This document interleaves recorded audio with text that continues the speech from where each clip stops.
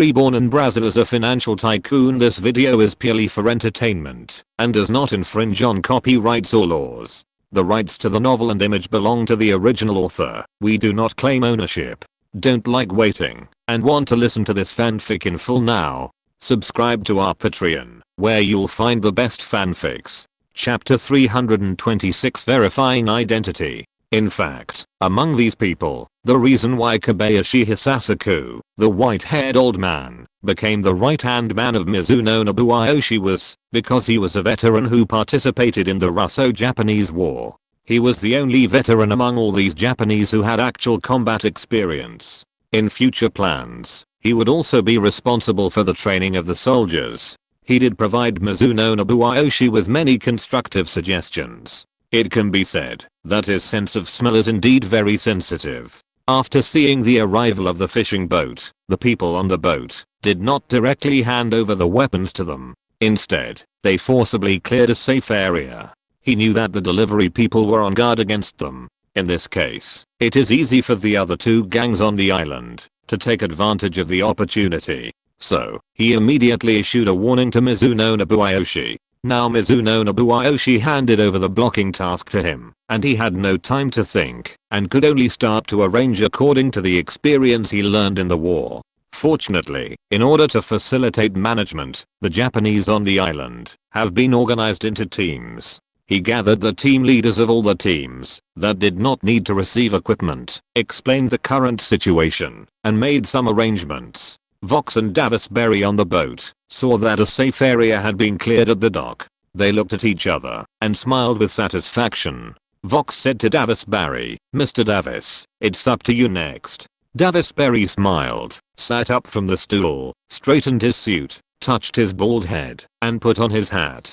He put his hand on the pistol on his waist and walked out slowly. When he came to the dock that had been cleared, he glanced around and slowly said, "Who is Mr. Mizuno Nobuyoshi?" Mizuno Nobuyoshi, who had been standing by the dock, was stunned when he heard the other party's question. He had already seen this imposing man, but the other party was not the escort he arranged, so he did not say anything. He thought the other party was going to make a speech. As a result, the other party called out his name directly. Seeing the other party's right hand pressed on the pistol, Mizuno Zanai hesitated for a moment, then gritted his teeth, and raised his right hand to signal, "Sir, I'm Mizuno Zanai. I wonder where my companion has gone." In fact, Davisberry had already seen this short and fat middle-aged Japanese man, especially the way the other party raised his hands and retreated under the muzzle of the black man with an afro, which made him very disdainful. But he stood on the dock and asked loudly, pretending to be ignorant. Seeing Mizuno Zanai raise his hand, Davisberry stretched out his right hand, stretched out his index finger, and hooked it at the other party. This action was very unfriendly. But Mizuno Zanai still walked up slowly, because the other party had something he needed. When Mizuno Zanai came in front of him, Davisberry smiled and said, "Sir, I want to confirm your identity, so can you take off your clothes?" Hearing this, Mizuno Zanai's expression became very ugly. Without making any moves, he stared at Davisberry and said, "Sir, I want to know where my companions went. Also, why do I have to take off my clothes to confirm my identity? There are more than 3,000 of my compatriots here, and everyone can prove my identity." Davisberry ignored his reaction and smiled jokingly. He looked at the other party with malicious eyes, and then slowly said, "Sir, I will not answer any of your questions before I personally confirm your identity. So, please don't waste everyone's time."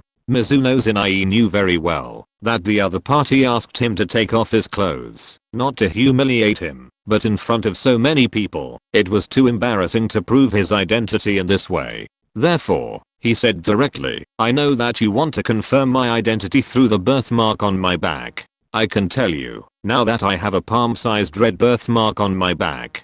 Davisberry smiled and shook his head, ignoring the other party's words, but said seriously, "Sir, I will say it one last time. Please take off your clothes. Let me judge with my own eyes whether you are Mizuno Zanai. If I can't confirm it with my own eyes, I will take the boat away immediately." At this moment, Mizuno Zanai wanted to open the brain of this rigid guy in front of him to see if it was full of shit.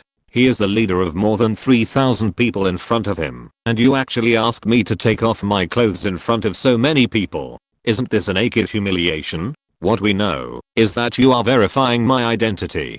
People who don't know think that I have some special fetish. How can I lead my team in the future? What's even more speechless is that I didn't expect that one day I would encounter such a thing that makes me prove that I'm myself.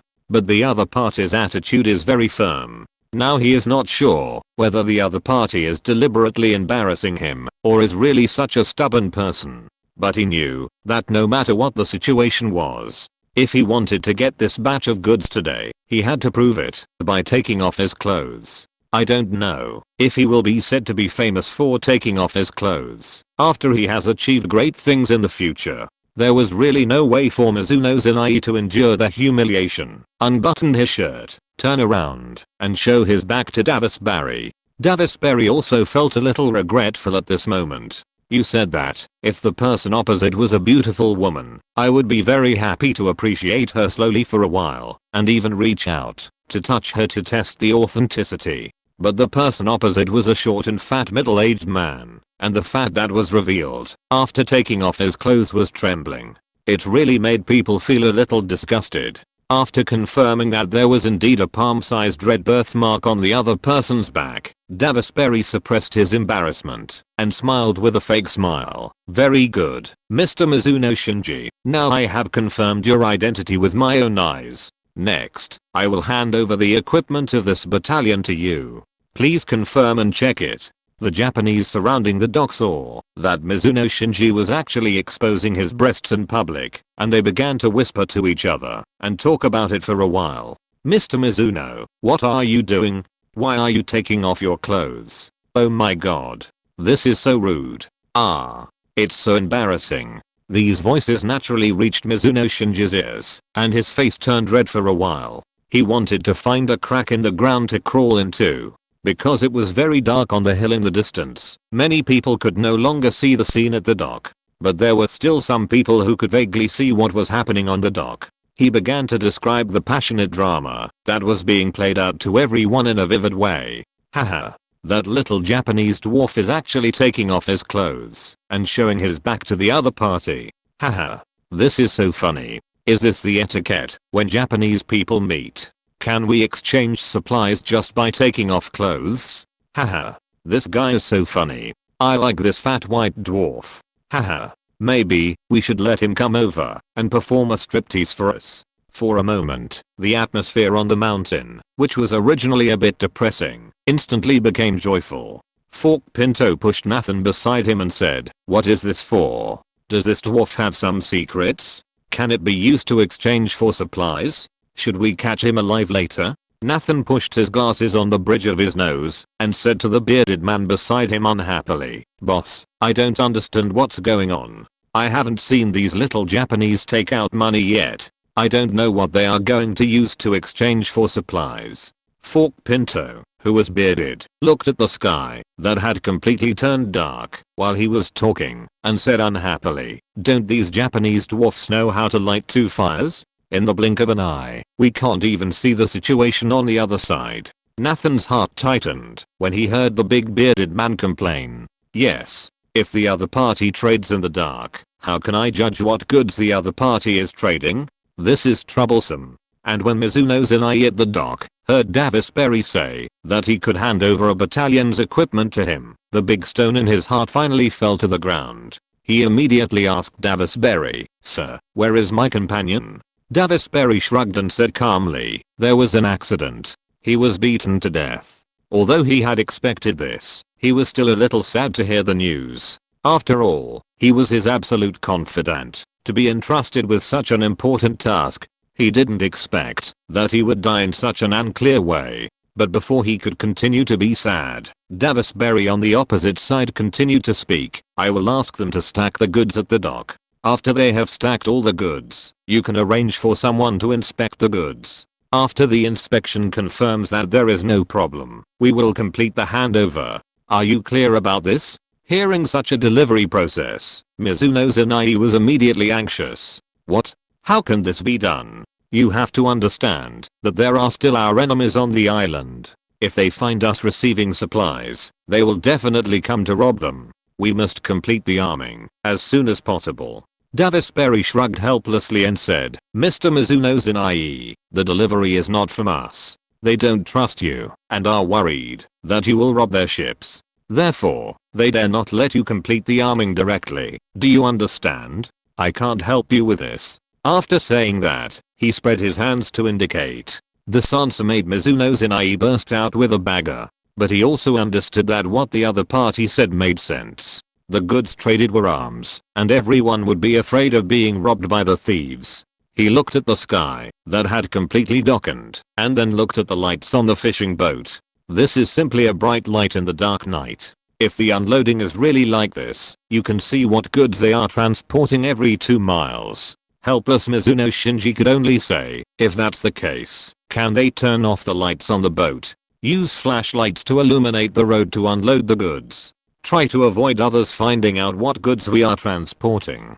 Davis Berry looked at the short and fat Japanese man opposite him seriously. He didn't expect that this man's brain was very useful. He thought of using the darkness to delay time. However, this was no problem for him. He shrugged and said indifferently, you are the boss. You have the final say. Then he turned back to the boat and discussed with Vox. For Vox, this request was understandable, and he agreed without hesitation. He found 3 flashlights on the boat and asked people to turn off the lights on the boat. He picked up a flashlight and walked into the cabin and asked people to start moving the goods. Davis Berry gave a flashlight to Mizuno Shinji, and 2 people were responsible for lighting the road. In this way, under the illumination of 3 flashlights, everyone began to move the goods. Chapter 327 Delivery. Because of the focus of the flashlight, the light will be concentrated to a range. As long as it is not directly shone on the goods, it is difficult for people far away to see the situation outside the range of light. In this way, although the light is not ideal when everyone is transporting the goods, the impact on unloading is actually very limited. But the people waiting far away on the hilltop are a little uncomfortable. Nathan, what should we do now? We can't see what they are transporting at all. Should we do it now or wait? Nathan is now in a dilemma. They are not worried about the Japanese, but the people who are responsible for delivering the goods. After all, when the other party cleared out the dock, they had already shown their direct weapons, which were all submachine guns. Bearded Fork Pinto is an impatient person. Seeing Nathan, he seems to be a little indecisive. He slapped his thigh and said, these damn bastards must have done it on purpose. I will arrange 2 people to sneak in and take a look. After hearing what Bearded Fork Pinto said, Nathan also nodded.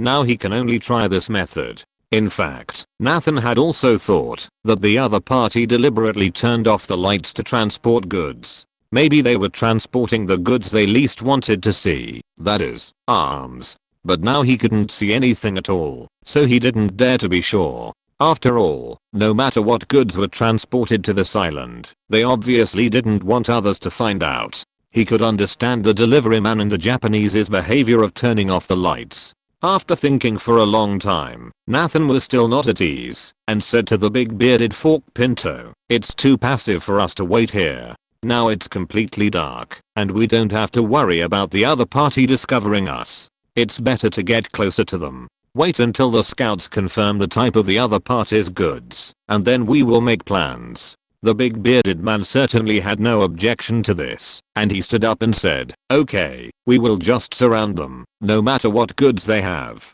Once the delivery guys leave, we will start directly. Then he turned around and began to call everyone to quietly move towards the dock. Time passed little by little, and the 2 spies who were arranged to approach the dock to check the situation found that there were Japanese on guard not far away when they were still 300 or 400 meters away from the dock. The 2 looked at each other and felt a headache, but since they had already come here, they could not retreat. They could only crawl forward little by little on the ground. They had just crawled less than 20 meters when they heard shouts from the opposite side. The Japanese began to light torches not far ahead. The entire pier was lit in a semicircle. If you want to enter the pier, you must pass through this circle of torches.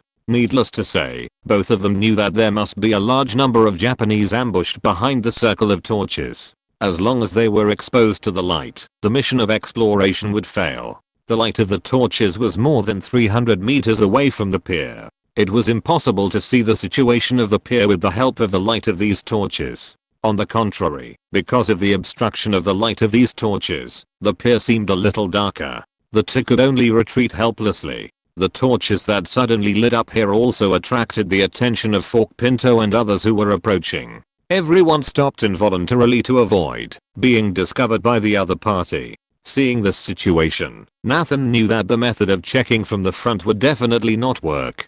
He looked up at the semicircular line of fire and said directly to Fork Pinto, "We can only approach from the sea now. Can any of us swim so far?" "Yes, I will arrange it now." The bearded man also understood that this was the only way now. He turned around and began to arrange people to approach from the sea. Although July is winter in the southern hemisphere, but the Fernando-Dina on her islands are not far from the equator. Therefore, the temperature of the sea water is still more than 10 degrees, and it does not have much impact to go into the sea. Soon, two people walked out of the team and began to go into the sea from a farther place and approach the dock. As time passed, when the two people who swam over the sea were about to approach the cargo ship, the cargo on the ship was finally unloaded. Davis Berry and Vox came to the neatly stacked crates and signaled Mizuno Nobuayoshi to inspect the goods. Mizuno Nobuayoshi was not polite and picked up a crowbar to pry open a crate. With the help of the flashlight, he saw the 5 rifles neatly stacked inside, and he was overjoyed. Davis Berry, who was standing by, seemed to casually use a flashlight to shine on several boxes of different sizes and said, "This is a rifle, this is a submachine gun, there are grenades, and those are bullets. If you are sure there is no problem, we will retreat." Mizuno Zanai had not yet reacted, but just nodded with satisfaction and said, "No problem, thank you very much for your help." But it was these few flashlights that allowed Nathan, who was far away, to see the neatly arranged crates. He was shocked and felt cold all over. He shouted to Fork Pinto beside him, "Damn it, those are all munitions. Hurry up, rush up, and never let these little Japanese get weapons. Otherwise, we will all be finished." Hearing Nathan's sudden shout, the people who were still silently lurking and waiting for the result were frightened. Whether they saw it or not, they were all stunned when they heard the news. The bearded Fork Pinto on the side jumped up and shouted, "Charge everyone, charge at me. Quick, quick. Whoever grabs it will own it." The originally peaceful jungle suddenly became agitated. Like a gunpowder barrel that was ignited in an instant, it exploded with a bang. Countless figures rushed out of the darkness and crossed the circle of warning torches set up by the Japanese. The Japanese who had been hiding behind the circle of torches were nervous for a long time and did not see any movement from the enemy. They had already relaxed their vigilance. No one expected that the situation would suddenly take a sharp turn for the worse. Countless enemies rushed into the range of the torches like mad beasts. The sudden change caught people off guard. In the blink of an eye, countless figures met in the dark. Stones flew in the sky, and the dark night made people unable to defend themselves at all. Just one contact caused countless people to be bleeding. The bushes were full of people fighting each other. Some people ignored the Japanese's obstruction and entanglement and rushed to the dock. They shouted "Ah, oh, oh," and "Ah." The jungle that was instantly ignited obviously attracted the attention of both parties who were inspecting the goods. When Mizuno Zanai heard the noise, he shuddered all over. He quickly called the Japanese waiting around to come and get the equipment. But he was grabbed by Vox beside him and shouted, "Please sign to confirm receipt first, otherwise you can't take it away." At this time, Mizuno Zanai was furious and wanted to kick down this bastard who was still dragging his feet at the critical moment. But seeing that the situation was about to get out of control, he had no choice but to shout, "I will sign now. Please let my people come in to get the equipment." Vox didn't say much, just took out a list and handed a pen to the other party. Mizuno Zanai signed without hesitation. After Vox confirmed the signature, he shouted to the people around him, "Brothers, let's retreat and hand this place over to the Japanese." Mizuno Shinji also shouted in Japanese, "Everyone, come and get your equipment. Quick, Quick, this is a rifle, that is a submachine gun. The bullets are over there. Quick, quick, those who have weapons, go over and support directly. Vox's people were evacuating the dock with guns, and the Japanese who were ready to get guns were desperately squeezing onto the dock. For a while, the dock was in chaos. Jared and others were rushed to the east and west. Some Japanese wanted to snatch weapons from their hands and join the battle. This was considered a poke at Ma Feng's nest. Several gangsters didn't care who you were, they wanted to snatch my gun. Just a volley. In an instant, the dock became even more chaotic. From this, it can also be seen that Mizuno Shinji had no experience in leading troops. At the first moment of the chaos, he was already panicked. He didn't realize that his own people far outnumbered the enemy's. Even if the enemy could break through the defense, they wouldn't rush to the dock so quickly. He didn't maintain order at the scene, and didn't arrange for someone to be responsible for unpacking weapons and distributing ammunition. Instead, all the Japanese rushed to the dock. This exacerbated the chaos at the dock, and made people like Vox, who were eager to evacuate, raise their guns at those who blocked them. Second, he didn't think about asking those who received weapons to establish a new line of defense. Instead, he asked those who received weapons to go forward to support, which was also an obvious mistake. Because of the light problem, rushing into the darkness with weapons at this time actually didn't solve any problems. Instead, it would minimize the advantage of having weapons. People with a little military common sense would not make such a stupid decision. Vox's people were tall and strong, and they had submachine guns. After shooting and killing a few people, no one continued to rush to them. They were able to get away in time. When everyone evacuated to the ship, Vox directly ordered people to turn on the lighting equipment on the ship. After counting the number of people, and finding that everyone was present, he ordered the boat to sail without hesitation, away from the messy dock. Perhaps because of the light from the ship, the Japanese on the dock finally didn't have to continue searching in the dark. Soon, several people had found rifles and matching weapons. They began to run towards the battlefield in the distance. But as soon as they got off the dock, everyone found that something was wrong. Because in the pitch black night, everyone couldn't distinguish between the enemy and us. They didn't dare to shoot casually, for fear of accidentally hurting their own people. Just when several people were at a loss, Kobayashi Hisasaku's scolding voice came from the darkness in front. "Bagger, why are you here?" Those who were selected for the armed team knew that Kobayashi Hisasaku was their chief instructor. So, when they heard the other party's voice, they instantly found their backbone. A panting Japanese voice said in the darkness, "Kobayashi-kun, it was Lord Mizuno who asked our armed men to come and provide support." Kobayashi Hisasaku was also confused and said bluntly, "Bagger, this idiot, this is a stupid order. You immediately set up a new defense line near the dock. Don't let anyone get close to the dock. Quick, tell Lord Mizuno my opinion." In the dark night, several people didn't know who to listen to. The leader's order conflicted with the chief instructor's order, but now the chief instructor was in front of them, so of course they couldn't disobey the order directly. They could only nod their heads. Yay. Yay. They turned around after receiving the order. These guys were smart, and they passed Kobayashi Hisasaku's order to the back while turning around. The crowd that rushed down the dock behind them also followed them back to the dock to set up a defense line. Chapter 328 Crow's Mouth. Kobayashi Hisasaku's order soon reached Mizuno Nobuayoshi's ears, which made him obviously stunned. But he knew that Kobayashi Hisasaku was a veteran, and he knew how to fight. This was not the time to worry about conflicting orders. So, in the end, he chose to trust the other party's choice. He quickly ordered all those who had received equipment to establish a new line of defense on the dock.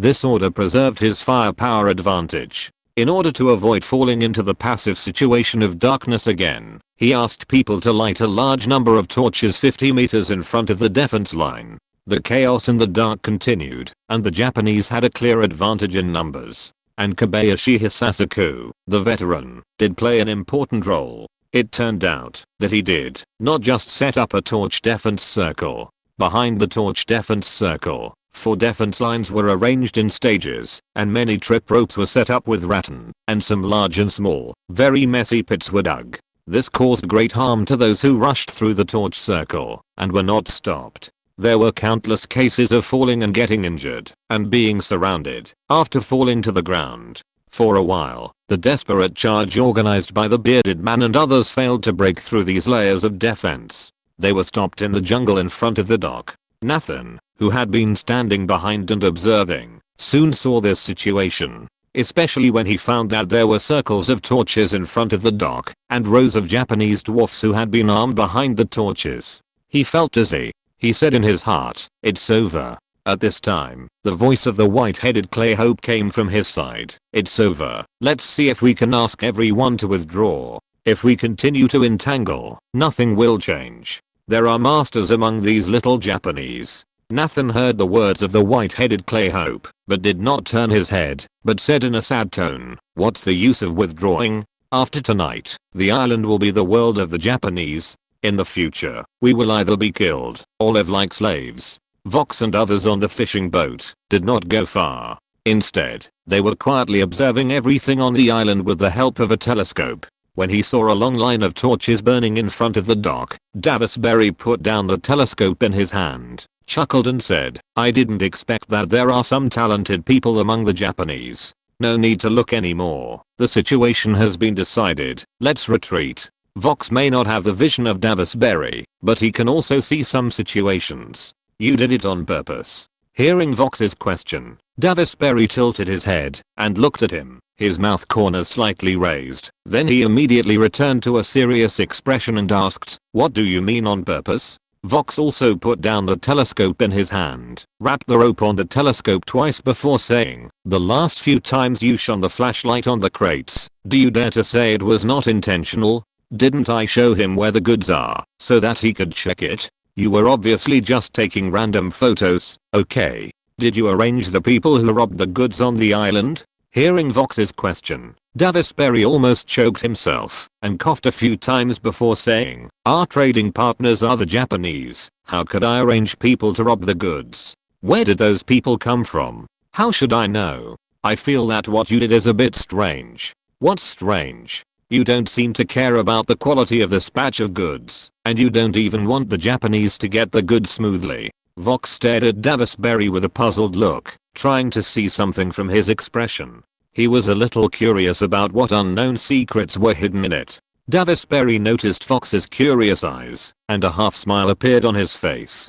He looked at Vox beside him and said, "Do you really want to know? I can tell you." Noticing the expression on the other person's face, Vox immediately became alert. It's better not to know too many secrets. This business was successfully completed, and the rest of the things had nothing to do with him. He didn't want to continue to participate in the business of such a big shot in the future.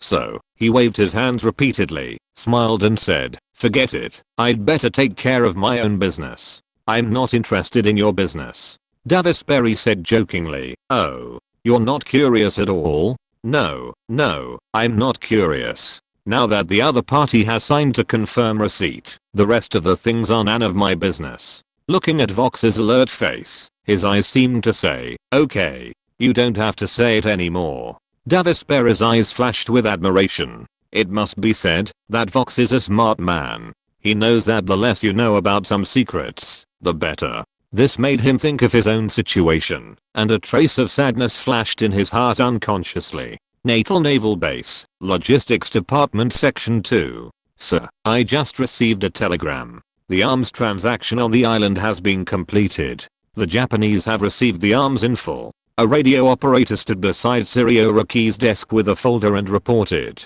"Oh. Didn't the other two forces on the island respond?" Sirio Raki asked casually without raising his head. After all, they deliberately released this batch of arms, so he was not surprised that this batch of arms could be delivered smoothly. Seeing that the officer did not seem to be ready to take the telegram and check it himself, the radio operator could only answer again. The telegram said that the other two forces on the island united and launched an attack on the Japanese, trying to seize weapons. But the Japanese were well prepared and failed. Hearing this, Sirio Raki stopped what he was doing, looked up at the radio operator and said, "Haha. It seems that there are smart people among these Japanese." Reply. Pay close attention to the next move of the Japanese. Report the latest progress at any time. Pay attention to safety and allow them to evacuate at any time if things are not going well. As an intelligence officer of the 2nd section of the Logistics Department, Shirayuki must of course arrange a retreat for them. As early as when they landed on the island, the Navy had sent a small boat to a hidden cliff on the edge of the island under the cover of night and made necessary camouflage.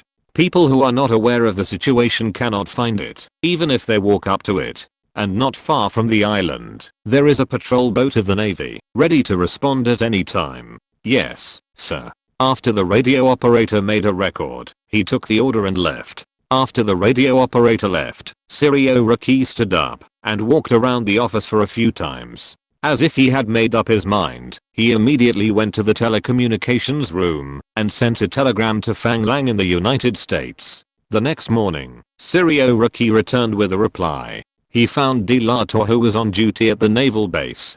Directly arrest the ship carrying the arms? Delator looked at Shirayuki in front of him with some surprise. He knew the other party's identity. He was also very clear about the other party's ongoing actions. Yes, sir. The people arranged by the mastermind are now on this ship. The boss of the arms seller is also on this ship. This is a rare opportunity. They will lose contact with the land in a few days at sea. We will take action at sea and directly capture them. If we pry open their mouths, we may be able to catch some substantial evidence. Shirayuki patiently explained to Delator why he wanted to arrest them directly. As the chief of staff of the fleet, Delator knew Fang Lang's plan. Since now that Shirayuki has obtained Fang Lang's consent, Delator certainly won't have any objections. He looked at the telegram in his hand and said to Shirayuki, "Okay, since the boss has decided, I will arrange people to assist you now. Since it was the house that captured the other party's first arms ship last time, let's continue to arrange them to cooperate this time.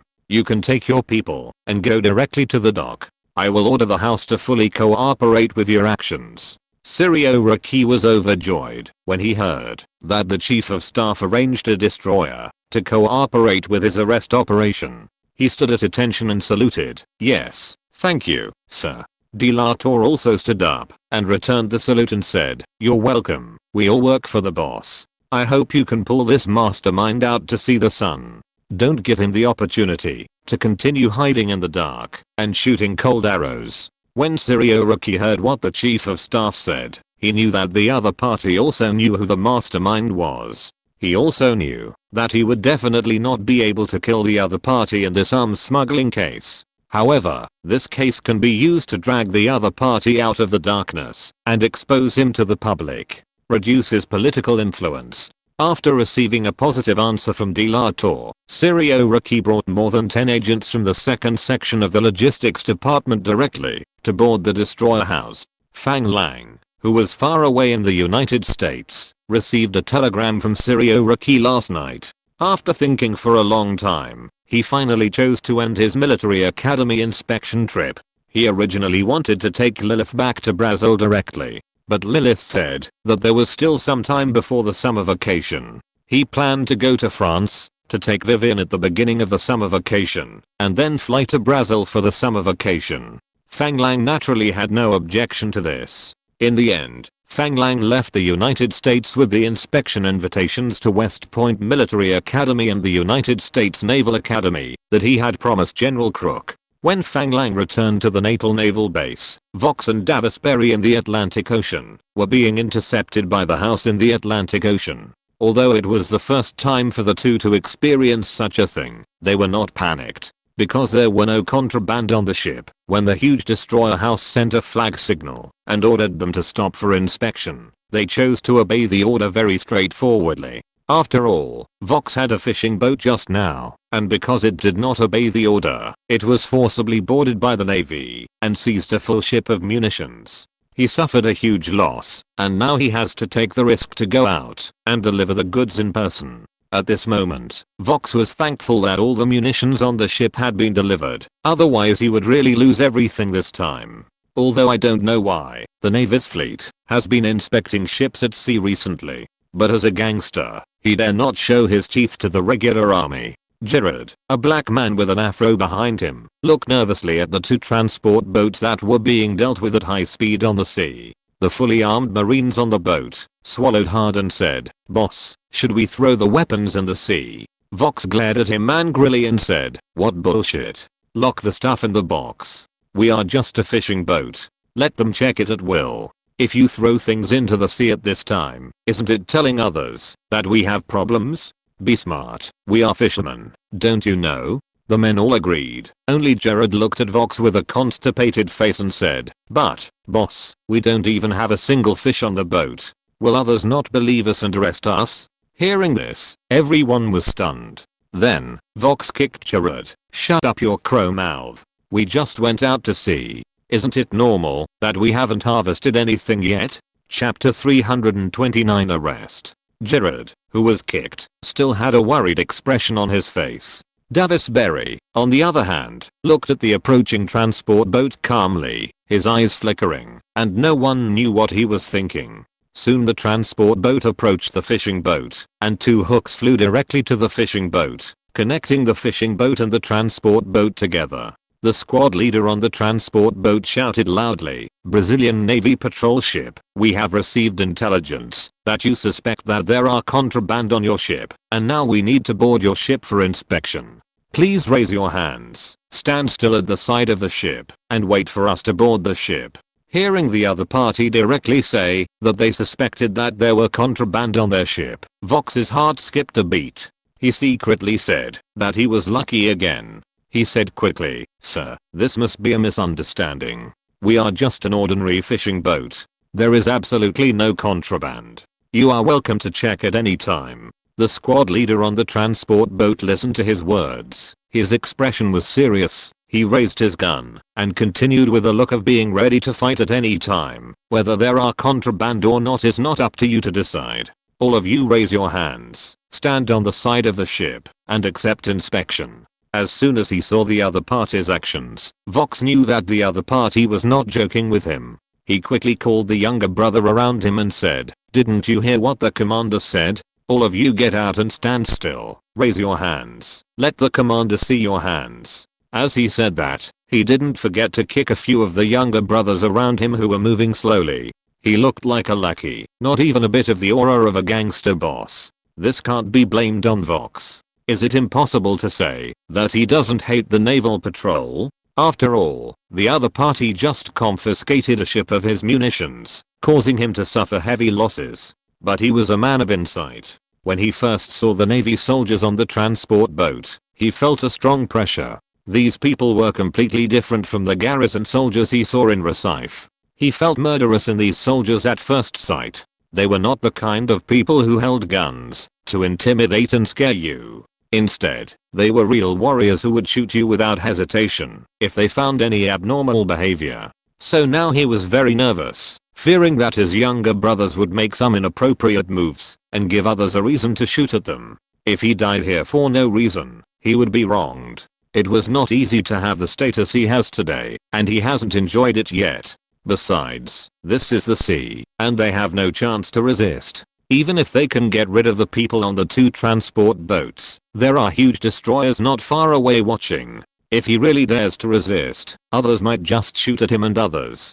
Finally, everyone on the boat raised their hands neatly and stood on the side of the ship. The squad leader on the transport boat made a gesture, and the Marines rushed onto the fishing boat with their weapons in hand. No one went to the cabin or other places to check the first time they got on board.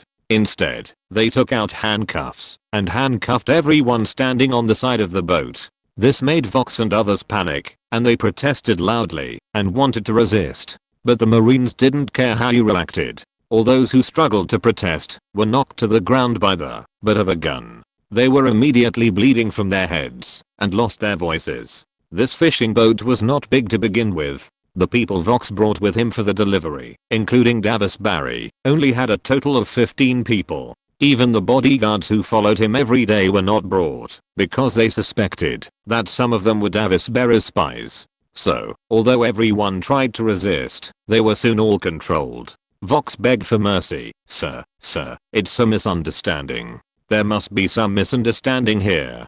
We are just ordinary fishermen. Why do you handcuff us?" After hearing what Vox said, the Marine squad leader smiled and said, "Fisherman? Have you ever seen a fisherman who doesn't even smell like fish?" For a moment, Vox didn't know how to refute this sentence. He looked at Davisberry beside him, but found that this guy had an indifferent expression throughout the whole process.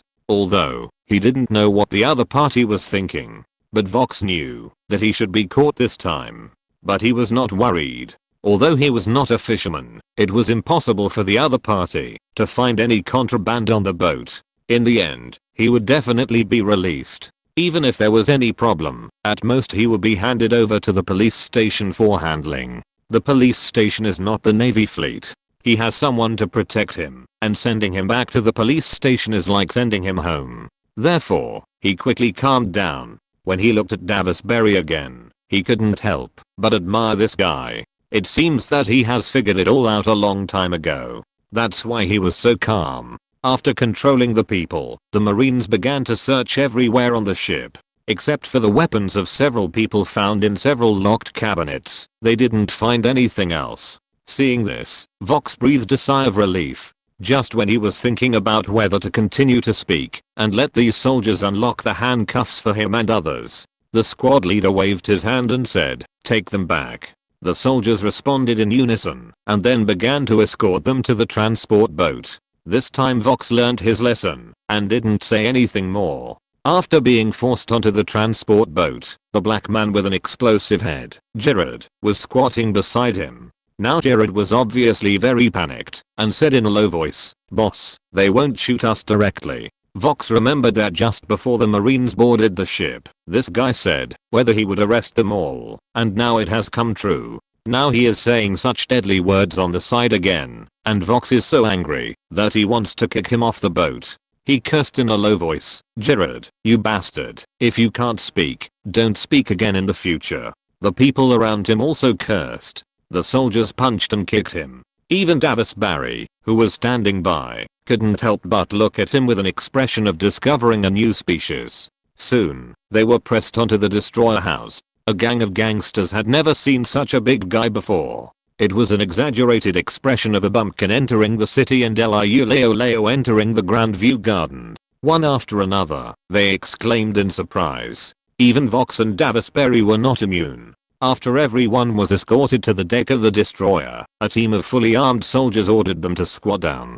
They didn't forget to stretch their necks to observe around. Until a white officer in his 30s with a lieutenant rank and a small scar on his left forehead came in front of them. Like a lion king patrolling his territory, he walked into them casually and stopped in front of each of them, as if looking for someone familiar. After he had looked at everyone, he came to Davisberry, squatted down and said, "Mr. Davisberry, nice to meet you." Davisberry, who had always seemed very calm, suddenly changed his face and his pupils began to shrink violently. But soon he seemed to be relieved. He breathed a sigh of relief, and the whole person relaxed. Vox, who was standing by, also felt a tingling sensation on his scalp after hearing what the other party said. He suddenly felt that something was wrong. How could this be? Because he suspected that there were contraband on the ship. It was clear that he knew the situation of himself and others very well. This so-called contraband inspection was clearly aimed at him. Davisberry, who had relaxed, seemed much more casual. "I didn't expect this day to come so soon." Hearing Davisberry answer him like this, it surprised Sirioraki a little. Oh. It seems that Mr. Davisberry has anticipated the arrival of this day. "Sir, this doesn't seem to be the place to talk." Davisberry looked around and smiled. The other party's reaction was beyond Sirioraki's expectations, but the other party's attitude showed that he might not encounter any resistance this time.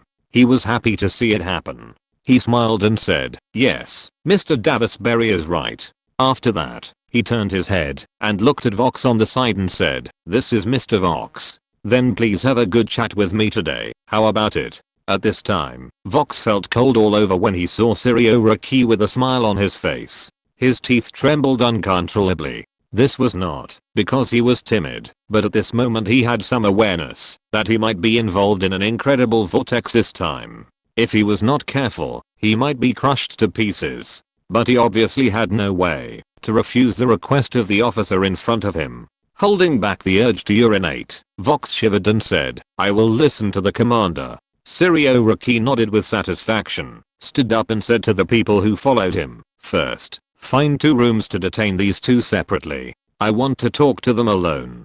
Several agents from the second section of the logistics department behind him responded in unison, and then walked into the crowd. After signaling the 2 men to stand up, they escorted them to the room that had been prepared long ago. Sirioraki glanced at the other brother squatting on the ground and said, "The others will be detained in a place first. After the 2 men are interrogated, they will be interrogated one by one." 2 more agents appeared behind him and responded to the order. Soon Davis Berry was taken to a cabin of the warship. The space was very small, and there was a small round window that could see the scenery on the sea. The agent who escorted him handcuffed him to an iron table. The handcuffs were in a very tricky position, just about 10 centimeters above the knees. He could only squat. If he stood up, he would have to bend over. If he sat down, it would be just right, but there was obviously no place for him to sit in this room. In this case, he could only continue to squat by the wall. The agent who escorted him sat down behind the table, opened the notebook on the table, and did not speak, just looked at him quietly. Davis Berry didn't think it was a big deal. Being a bald man, he was very noticeable. People often stared at him when he walked on the street, and he was used to other people's eyes. But something was wrong today. The agent in front of him looked at him without any emotion, as if he was looking at a dead person. This made him shudder for no reason. After persisting for a while, he couldn't help it, and took the initiative to say, "Sir, didn't I say I wanted to talk to you? Are you going to talk to me?" The agent ignored him and didn't speak, just continued to look at him coldly. This made him feel a little cold on his back, like a prey stared at by a beast, and the hair on his body stood up. But he was handcuffed tightly in place, unable to move. Even if he wanted to change his position, he couldn't do it, and soon his feet became numb from squatting. Chapter 330 Interrogation 1. Davis Berry, who was squatting on the ground with numb feet, was afraid to look at the agent's eyes. He lowered his head unconsciously and began to look away. His mood, which had been somewhat relaxed, became a little flustered at this moment. The less the other party spoke, the more uncertain he felt. In his opinion, he had mastered some intelligence and information that the other party wanted. If the other party wanted to obtain this information from him, they would definitely not dare to do anything to him. Maybe he could negotiate conditions with the other party, save his life. But the current situation seems to be a little different from what he expected. He thought that sooner or later there would be such a day, and he was prepared. Otherwise, he would not ask for benefits from Vox. This is him looking for a way out. Since his friend Jess Carlantano went out to perform a mission and never came back, he had a feeling that he would follow in his footsteps sooner or later. And the Eddy family's handling of Jess Carlantano's funeral also made him completely disappointed and no longer had expectations for his future. Now it seems that his thoughts are too wishful. He knew exactly who he was facing, but he didn't expect that the other party would find them so quickly. The investigation team of the Ministry of Justice has not yet come to any conclusion. How did the other party find him? The other party knew his name clearly, and it was obvious that the other party knew everything he and others had done. The other party knew what he was doing this time, but did not stop him. What was his purpose? Maybe everyone in the Eddy family has not realized that they have been exposed yet. Maybe everyone in the Eddy family is under surveillance now. Thinking of this, he didn't dare to have any luck in his heart. The time of random thoughts passed quickly, and he didn't know how long it had been. The door of the cabin was opened from the outside, and the lieutenant officer who called his name outside walked in. The agent who had been sitting behind the table stood up and saluted, calling out, "Section Chief." The lieutenant waved his hand and motioned the other party to sit down. Then he sat beside him and said to himself with a smile, "Mr. Davis Berry, it is not suitable to talk outside. This place should be okay." Davis Berry looked at his handcuffed hands and the surrounding environment. He kept comforting himself that this place was not bad. At least he would not be seen by others. After 2 dry laughs, Davis Berry nodded and said, "Sir, if you think it is suitable, it is suitable. I don't care." Sirioraki smiled calmly and said, "Well, I do think it is quite suitable. Since you like it, it is great. Davis Berry, who was squatting on the ground, felt bad after hearing this. When did I say I like it? Do I have a choice? However, he certainly didn't dare to say it, and could only smile reluctantly. Sirioraki knocked on the notebook on the agent's desk next to him, indicating that he could start. Then he continued to ask Davis Berry, Mr. Davis Berry, since you are here, I believe you should have understood your situation. Can we have a frank chat? If it was, when he just came in, Davis Berry might have been still holding his head and negotiating the terms. But now seeing the other party's attitude towards him, he no longer dared to continue holding his head. Since he had already fallen into the hands of the other party, he did not think of being stubborn and loyal to the Eddy family. Therefore, after hearing the other party's question, he spoke directly without hesitation. Sir, since you have already caught me, I believe there are many problems that you have already mastered. I promise to tell you everything I know. Seeing the other party's expression, that he hoped he would confess and be lenient, Sirioraki smiled and said, very good, I will explain to the general for your cooperation. I believe the general will reduce the punishment as appropriate. Hearing that the other party understood what he meant and made some verbal promises, Davis Berry was relieved. Sirioraki looked at Davis Berry and thought about it. He wanted to ask the question he wanted to know directly, but he was worried that the other party would play tricks on him. So after thinking about it, he decided to follow the regular interrogation process. Name. Davis Berry didn't expect that the other party would ask such a basic question, but as a bodyguard of the Deputy Minister of Justice, he knew that this was the normal process of all police interrogations. Anyway, he had decided to confess, so he didn't hesitate. Davis Berry, gender male, age 39, occupation bodyguard, employer Raymond Eddy, director of the Public Security Department of the Brazilian Police General Administration. Sirioraki was very satisfied with Davis Berry's cooperation, especially when the other party directly said the employer's name. He understood that this person really didn't intend to hide anything from them. He smiled and nodded. Who organized this arms deal?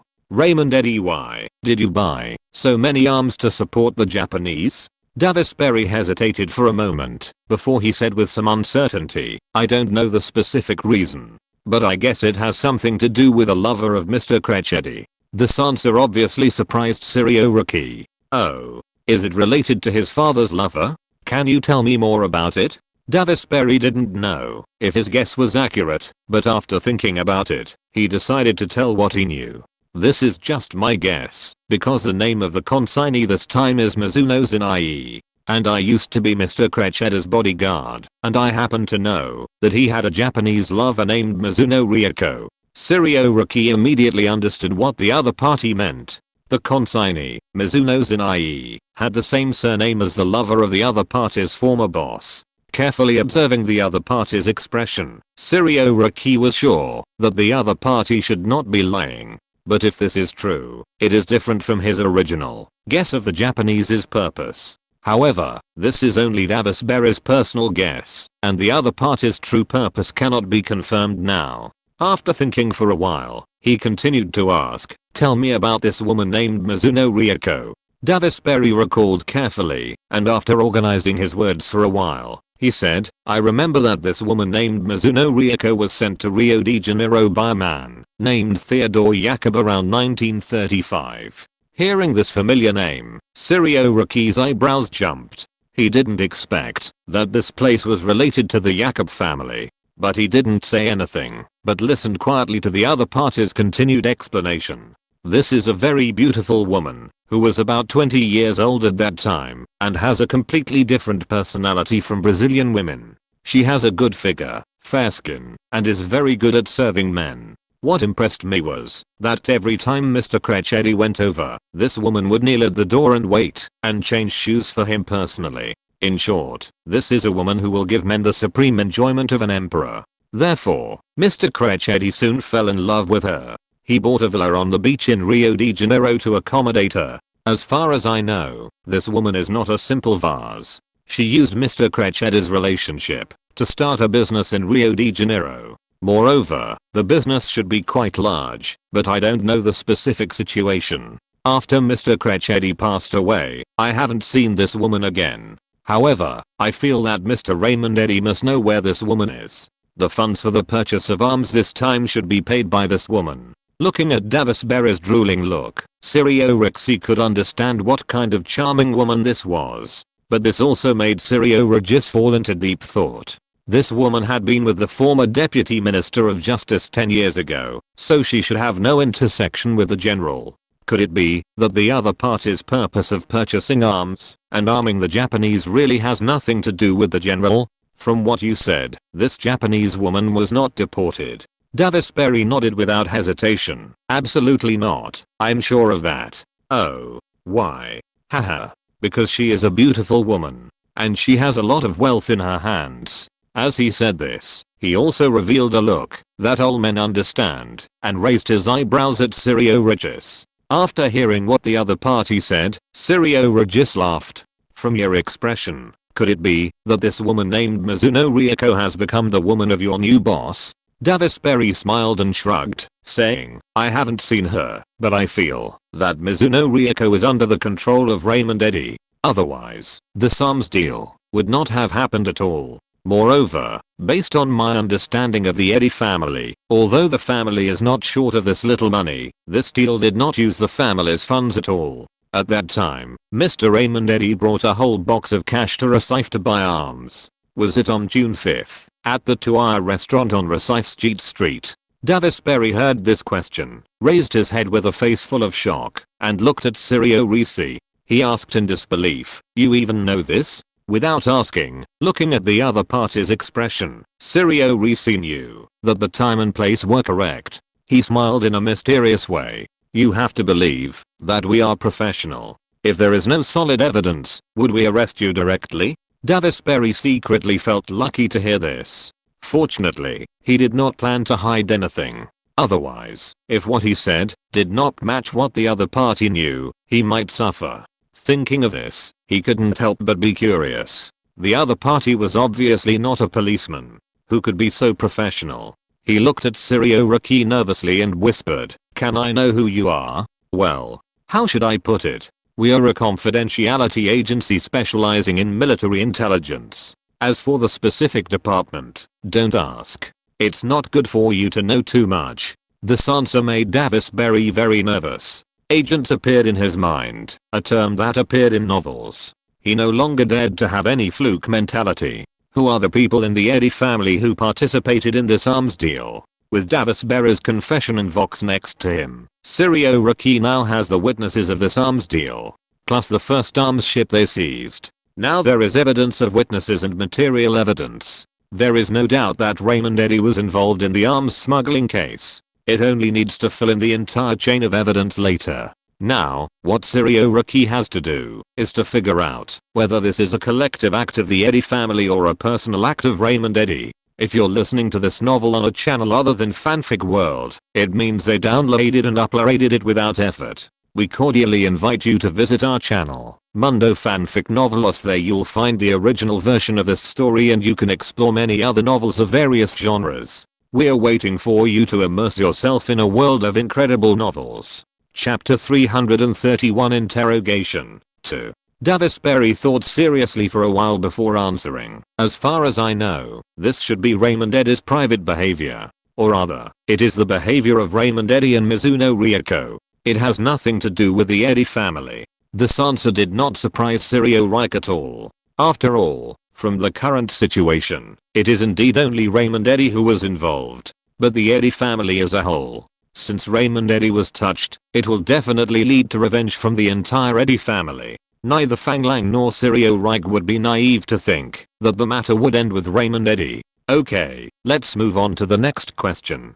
How much do you know about the death of your old comrade Jess Carlentono? Davis Berry's first reaction to this question was that his pupils contracted sharply and his entire back was instantly wet with cold sweat. He knew very well that this matter was completely different from the smuggling of arms. If it was smuggling arms, Raymond Eddy could still save his life. This matter will definitely bring the entire Eddy family to an irreparable state. But since the other party asked Jess Carlentono, he didn't dare to bet that the other party didn't know the situation.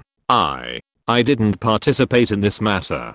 Finally, Davis Berry could only suppress the panic in his heart and answered in a trembling voice. When Sirio Raki saw the cold sweat on the other party's bald head, he knew that this guy must know something. As for whether he really didn't participate or pretended not to participate, it depends on their own investigation later. Whether you participated or not is not up to you. We will have our own investigation and judgment. What you have to do now is to honestly explain the problems you know. If the situation you explained is inconsistent with what we have, you must be prepared to bear the consequences of lying. So far, our communication has been smooth. I didn't torture you, but I want to tell you that using torture to get the information we want from the enemy is our most basic skill. I hope you don't want to try it. The tone is flat, as if telling you what dishes you can eat today. But Davis Berry felt a chill in his heart, and he almost shivered. As a bodyguard, he was in a job that required him to trade his life for money, and he shouldn't be so fragile.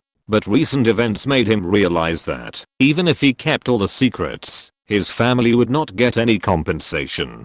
So, he looked very daring, and no longer loyal. He obviously listened to Sirio Raki's warning. Since he had already explained Raymond Eddy's affairs, there was no need to be stubborn now. I understand. I will tell you the truth. Sirio Raki didn't want to talk too much with him, and asked directly and bluntly, then tell me what you know. He died in an assassination attempt. Tell me clearly, what assassination attempt? Since we are asking you about it, do you still think you can hide it? Tell me the truth. Yes. It was the assassination of General Fang Lang, the Commander-in-Chief of the First Fleet of the Navy. Time and place. May 26, Sao Paulo. Who was the mastermind? Raymond Eddy, Director of the Public Security Department of the Brazilian Police General Administration. Sirio Raki had been prepared for this answer. He hoped to get an answer from here for the question that he and his boss were most concerned about. So, he tried to keep his tone unchanged and continued to ask, what's the reason? Why did he plan this assassination? This question made Davis Berry pause for a short time, just when Sirio Raki thought he could not get an answer. The other party seemed to recall before continuing, I don't know the specific reason, but I heard their discussion. It should be related to the dominance of the police system. It seems that General Fang has reached into the sphere of influence of the Eddy family. Hearing this unexpected answer, Sirio Raki immediately remembered the so-called police club.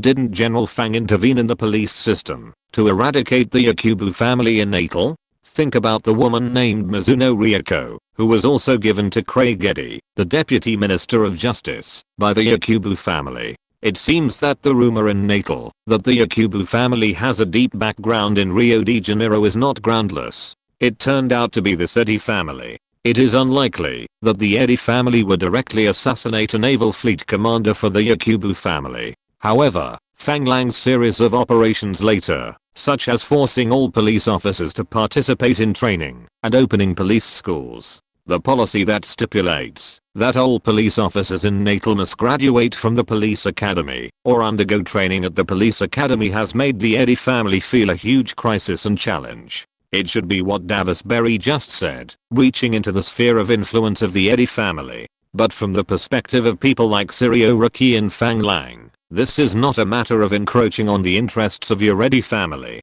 Instead, it is a contribution to the progress of the police system. Therefore, in his eyes, the Eddy family regards the Brazilian police system as their own private sphere of influence and does not allow others to interfere, which is simply an unforgivable crime. The other party was furious about Fang Lang's behavior of assassinating Fang Lang because of his behavior of rectifying the police system. But now is the time to interrogate Davis Berry, and he can only hide these thoughts in his heart. The anger in his eyes flashed away, and he continued to look at the other party calmly and said, "You just said their discussion. Who are they specifically?" Davis Berry did not dare to look at the other party's reaction at this time, and he did not hesitate when he heard this question. He continued to answer, "They are the two brothers Brizzo Eddy and Raymond Eddy of the Eddy family, and several of Mr. Kretsch Eddy's old subordinates. That means Mr. Brizzo Eddy is also involved in the plan to assassinate General Fang, right? I don't know whether he participated in the planning or not, but he should be aware of it. Are the old subordinates of Mr. Kretsch Eddy you mentioned all members of the police club?" At this time, Davisberry was no longer surprised when he heard the other party mention the police club. He nodded very calmly and said, yes, the current Mr. Raymond Eddy is the chairman of the police club.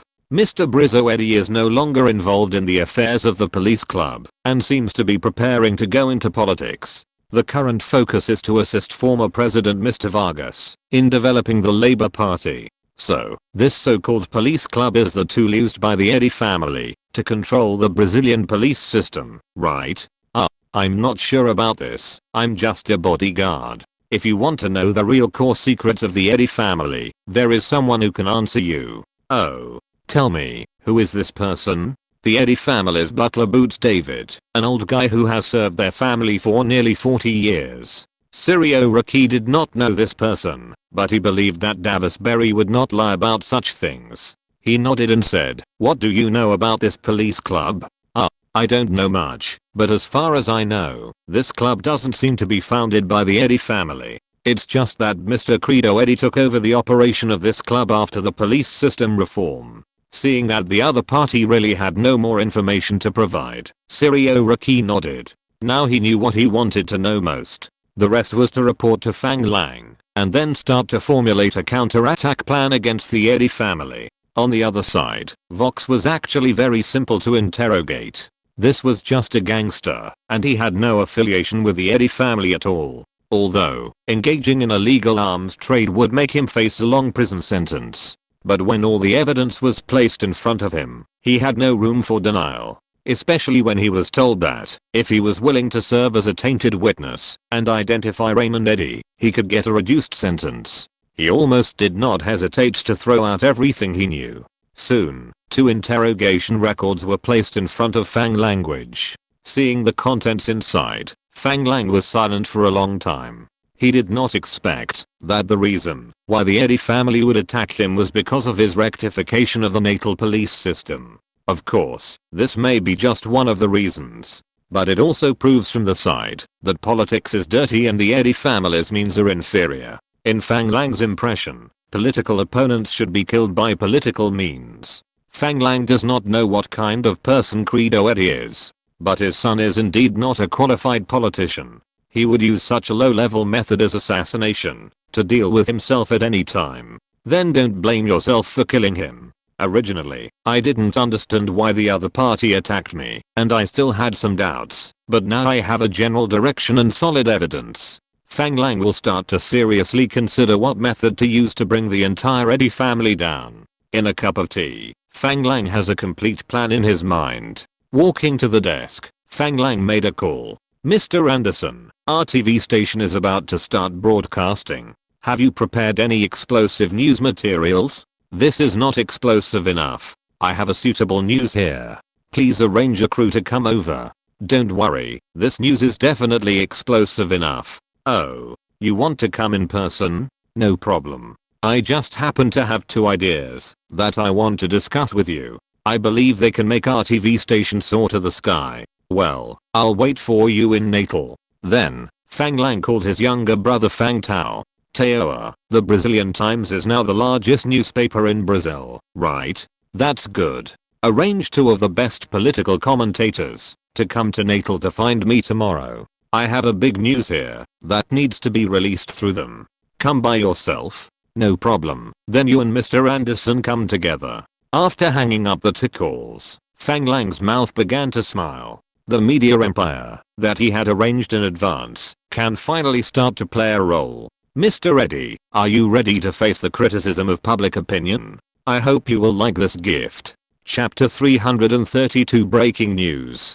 The next day, at the Natal Naval Base, Fang Lang's office. Boss, what explosive news do you mean? Anderson, who had rushed over from Rio de Janeiro early in the morning, spoke impatiently without even taking a good look at the spacious office. Fang Lang smiled and pointed to the tea table beside him and said, "Don't worry, let's sit down and have a drink while we chat." Then he invited Anderson to sit at the tea table. This was Fang Tao's first time to where Fang Lang worked. The huge naval base, the armed guards, the busy training scenes, and the huge warships looming on the seashore all made the young man fascinated and wanted to join in. Under the guidance of the adjutant Kikingshan, the two went through layers of inspection before entering this huge naval base and coming to his brother's office. This was the first time Fang Tao knew how powerful his brother's power was, which made people unconsciously feel awe.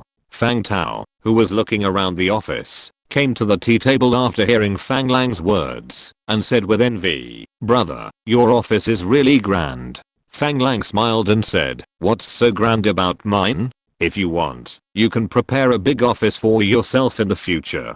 Come and sit down. I called you here today because I have something important to arrange." Hearing Fang Lang's call, Fang Tao also hurried over and sat down next to Anderson. When the two came and sat down, Fang Lang had already started working on the tea table. "Mr. Anderson, how many viewers do we have now? I hope that, when we get big news, no one will watch it. After all, the TV station has just been established, and the signal network has just covered the major cities in Brazil, and it has not yet started to broadcast programs to the outside world. Buying a TV back is useless, so there are almost no private buyers of TVs in Brazil now. The current TVs are placed for free in public areas with dense traffic for promotion by TV stations. Boss, don't worry. Now we have more than 2,000 TV sets in Rio de Janeiro and Sao Paulo alone. In addition, there are at least 300 TV sets in each state. They are all in places with the most dense traffic. You don't have to worry about the lack of audience. After our program is broadcast, the sales of TV sets will definitely get on the right track. If the big news you are talking about is explosive enough, it will definitely promote our TV station more quickly." Hearing that Anderson wanted to hear a real big news in his words, Fang Lang did not continue to keep him in suspense and said with a smile, "Is it big news that the director of the Public Security Department of the General Police Department sells arms?" Anderson, who was full of expectations, heard this and said with a bitter face, "Boss, don't you know what big news is? Aren't there enough officials in the Brazilian government who are corrupt and embezzle money? This is not big news." Fang Lang looked at Anderson's expression and smiled. He didn't expect that this guy had such an understanding of Brazil's political ecology not long after arriving in Brazil. Fang Lang just smiled at this situation and didn't want to change anything. This is not so easy to change. If it goes wrong, it may anger the public. He doesn't have the ability to confront the whole society now. He should manage his family's company first, as long as no one dares to embezzle or accept bribes in his company. As for the Brazilian government, forget it. What if the other party sends arms to the Japanese? Fang Lang continued slowly. Anderson knew that the Japanese mob attacked the presidential palace, which led to the general anti-Japanese public opinion in Brazil. Everyone pays more attention to news related to the Japanese.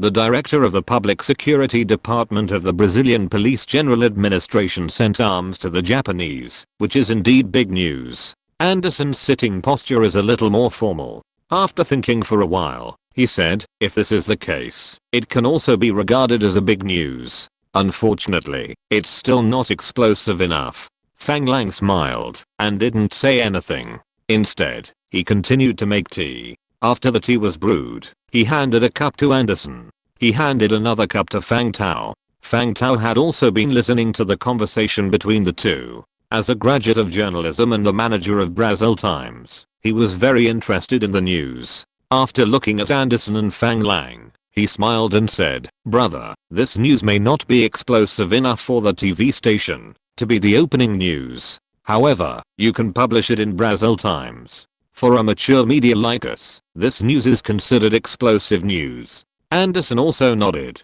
took a sip of tea, and then smiled and said, "That's right, boss. This news can definitely become the front page headline for Brazil Times and increase the sales of newspapers. But as the opening news of the TV station, it is indeed a little lacking." Fang Lang smiled at the two people's opinions without commenting, and refilled their teacups. Then, he picked up the tea in front of him, took a sip, and then slowly said, "What if the Japanese use these weapons to create a massacre in Brazil?" Anderson, who was holding a small teacup and disliked the small amount of tea, heard this and stood up from his chair. He looked at Fang Lang in disbelief and said, "Boss, is this true?" Fang Tao, who was standing aside, just tasted a little of the fragrance of the tea and heard his brother's words. The full mouth of tea sprayed out like a fountain. Fortunately, he reacted in time and turned his head to one side. Otherwise he would have to wash his brother's face with tea. Seeing this, Fang Lang took out a towel from his hand and threw it over, muttering something. "You are not young anymore. You are clumsy. Wipe it off quickly." Fang Tao took the towel and wiped the corner of his mouth randomly. While wiping the wet parts, he asked directly, "Brother, are you serious? The Japanese dared to create a massacre in Brazil." Anderson stared at his boss, hoping to see the truth of the news from Fang Lang's expression. He knew very well that, if the news was true, it would definitely not be an explosive news that shocked Brazil. If handled properly, it could become an explosive news that shocked the world. But Fang Lang seemed to be completely unaware of the two people's eagerness. He took a towel and wiped the tea table that was wet by Fang Tao's tea. After a while, he wiped the tea quickly and saw Anderson still standing. He smiled and said, "Don't be anxious. Sit down and talk slowly." After that, he handed the towel to Anderson and said, "Anderson, wipe the tea you spilled over there. Don't get your clothes wet." Anderson was so anxious at the moment. Seeing Fang Lang still looking calm, he almost jumped up and down in anxiety. But the other party was the boss, so he could only follow his instructions and wipe the tea that was spilled because of his excitement just now with a towel. He handed the towel back to Fang Lang. Fang Lang smiled and accepted the towel handed over by the other party. Pointing at the tea stool and motioning the other party to sit down, he smiled and said, "Since I have already asked you to come here, the news must be true. Don't forget, I'm the boss of the company, and of course I hope that the company can get a good start. Brother, this news is really amazing. This is big news that can cause a major earthquake in Brazil. Where this incident happened, we will immediately arrange people to conduct interviews and reports." Fang Tao was young after all, and he was a little impatient. Anderson was obviously more mature. Since the boss had confirmed that this was true and asked him to bring a film crew here, he would definitely not let him make a wasted trip. So, he sat down slowly, picked up the teacup on the table, took a sip, and then let out a long sigh. "Boss, this news is indeed explosive enough. If we use this news as the opening news, it will definitely make our TV station take off directly. It will also become an important moment in history in the future." Fang Lang smiled and said, "However, reporting this news must be done in several steps. We can't just serve the main course directly. News needs to continue to ferment and then explode violently to achieve a huge effect. Afterwards, we must continue to dig deep to maintain enough heat. Therefore, I plan to have the newspaper warm up first, starting with reporting simple arms deals and digging deep step by step. Finally, the massacre news will be released by the TV station in the form of images. The news hotspot will be directly detonated. Then, the TV station will connect the before and after of this news and invite famous commentators to comment on the news program. This will definitely achieve an explosive effect. Moreover, this news is enough for us to keep rolling for more than a week." Fang Lang's words made Anderson and Fang Tao excited and clapped their hands. Anderson couldn't wait to speak directly. "Boss, I didn't expect you to know so much about news. The idea you mentioned of inviting famous commentators to comment on the news program is really great.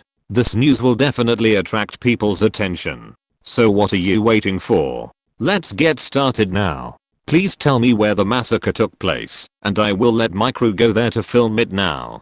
Fang Tao was also ready to get started.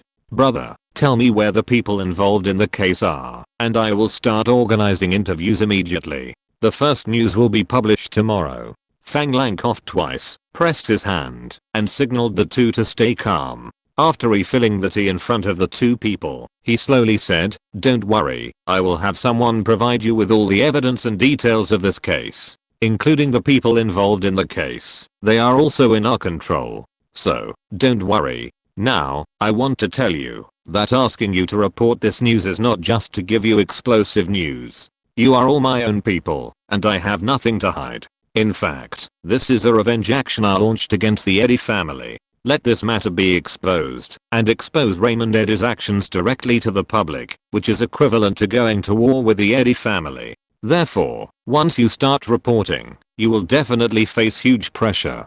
I hope you can withstand the pressure and expose the truth thoroughly to the public." Fang Lang's words made the two of them stunned. Fang Tao asked directly with a puzzled look on his face, "Brother, do you have a grudge against this Eddy family?" Anderson thought more and was a little worried that this news might be a fake news fabricated by Fang Lang in order to retaliate against others. But think about it, the other party is his boss. Even if the news is fake, he must find a way to make it true. As for the pressure, I'm an American. You Brazilian government officials, what kind of pressure can you put on me? If you really dare to threaten me, I will directly report you to the US Embassy. Chapter 333 International Events. Hearing Fang Tao's question, Fang Lang did not hide it. After drinking a sip of tea, he slowly said, "They are the masterminds behind the assassination of me and Sao Paulo some time ago." "What?" Fang Tao stood up immediately, clenched his fists, and gritted his teeth and said, "So it was this bastard. What else can I say? This is a deadly feud. Brother, since they dare to kill us, we can't be too kind to them." Fang Tao's subtext Fang Lang could understand that he wanted to kill the other party directly. According to Fang Lang's plan, of course he would kill the other party in the end, but not now. So Fang Lang just smiled and said, "Don't worry, since I have found them, they will definitely be punished. But the time is not now. What we have to do now is to remove the political influence of the other family first. Let their family become a rat crossing the street. This requires the power of your media. Do you understand?" Although Fang Tao did not understand his brother's thoughts, he unconditionally supported his brother's plan. Obviously, now is to use this case to discredit the reputation of Eddy's family. To do this, it was not difficult for Fang Tao, who controlled the Brazilian Times. So, he nodded without hesitation and said, "Brother, I understand what you mean. I will listen to you. I will do whatever you say." Anderson, who was standing aside, listened to the conversation between the two brothers and knew that the other party treated him as his own and did not shy away from him. He felt very relieved. He was an old media person. He was also very clear about the methods of the media. After thinking for a while, Anderson still said, "Boss, according to your plan, the director of the Public Security Department of the police headquarters will definitely be ruined. However, we must ensure that the chain of evidence of this case is complete. We cannot let the other party find any loopholes to get away." He winked at Fang Lang while speaking. Fang Lang understood what Anderson meant at a glance. He was worried that this news was fabricated by himself to frame the other party. Remind yourself to complete the chain of evidence to avoid being caught by the enemy. Fang Lang laughed and said, "Don't worry, Mr. Anderson. This case was not fabricated by me. It was actually planned and implemented by the other party. But obviously the other party was unlucky. When they were transporting the first ship of arms, they happened to be encountered by my fleet. This can be regarded as God personally delivering the evidence to my hands. If I don't make good use of it, I will be sorry for God's painstaking efforts, right?" Seeing Fang Lang's frank face, Anderson realized that he was judging others by his own mean heart. He took a sip from the teacup to cover up his embarrassment, and then he said, "That's good. It seems that God is on our side, isn't he? Haha." Fang Tao also laughed and said, "Haha. Of course, we represent justice." Hearing Fang Tao's words, Fang Lang laughed and poured tea for him before saying, "The problem now is that the place where the Japanese carried out the massacre is on a small island. If we go directly to the island to record, it may alert the enemy. So, we want to find a way to see if we can shoot the material we want without being thought that we knew the massacre had occurred, but did not stop it. We are morally kidnapped and accused." In fact, Fang Lang was not sure whether the massacre would happen on the island, or this was just his speculation, but he certainly couldn't tell Anderson directly. Wouldn't it be like this? He could obviously stop the massacre, but he watched it with his eyes and didn't stop it. If someone caught this, it would become a stain that could not be washed away. Of course, Fang Lang was certain that a massacre would take place on the island. Even if the Japanese did not dare or were unwilling to do so, he would find a way to guide or force them to do so. Because only in this way could the impact of this incident be magnified and Raymond Eddy be crushed into the dust. Anderson touched his chin with his hand, thinking for a while before asking doubtfully, "You mean, the island is full of Japanese now, and the massacre has been blocked by them, right?" Fang Lang nodded, spread his hands and said, "Yes, the Japanese on the island have a battalion of weapons and equipment.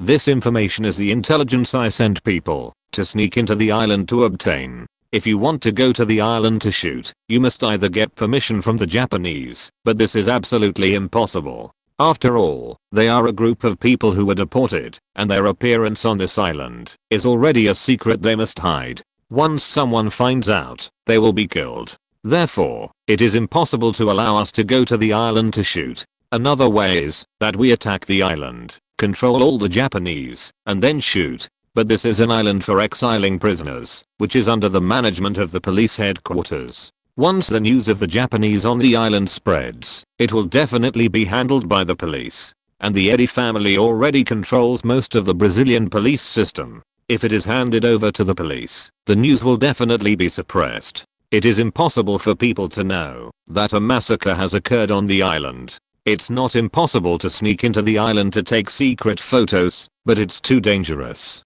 We can't risk our lives." After hearing Fang Lang's analysis, Fang Tao and Anderson also fell into deep thought. Fang Tao was even more depressed and said directly, "Brother, aren't you a Navy?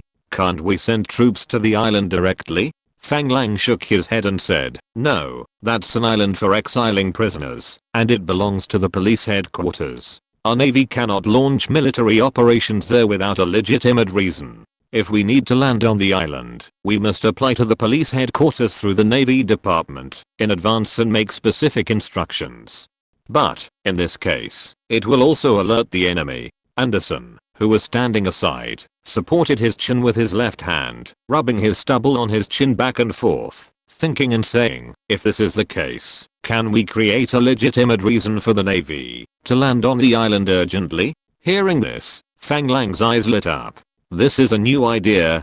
After pondering for a while, Anderson continued, "Since it is an island for exiled prisoners, it must be very dangerous. If one of our reporters accidentally falls into it, can we ask the Navy for emergency help?" Fang Lang thought about it, and then said, "It's not impossible, but this request for help must find a way to bypass the police headquarters. Let the presidential palace or something like that issue the order directly. I can then dispatch the warship closest to the island urgently, and the rest will be easy. But our reporters obviously don't have that much influence." "What if it's an American reporter?" Anderson said with a chuckle. "If it's an American reporter, of course there's no problem. It's best to go through diplomatic channels, such as the American ambassador asking the president for help directly. Then, we can definitely bypass the police headquarters and go directly to the island." Fang Tao, who was standing next to them, heard the conversation between the two and asked weakly, "But how could an American reporter end up on an island where Brazilian prisoners are exiled for no reason? Wouldn't this cause a diplomatic dispute?" Anderson smiled and said, "I know a journalist friend who is a photographer for National Geographic magazine. He is always shooting some natural beauties all over the world. With my relationship with him, I can definitely invite him to come and shoot an episode about the natural environment of Brazil for our TV station." Fang Tao still hesitated and said, "But, knowing that there are dangers on the island, will he be willing to take risks?" Anderson smiled confidently and said with confidence, "Don't worry. He is a natural explorer. He likes to run wherever there is danger. He will never back down because of fear of danger." Fang Lang was not surprised at all. There are indeed many Americans who have this kind of suicidal personality. Fang Lang had seen a lot of things in the later generations, so he was not surprised. As soon as Anderson said this plan, he knew it was going to work. If an American appeared in this story, it would definitely further expand the influence of this matter, and even cause an uproar in the United States. At that time, no matter how great the political influence of the Eddy family was, it would not be able to suppress this matter. Because this matter would become a major international event. The Brazilian Times news channel, which has first-hand information, will become famous all over the world. Of course, the Brazilian government will definitely lose face in front of the whole world. But, what does this have to do with Fang Lang? As long as his marines can perform well during the island seizure operation, He will not be punished, but will be commended. After thinking through all the connections, Fang Lang smiled with satisfaction. At this time, he suddenly remembered what Anderson had just said, and said with some surprise, "You just said the American National Geographic magazine?" Anderson smiled when he heard Fang Lang's question and said, "Yes. What's wrong?" It's not that Fang Lang is surprised by what he has seen, but mainly because this magazine is too famous. He could often see him in the future, but he didn't expect that this magazine would be founded so early. When Fang Lang saw something good, his first thought was to take it into his pocket, although he didn't know whether this magazine would make money. But he was able to survive for 100 years, which obviously had something extraordinary. Fang Lang turned his head and looked at Fang Tao, who was still thinking on the side, and said, "Teoa, after you go back, arrange for someone to evaluate this magazine. If there is a chance, see if you can take it under your media group." Fang Tao on the side was stunned, looking at Fang Lang blankly, and said, "Ah." Anderson obviously didn't expect Fang Lang to suddenly give such an order. He thought that he would be relieved to make this reporter his employee. But the boss has money, and he has no reason to refuse if he wants to acquire everywhere and expand the influence of the media group. Seeing that Fang Tao still didn't react, Anderson kicked him under the table. Feeling the strength under his feet, Fang Tao glanced at Anderson, then nodded repeatedly and said, "Okay, okay." Anderson saw that Fang Lang did not give a clear answer to his proposal. Instead, he began to think about acquiring National Geographic magazine. So, he took the initiative again and said, "Boss, what do you think of my plan? At that time, I will let him rent a small boat in his own name. I guarantee that no one will associate it with us." Fang Lang smiled and nodded. "Since you invited him in the name of helping us shoot the natural environment of Brazil, you should do it openly. Don't be afraid that someone will contact us." After the matter was really exposed, we invited him through normal channels. What problems can there be? I think your idea is very good. Our TV station should simply set up a program called Man in Nature, shoot more natural beauties and primitive animals in nature, and popularize some knowledge of nature to people. But, are you sure he is your friend? Chapter 334 TV show. Anderson understood that the boss had agreed with his idea. Regarding the boss's last question, Anderson asked in a somewhat strange way, "Of course, boss, his name is Brett Rimmer. He is a very good photojournalist." Seeing that Anderson didn't seem to understand what he meant, Fang Lang coughed lightly and said, "Anderson, don't you understand that the island is full of Japanese now? Once a foreigner appears, they may be killed directly. What's more, it is a foreigner with photographic equipment. I think he may not have any chance of survival. Are you sure you want to let your friend take the risk?" Looking at Fang Lang with a strange expression on his face, he looked at Fang Tao, who was looking at him with the same expression. Anderson smiled and shrugged and said, "Boss, don't worry. I know what this means. Brett Rimmer is really my friend. But he is a crazy but capable guy. He once went to the African savannah alone to photograph lions. He once told me that he enjoyed the pressure of facing death at any time. If there is such an explosive news, I don't tell him, he will be angry." Fang Lang didn't understand this strange brain circuit, but this matter is in his own interests as a whole. As for the safety of this American, Fang Lang has no way to guarantee it. If he can survive, Fang Lang will definitely find a way to give him enough compensation. Of course, even if he can't survive, he will let Anderson give him some compensation in the name of the program team. Okay then. You can contact him. I agree with your plan. Whether he can survive or not, we must give him enough rewards. Hearing that the boss accepted his suggestion made Anderson very happy, because it made him feel an important sense of participation. Regarding the boss's idea of compensating Brett Rimmer, Anderson smiled and said, "Boss, in fact, Brett Rimmer is not short of money. If we offer him compensation, he may not accept it. But if the program Man in Nature you just mentioned can be given to him to produce with full authority, I think he will be very positive. In this way, we can also get the best cameraman." Fang Lang didn't care about such trivial matters at all. He nodded and said, "No problem. Then this matter is settled. When you leave, I will arrange for someone to take you to learn more about the case. However, before that, I want to discuss with you a new idea about increasing the TV ratings. Before Anderson came over, Fang Lang had already mentioned some new ideas on the phone. I thought it was the idea of inviting professional commentators to discuss the news. But just now it was just mentioned, and there was no collective explanation. So when I heard that the boss wanted to discuss this matter, I immediately perked up. He took out a notebook from his backpack and said, "Boss, is it about the news commentary program you just proposed? This is indeed a genius idea. Can you tell me more about it?" Fang Lang was stunned. He was not going to talk about this, but when he heard Anderson's question, his heart was moved. He thought of some well-known programs in later generations. After thinking carefully, Fang Lang coughed lightly and organized his words. Ahem. This is indeed one of my ideas. Since you asked about this program, let's start with this. My idea is that we can produce a special current affairs hot news commentary program. You can think of the name of the program yourself. The main idea of production is to invite some eloquent experts and scholars to discuss a current hot news on the program and express their own opinions. When inviting, we should pay attention to the fact that it is best to invite two groups of people with different opinions to debate each other on the program.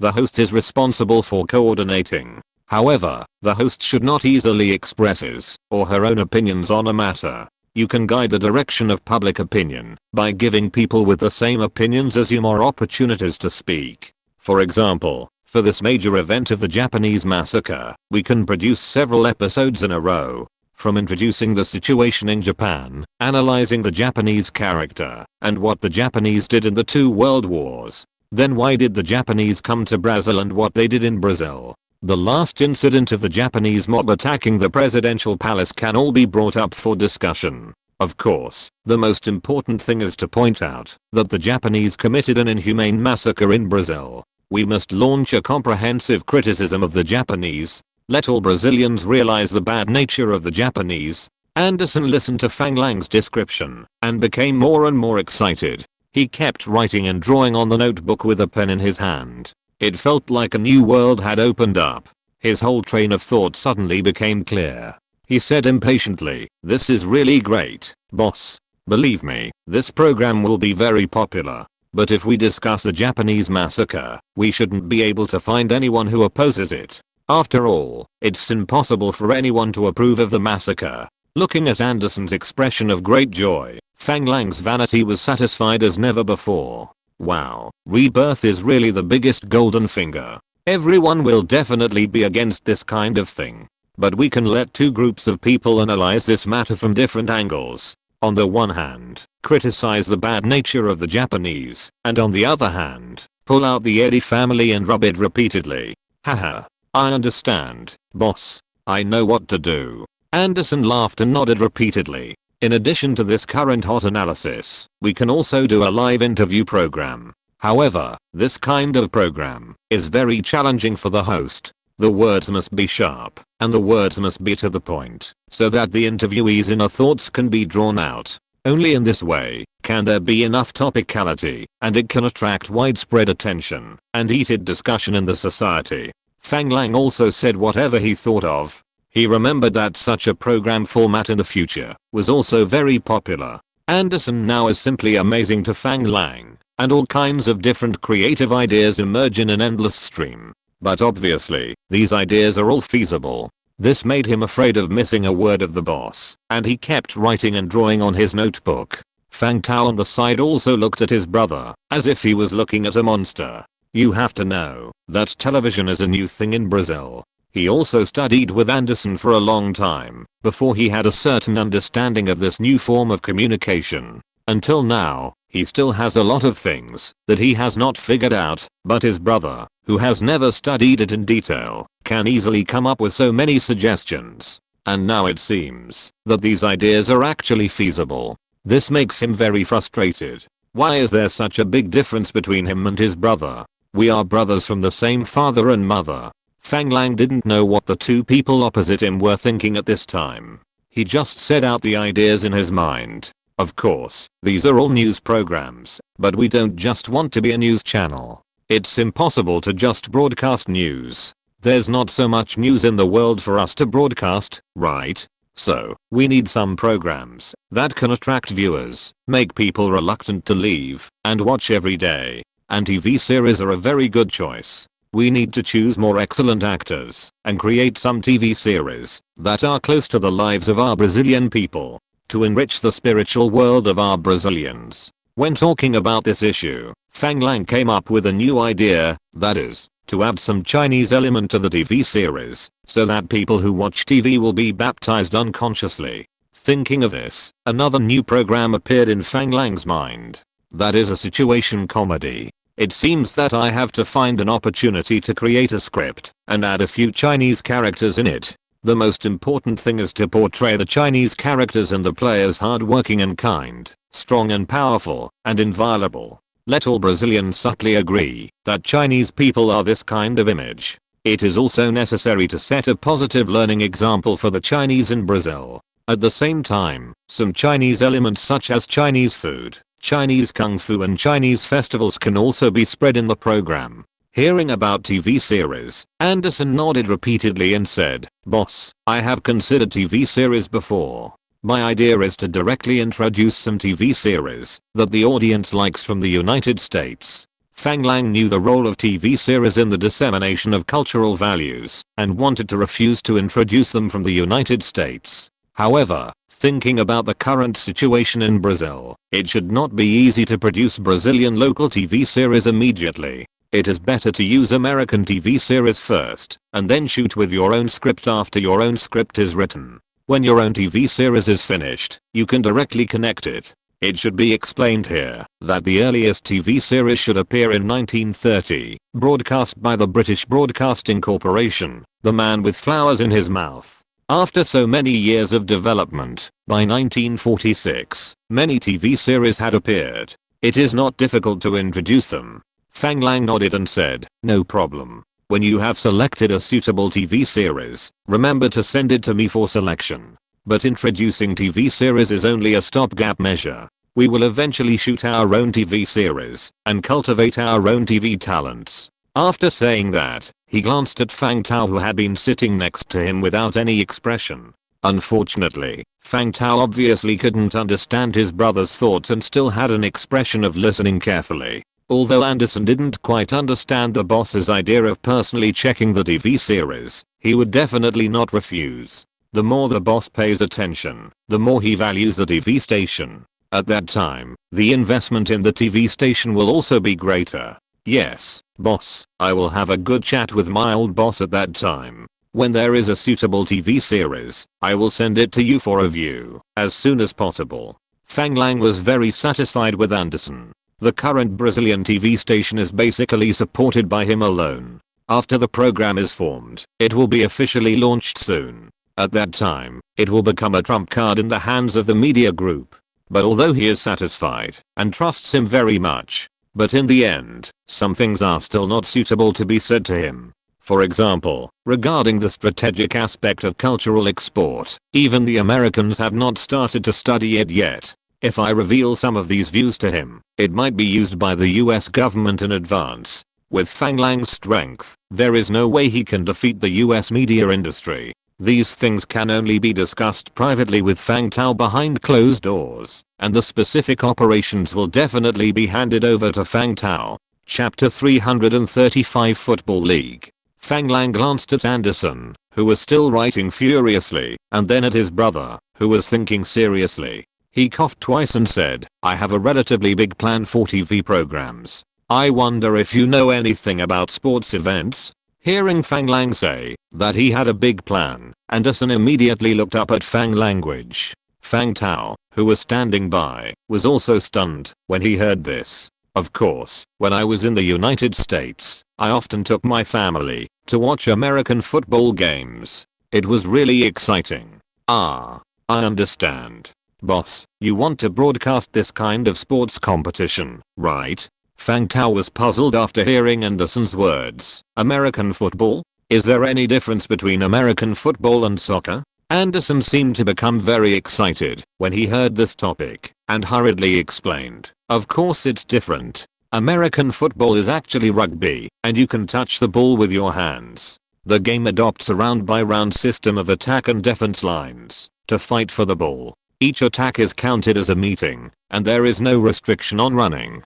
Compared with soccer, it emphasizes teamwork and physical contact. Everyone wears tight protective gear and engages in fierce physical confrontation. It is very interesting to watch. Fang Tao is obviously not a young man who loves sports, so he did not have much interest in Anderson's words. However, he knows very well what sports are most popular in Brazil. So, he said without hesitation, "But, everyone in Brazil plays football." Anderson was speechless. Fang Lang laughed and said, "Haha, Anderson is right. I do want to broadcast sports competitions on TV. The key point is the football match that Fang Tao just mentioned.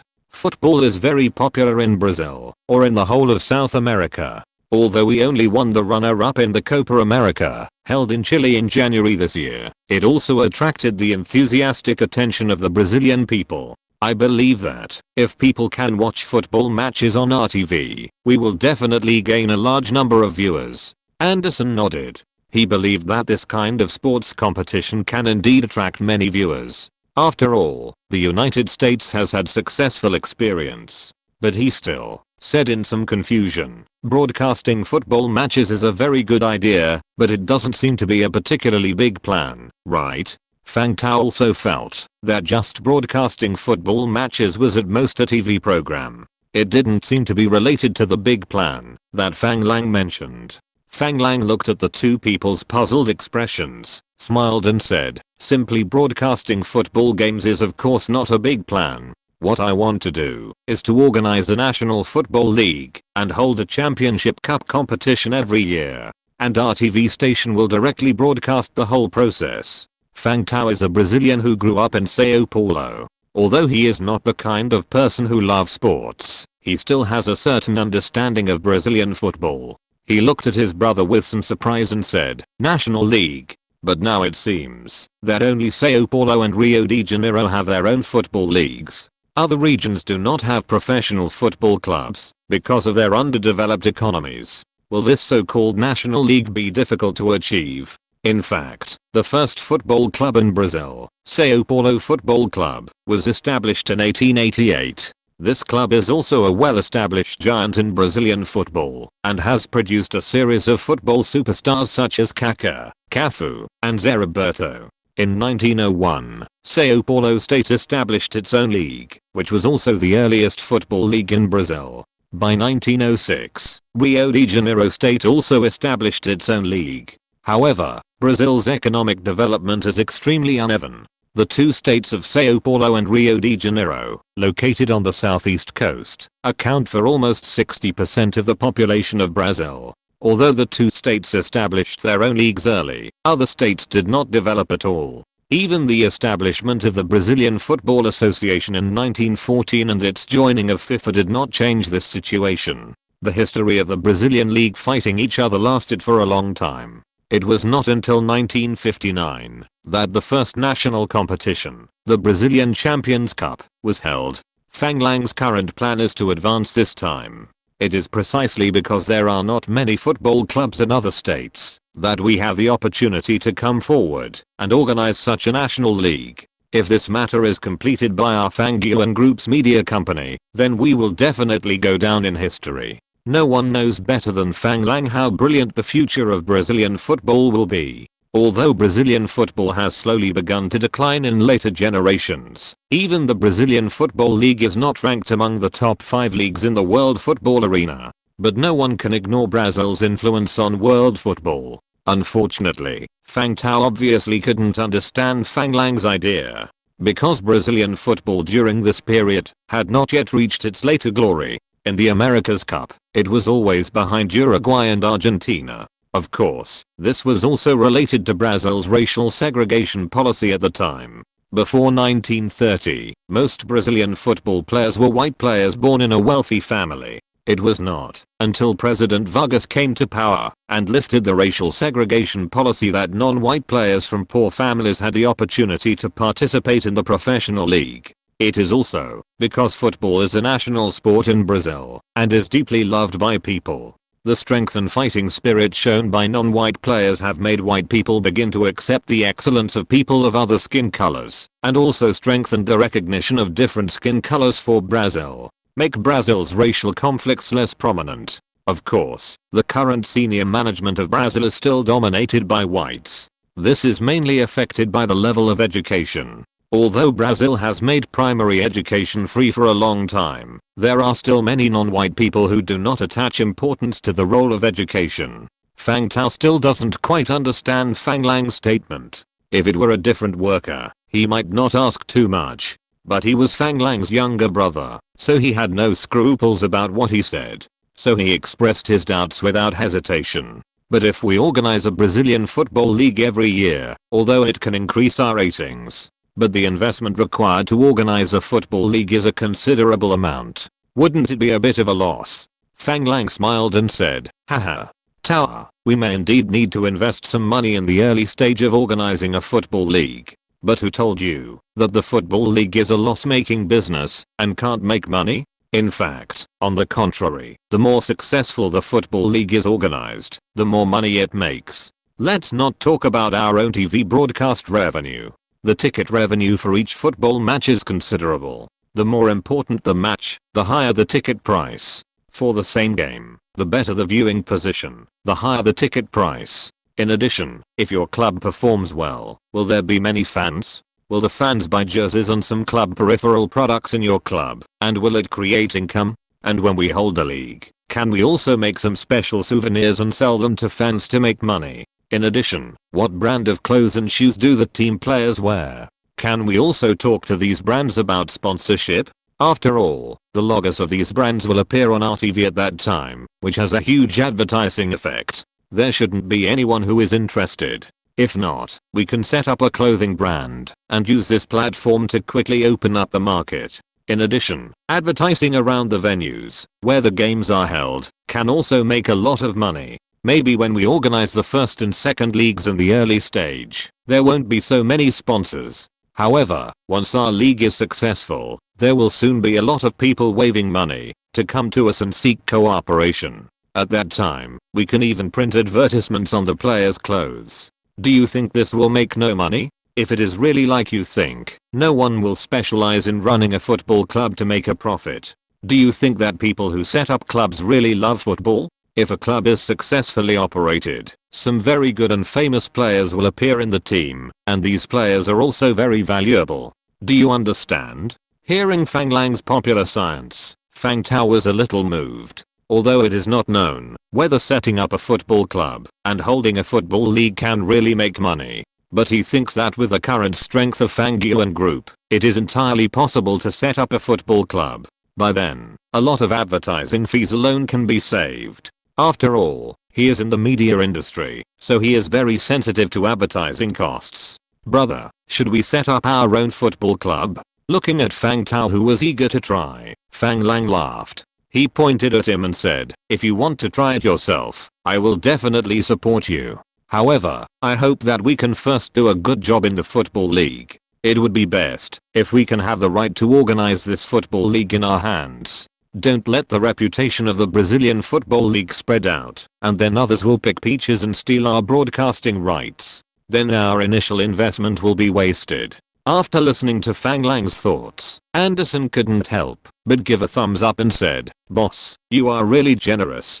For a TV program, you are going to invest a huge amount of money to organize a national football league. This is also a historical precedent. Awesome. Awesome. If someone talks about the history of the Brazilian Football League in the future and finds out that it was for a TV program, I wonder what everyone will think." Looking at Anderson's admiring expression, Fang Lang couldn't help laughing, thinking that if there really comes such a day, maybe his name will also leave a strong mark in the history of Brazilian football. I just wonder what Chinese fans in the future will think when they know that the Brazilian Football League was actually initiated and organized by a Chinese. I can't help but feel a little excited when I think about it.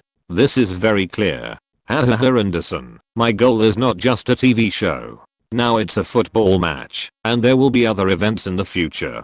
Finally, we will set up a special sports channel. Anderson was shocked when he heard Fang Lang's words. Obviously, he didn't expect that the ultimate goal of doing this was to set up a special sports channel. He had to admire Fang Lang's foresight. Think about how many high-quality program ideas he got from Fang Lang in just a short time today. If these ideas are taken to the United States, it will be easy to make a TV channel take off on the spot and become a giant in the American media industry. However, he remembered that Fang Lang had a plan to enter the American media industry. Perhaps this plan can be put on the agenda. Chapter 336, Training. Naval Base Marine Corps Training Camp. In the dark night, more than 100 spheres suddenly appeared on the calm sea. Under the moonlight, it looked particularly strange. The spheres floated on the sea for less than 3 seconds, and then all slowly sank. When they surfaced again, they had reached the coast. As they got closer to the coast, the bottom of the spheres began to appear. It turned out that these were all fully armed soldiers. More and more soldiers quietly sneaked into the coast. In the darkness, the leading soldier could be vaguely seen, making a few gestures. These people began to disperse in 3 formations. The speed of action was not fast, but seemed a little slow. Every step was taken lightly and without any sound, except for the water droplets on the soldiers' bodies occasionally dripping on the ground, making an almost inaudible dripping sound. The whole action was actually silent. More than 100 people infiltrated the jungle on the coast like mercury. As time passed, a few subtle hums would be heard from the jungle from time to time.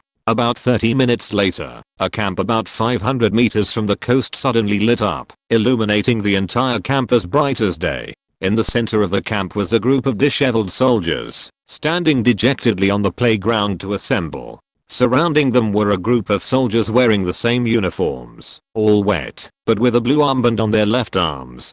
Fang Lang, who was standing not far away and watching the whole process with a telescope, put down the telescope. He said to the several Marine Corps battalion commanders standing behind him, "Well, the infiltrators performed well, but there is still a lot of room for improvement. As a Marine Corps, we should focus on training the soldiers and water retention time in the future. Also, you have to change your mindset and don't always think about large-scale infiltration. More than 100 infiltrations are concentrated on this one point. How can this work? Business people know that you can't put all your eggs in one basket. If all the personnel are concentrated here for infiltration, once they are discovered by the shore garrison, it will turn from infiltration to assault. Do you know how many casualties this will cost? Therefore, in the future, we will develop small-scale infiltration training for a team. Disperse everyone, and it will be easier to seize the enemy's loopholes and complete the infiltration with fewer people. It is also less likely to be discovered by the enemy. Also, which company is responsible for defense this time? Who is the company commander? With such defensive capabilities, how can you lead troops to fight? He doesn't even know how to use the light and dark sentries. Remove him and replace him with a brain. I reiterate that the Marines of our aircraft carrier fleet should not be good for nothings. Firmly implement the principle of promoting the capable and demoting the mediocre. This kind of infiltration and counter-infiltration training will become the norm in the future. From now on, the Marine Corps training will add night emergency assemblies and night raids. I don't want to see this kind of situation where people are blocked in bed with their clothes in disarray. Understand? The 5 Marine Corps battalion commanders who were standing beside Fang Lang to watch this confrontation exercise stood at attention and saluted. Yes, General. Let the soldiers disperse and change their clothes to avoid catching a cold. Let's go to the office. We have something to inform you. Fang Lang led everyone to the office area. After hearing Fang Lang's order, a staff officer behind him stood at attention and saluted and went to read the order. After everyone sat down in the office, Fang Lang didn't waste any words and went straight to the point. Today I suddenly came to test everyone's night infiltration attack capabilities. Some people are already thinking about whether there is an action to be carried out. Here, I will not hide it. That's right, the mission will come soon. And it is a real combat mission. As soon as the voice fell, everyone in the office looked at each other, and they were faintly eager to try. Zhuang Xinshan was the first to speak. Report. Speak. Report to the general. My 2nd battalion has fully formed combat effectiveness. You can rest assured to hand over the combat mission to my battalion. Zhuang Xinshan got Fang Lang's permission, stood up and stood at attention, and said loudly to Fang language. When the other battalion commanders heard this, they were unwilling. One by one, they all said in unison, report, report, report. Especially Duat, who had the most seniority, looked dissatisfied and glared at Zhuang Xinshan with his eyes wide open. Fang Lang smiled and knew what they meant. He stretched out his hands and pressed down, saying, I understand your feelings. However, I must explain 2 points here. First, for this mission, I will select 10 squads with the best infiltration performance as the first attack echelon. In the following period of time, we will conduct high-intensity infiltration confrontation. I will choose the 10 squads with the best performance to carry out this mission. This is fair to everyone, and you don't have to compete with each other. I only look at the actual results.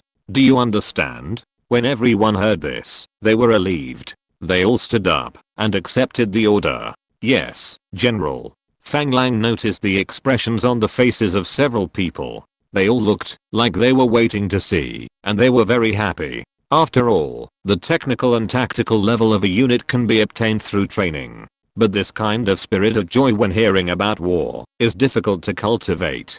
This kind of atmosphere of chasing each other in the Fleet Marine Corps is also what Fang Lang has been deliberately creating. Now it seems that it is indeed effective. Second, I only need 1 battalion to carry out the specific offensive mission this time. Which battalion will go out to fight will also be determined by the training results during this period. We adhere to the principle of survival of the fittest. The one with the best results will automatically get this mission. Any questions? Sparks began to burst out from the eyes of the people looking at each other. They all agreed in unison. Report to the general. No problem. Very good. I want to make a special note here. There will be reporters recording the entire mission, and the recording may be seen by the audience across the country. If someone performs poorly, it will be considered a disgrace to the grandmother's house. If you are laughed at by others, don't blame me for not reminding you. Fang Lang dropped a heavy bomb without making a sound.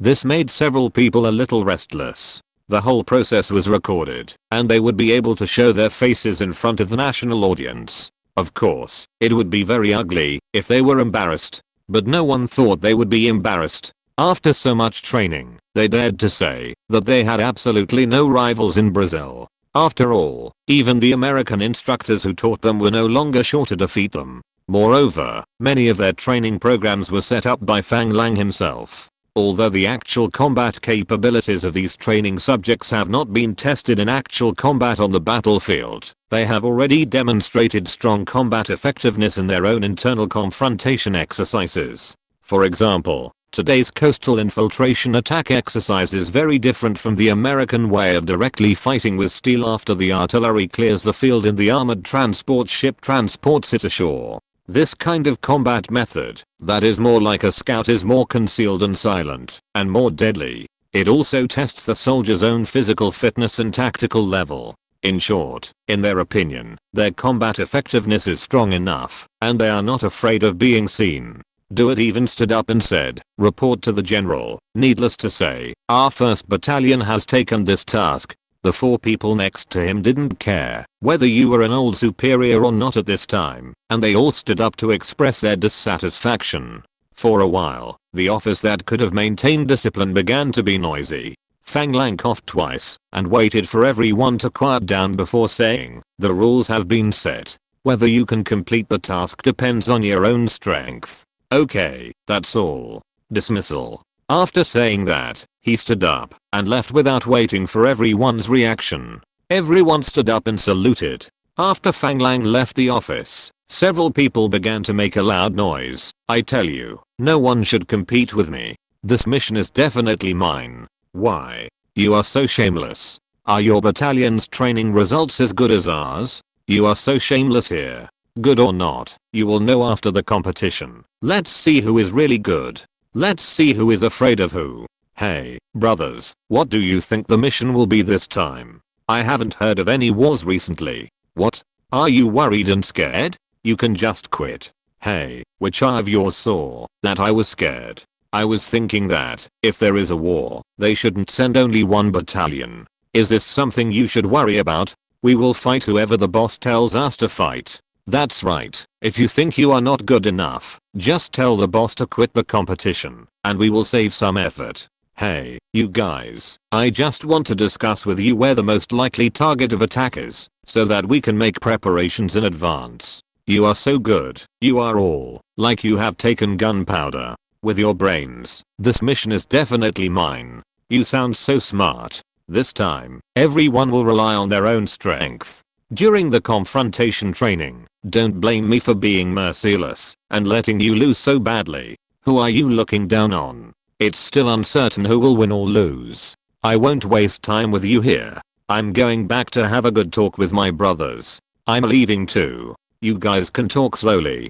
For a while, everyone in the office left. In Fernandodina on her islands, Mizuno Nobuyoshi finally saved his munitions. As soon as he returned to his camp, he wanted to take his armed soldiers to eliminate all the bastards who wanted to rob his munitions. Now he is not the timid person he was when he first landed on the island. With a weapon in his hand, he didn't want to wait for a moment. Mizuno-kun, be patient. It's night now, not suitable for us to launch an attack. If they all hide in the jungle, it will be difficult for us to find them. Kobayashi Hisasaku, holding his old waist, staggered in front of Mizuno Nobuyoshi and advised earnestly. Mizuno Nobuyoshi also knew that this time was not suitable for immediate action. But he really couldn't swallow this breath. The action of receiving munitions was almost destroyed by the other side. 10 of his compatriots died, more than 30 were seriously injured, and more than 300 were slightly injured. You have to know that the island where they are now has no medical conditions. These seriously injured people basically can't get effective treatment and can only lie in the camp and wait to die. Listening to the painful groans of the wounded, how could Mizuno Nobuyoshi remain indifferent? If he doesn't pretend to fight with the other side, how can he win the hearts of the people? It's not easy to gather so many Japanese on this island. If everyone can't obey his command, won't all his efforts be in vain? Chapter 337 Dark Night. He glanced at the Japanese who were surrounding their house at the moment, holding weapons and preparing to follow him to fight with the prisoners. Mizuno Shinji had an expression of suppressing his anger and glared at Kobayashi Hisasaku and said, "Then you say when we go. I don't want to endure it for a moment." The Japanese holding weapons around were also agitated. Originally, everyone had no weapons, so being bullied by the other party was fine. But now it is different from the past. Everyone has real weapons in their hands. Knowing that the other party is unarmed, and you have the absolute strength to crush the other party, who can bear the humiliation in your heart? So now everyone is a little angry and wants to eliminate the other party. Kobayashi Hisasaku, who stood up to stop him, naturally became the target of everyone's crusade. So everyone began to be dissatisfied with him. And this is exactly the effect that Mizuno Shinji wanted. Kobayashi Hisasaku is an old and cunning man. How could he not understand the truth? The more he understands this truth, the more he will stand up to win the hearts of the people for Mizuno Shinji. If Mizuno Nobuyoshi told him that it was him who found a way to gather everyone on this island, he would still be a little unconvinced. He was still observing Mizuno Nobuyoshi. With this batch of arms being sent ashore, it shows that Mizuno Nobuyoshi has a strong background support in Brazil. In order to ensure that his people can live a stable life, he must obey Mizuno Nobuyoshi's orders and establish his prestige among these people. Therefore, he knew that the other party was deliberately acting, and he had to cooperate with him and establish himself as a villain. I think it would be best to find an opportunity to wipe out all the other party in one go. After all, the area of the island is not small. If you want to hide some people, it is also very easy to avoid being discovered by us. There is a proverb in China called "If you don't kill the snake, you will leave harm to yourself." We should either not take action at all, or once we take action, we must do it with great force and wipe them out completely. No harm can be left behind. Mizuno Nobuyoshi's point of view is exactly the same as Kobayashi Hisasaku. According to Mizuno Nobuyoshi's original plan, he was going to kill all the prisoners on the island, and he wanted to find a reason to mobilize the Japanese on the island to take action. Now it seems that there is no need to mobilize at all. Everyone has a common hatred of the enemy and wants to kill the other side. This saves him a lot of trouble. Kobayashi Hisasaku's words also calmed down some of the Japanese who were surrounding them. They began to whisper to each other and discuss. Seeing this situation, Mizuno Nobuyoshi slowly calmed down and said, "Then, Mr. Kobayashi, do you think we will have such an opportunity?" In his opinion, as long as the other party is not stupid, they will never give him the opportunity to catch them all in one fell swoop. It may be very difficult, but we can use the excuse of inviting them to negotiate to lure them out. After all, if they want to survive on the island, they can't hide forever. What if they don't fall for it? If they don't fall for it, we can only clear them out bit by bit. But this is obviously very disadvantageous to us, and it may become a protracted war. And it may cause losses to our own people. Kobayashi Hisasaku's words made everyone fall into silence. Everyone is not a fool, and this principle is clear without explanation. It must be difficult to hunt down more than 1,000 people in the dense jungle. Those who can survive on the island must have certain survival skills. If one is not careful, the other party sets 2 traps and kills several of us. Then, the weapons of our own people are seized, and our own people are in danger. If things go wrong, these people will not even have the opportunity to sleep well in the future. This won't work. We don't have so much energy to entangle with them. Is there any better way? Mizuno Zenai no longer said anything about revenge for his own people at this time, and directly made his attitude clear. That is, to eliminate all the other parties. Everyone fell silent for a while, but a few Japanese who were surrounding the door shouted loudly, "Never mind, no matter where they hide, we can find them out." That's right, this island is not small, and it's not big either.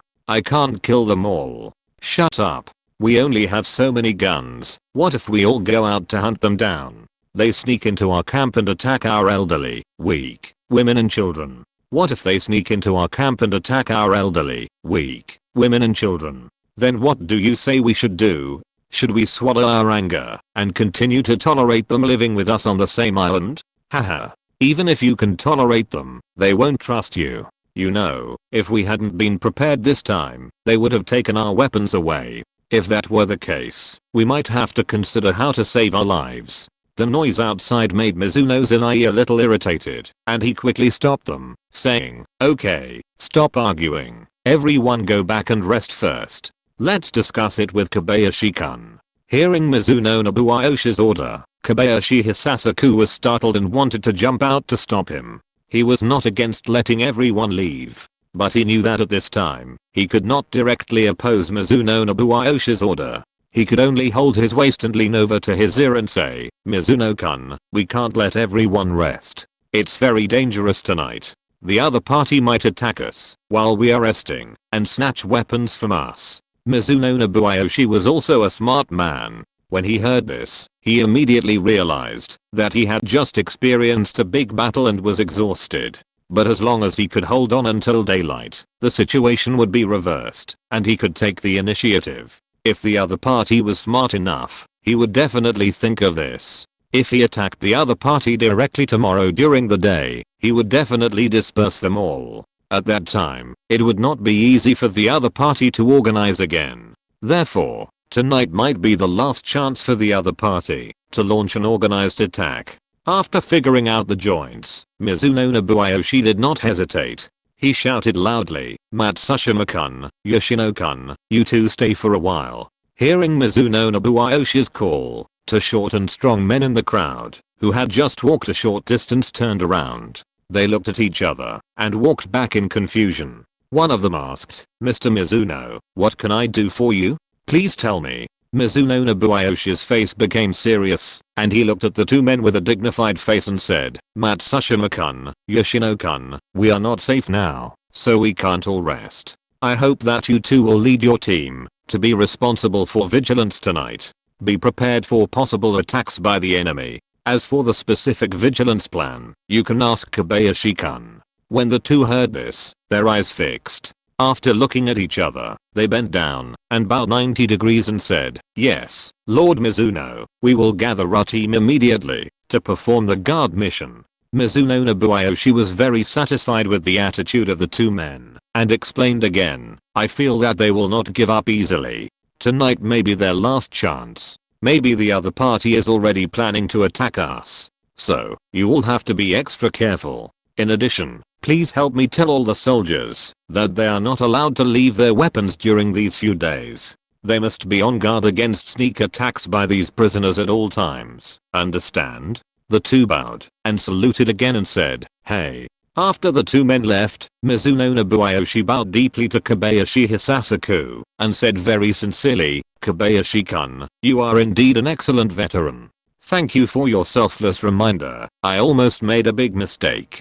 Seeing Mizuno Nobuyoshi's attitude, Kobayashi Hisasaku was very satisfied, and he actually had a feeling of meeting a wise leader. He also stepped forward to bow, but as soon as he bent down, he felt a sharp pain, and before he could say the honorific words, he cried out in pain, oh, oh, oh. Seeing this, Mizuno Shinki was a little amused and helpless, and quickly stepped forward to support the other party and said, Kobayashi, don't be polite, I'm very serious about thanking you. You must protect your body, we need your help to grow quickly. Kobayashi Hisasaku was also a little moved and thanked him repeatedly. Thank you for your appreciation. Kobayashi Hisasaku will do his best to assist Mizuno and complete the great cause. Not to mention that the two of them staged a good show of a sage king and a wise minister. In the jungle less than a mile away from the camp, the bearded Fork Pinto and the white-headed Clay Hope and others were gathering the remaining soldiers. In the dark night, shadowy figures were slowly gathering. No one dared to light torches for illumination, fearing that it would alert the other party. The bearded man grabbed the somewhat depressed Nathan and said, hey, Kit, didn't you just fail once? Is it necessary to act like your mother has died? But Nathan was obviously overwhelmed. He fell to the ground and said, there are masters among these Japanese. We have no chance. Now they have weapons in their hands. We can't be their opponents. Seeing this situation, Clay Hope, a white-headed old man on the side, frowned and said, Nathan, so what if the other side has masters? Have you forgotten that we also have professionals on our side? Horace Richmond was a major in the army. We may not have no chance to fight them again. Fork Pinto also said nonchalantly, I don't believe it. These little dwarfs, what if they get guns? Do they dare to kill us all? The white-headed old man did not speak. His expression could not be seen in the dark night. But Nathan, who was sitting on the ground, said slowly, if they didn't want to kill us, why did they purchase weapons? Are they planning to fight back to Japan? Hearing this, Fork Pinto was speechless for a moment. Instead, Clay Hope sighed and said, I've advised you a long time ago not to conflict with these dwarfs, but you refused to listen. Now it's a situation of life and death. Even if they didn't intend to kill us before, they must have thought about it now. Fork Pinto was unhappy when he heard this, and he directly retorted, white-headed old man, you are getting more and more timid as you grow older. You don't even dare to offend these dwarfs. What's the difference between you and a turtle? I absolutely support Nathan on this point. I think these little Japanese have never thought about coexisting peacefully with us. Otherwise, there is no reason for them to purchase arms. Alas, it's too late to say this now. We are complaining to each other here now, and we can't solve any problems. At dawn tomorrow, they will definitely launch a siege against us. Let's all talk about what we should do. The bearded Fork Pinto said directly with a look of disdain. What is there to discuss? Just do it. If you're listening to this novel on a channel other than Fanfic World, it means they downloaded and uploaded it without effort. We cordially invite you to visit our channel, Mundo Fanfic Novelos. There you'll find the original version of this story and you can explore many other novels of various genres. We're waiting for you to immerse yourself in a world of incredible novels. Chapter 338, Moths to Flame. People like the bearded Fork Pinto obviously don't have too many scruples, so they are very simple and rough. Nathan, who was sitting on the ground, rolled his eyes helplessly, not caring whether others could see it or not. Now others are fully armed, and you still want to fight them. What's the difference between this and committing suicide? Fork Pinto asked in a puzzled tone. If we don't do it, can we avoid death? For a moment, Nathan didn't know how to answer this question, and he couldn't help but think seriously about Fork Pinto's statement. Before he could figure it out, the white-headed Clay Hope on the side spoke first. "Don't think about it. We only have this way now. We still have a chance tonight. After tonight, everyone will escape for their own lives and wish for good luck." An indescribable determination and decisiveness. It is obvious that the white-headed Clay Hope's meaning is very clear. Either don't conflict with the other party, but since the conflict has already occurred, don't hesitate. Just do your best to fight the enemy to the death. If you bet everything and still lose, then there is nothing to say. Just accept your fate. I think you intellectuals are just thinking too much. What do you mean by everyone will run for their lives after tonight? I don't care if I can really succeed tonight. As long as these little Japanese don't kill me, I will keep fighting them. The worst that can happen is that I will hide in the jungle during the day and come out at night to fight them until one side falls completely. Fork Pinto directly refuted with a casual tone and a firm attitude. Obviously, he agreed with the idea of the white-headed man to make a one-shot deal. This can only be said that different personalities will make different choices. As for which method is better, different people have different opinions. The white-headed man obviously has the character of making plans before taking action and achieving success in one battle. If he fails, he will die.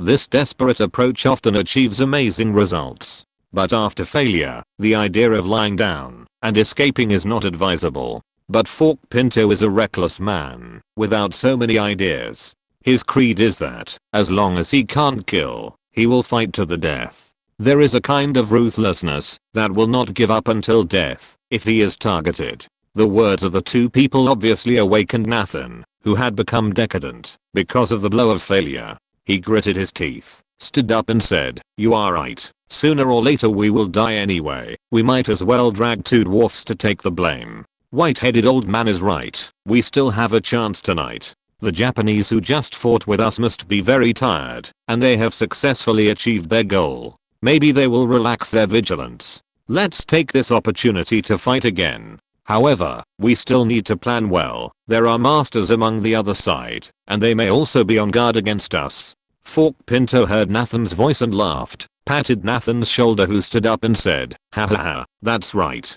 Why think so much? The worst thing is just a life. Just do it." Perhaps infected by the atmosphere, he was very silent when he launched the first attack. The forced participant, the white-headed old man, spoke directly at this time. "That's right. Just do it. Life and death depends on tonight. The enemy's camp is about 1 kilometer ahead. We can use the cover of the jungle to get to the nearest place of their camp and then launch an attack." Nathan, who had woken up from his decadence, began to analyze again. "How many people have we gathered, and how many are left on the other side?"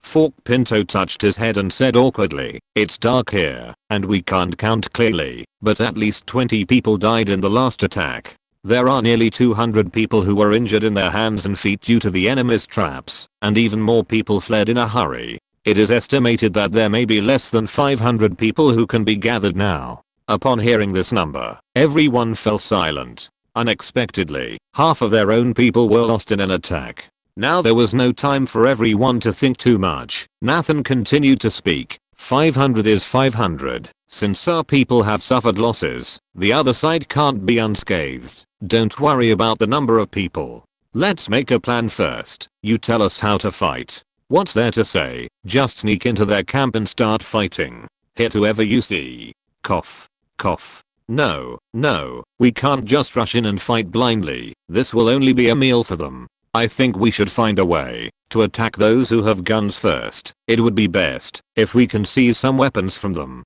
Only then will we have hope of victory." When the white-headed old man heard that Fork Pinto was about to rush in directly, he was shocked and coughed twice before speaking. Nathan also agreed with the white-headed old man's statement. The white-headed old man is right. We should target those with guns. You tell me, can we lure out those with guns and set up an ambush? When the white-headed old man Clay Hope heard this, his eyes lit up, and he wanted to nod in agreement. Fork Pinto asked directly, "What if the other party doesn't fall for it? Wouldn't our raid plan have no chance?" "In my opinion, why think so much? Just rush in and it's done." Nathan was also stunned when he heard this, and couldn't help but think of the well-organized defense line on the dock.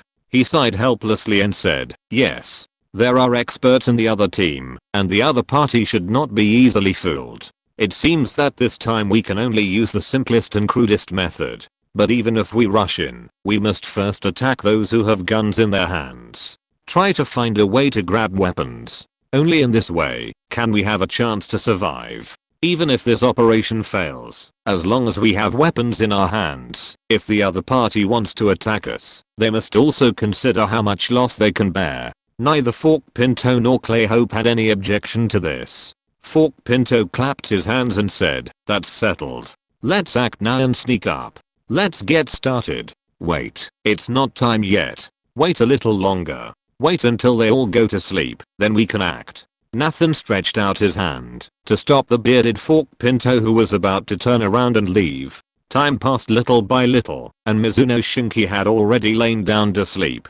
Kobayashi Hisasaku, however, couldn't fall asleep because of his back pain. He stood up and looked at the dark night in a trance. Thinking back to the experiences during this period, he couldn't help but sigh. He didn't quite understand how a good life could suddenly become like this today. He didn't know how long it had been, but looking at the jungle at night, Kobayashi Hisasaku suddenly felt something was wrong. His eyes fixed, and he walked out of the room quickly. Looking at the dark night, he listened carefully, but didn't hear any sound. Yoshino, who was in charge of patrol, saw Kobayashi Hisasaku's look, and asked curiously, Kobayashi-kun, are you still not sleeping so late?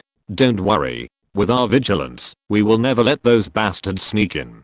Kobayashi Hisasaku did not answer his question, but grabbed Yoshino's left hand, and asked in a deep voice, did you hear any sound? Yoshino was stunned by the question, but he quickly reacted. His face changed, and he asked anxiously, Kobayashi-kun, did you hear any unusual sounds? In that direction. I will ask someone to check it out immediately. As he said that, he also raised the submachine gun in his hand, and pointed it at the jungle. Kobayashi Hisasaku scolded in a low voice. What I asked was, did you hear any sound? Bastard, answer me. Yoshino was confused, looking at Kobayashi Hisasaku with a somewhat ferocious expression, and he didn't care about the other party's scolding. He pricked up his ears and listened carefully for a while, before shrugging his shoulders and saying, I didn't hear any sound. Kobayashi-kun is a little too sensitive.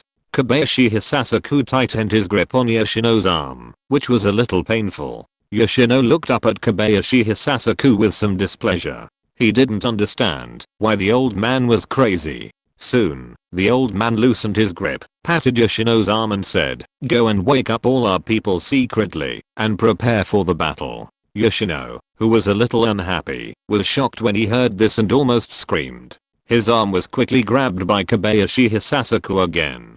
Don't make any abnormal movements, be more natural, and ask those who get up not to make any noise. Find a good cover and shoot directly when you see the enemy, understand? I understand, but we saw the enemy. It can't be wrong. Yoshino was obviously shocked by Kobayashi Hisasaku's words, and asked in a low voice with some fear. Don't worry. I won't make any mistakes. If there are any mistakes, I will be responsible. You start immediately, and let them set up the machine guns. Don't let the enemy rush in front of you to snatch your weapons, understand? Yoshino knew that Kobayashi Hisasaku was the only one among them who had served in the army, and had actual combat experience. Moreover, he was the chief instructor candidate selected by Mizuno Nobuyoshi, so he had the right to give orders. Therefore, he no longer hesitated, chose to believe Kobayashi Hisasaku's words, and started to act according to his instructions. After Yoshino left, Kobayashi Hisasaku did not look around, but turned around, and went directly to Mizuno Nobuyoshi's room. What? How do you know they have come up? Mizuno Nobuyoshi, who was awakened by Kobayashi Hisasaku, exclaimed. Kobayashi Hisasaku looked out the window without turning his head and whispered, because it's so quiet around here, even the sound of insects has disappeared. It means they are very close to us. Before he finished speaking, he saw a patrolman in the distance suddenly pointed his gun towards the dense forest and shouted, Who is there? Soon, several figures rushed out of the darkness and rushed towards the patrolman. The patrolman's gun went off directly. Bang, the sound was particularly clear in the dark night. The gunshot was like a signal of a starting gun. In the dark jungle, countless black shadows rushed directly to the camp regardless of anything. The patrolman's gun hit a figure who rushed towards him. Kobayashi Hisasaku could see from a distance that the figure trembled all over, rushed forward 4 or 5 meters, and stopped moving. The few people around him, however, still rushed towards the patrolman regardless of anything. This situation obviously frightened the patrolman, and the action of pulling the bolt to load the gun seemed particularly slow. He pulled the bolt to load the gun while retreating. In just a moment, the figure rushing up was less than 10 meters away from him. Bang, another gunshot rang out, and another figure rushed over fell. Seeing that the patrolman was approached, the sound of shooting rang out in the camp.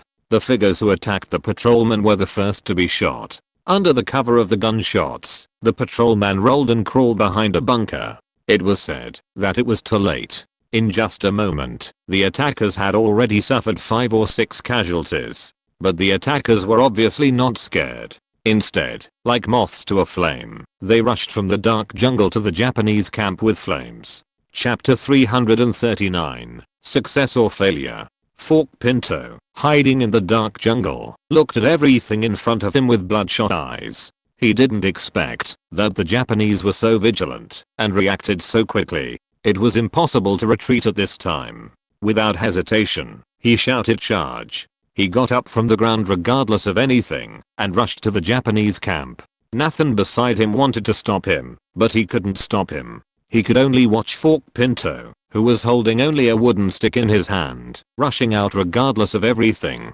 Nathan, who didn't have time to think about it, also got up from the ground, picked up the stones around him, and threw them at the Japanese camp. After throwing more than 10 stones, he found that there were no more stones around him. Looking at the figures that kept rushing out of the darkness, he gritted his teeth, picked up the wooden sticks around him without hesitation, and rushed out. The prisoners with the most primitive weapons in their hands rushed towards the Japanese who were hastily fighting. This was obviously an asymmetric battle. The prisoners, who were already at an absolute disadvantage, burst out with unprecedented courage. But it still couldn't change the huge gap in weapons and equipment.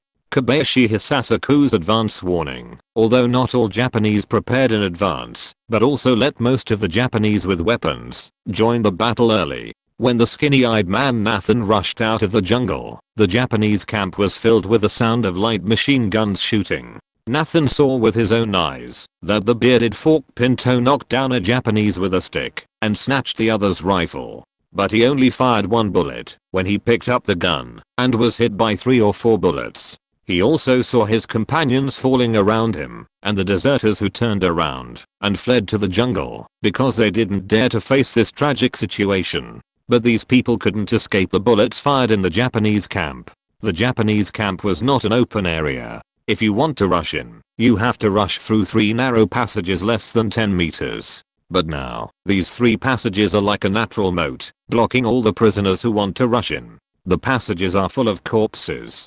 Nathan was stunned when he saw this situation. Then, like a madman, he picked up the stick in his hand and rushed forward without hesitation. He was shot 3 times before he fell to the ground with an unwilling look on his face. The glasses that were tied with something also fell to the ground and broke into 4 pieces. The lenses continued to reflect the flashing gunfire. The whole battle lasted less than half an hour, and there were corpses lying all over the camp. Mizuno Nobuyoshi nodded with satisfaction and said to Kobayashi Hisasaku beside him, "Kobayashi-kun, it's really veterans like you who have participated in wars that are powerful." Surprisingly, just because there are no birds singing and insects chirping in the jungle, we can know that they have approached. The soldiers of our great Japanese empire are really the strongest in the world. Ha ha ha. Kobayashi Hisasaku was also very satisfied when he saw the corpses all over the ground. Hearing Mizuno Nobuyoshi's praise, he smiled reservedly and said, "Mizuno-kun, you are too kind. These prisoners have not received any training at all. They only know how to fight and rush. Dealing with them is nothing at all." Mizuno Nobuyoshi was very satisfied with Kobayashi Hisasaku's humility and smiled and patted him on the shoulder. He pointed at the bodies scattered all over the ground and laughed. "Haha. Look at the current situation. At least more than 300 people have fallen here, and there shouldn't be many left. Tomorrow morning, we will turn their camp upside down. Kill all the remaining people. From now on, this island will completely belong to us." When Kobayashi Hisasaku heard this, he instinctively wanted to stop him. Because in his opinion, it should be difficult to have a chance to catch all the remaining people in one fell swoop tomorrow morning. Unless the other party is a fool, he will not dare to run back to the camp under such circumstances. But think about it, Mizuno Zenai is now in a proud moment, and raising objections at this time may cause dissatisfaction from the other party. He could only suppress the urge to dissuade him. He whispered flatteringly, "Mizuno-kun is right. As long as all the remaining people are killed, this island will completely belong to you. Here I would like to congratulate Mizuno-kun in advance for expanding the territory of the empire. Such achievements will surely be recorded in history." Mizuno Zenai was also in high spirits at this moment, very proud. Hearing this, he also laughed. He patted Kobayashi Hisasaku's shoulder vigorously and said, "Haha Kobayashi, I will also report your contribution truthfully. When the time comes, let's wait for His Majesty Xianhuang's reward together. By the way, the flag of the great Japanese Empire that we prepared can be hung tomorrow. We want to tell all Japanese that we overseas Chinese also have our hearts towards Japan and Xianhuang. Being able to raise the Japanese flag on foreign soil is also an honor that is difficult to refuse for a veteran who participated in the Russo-Japanese War. This means that from this time on, Japan has completed the actual occupation of the island."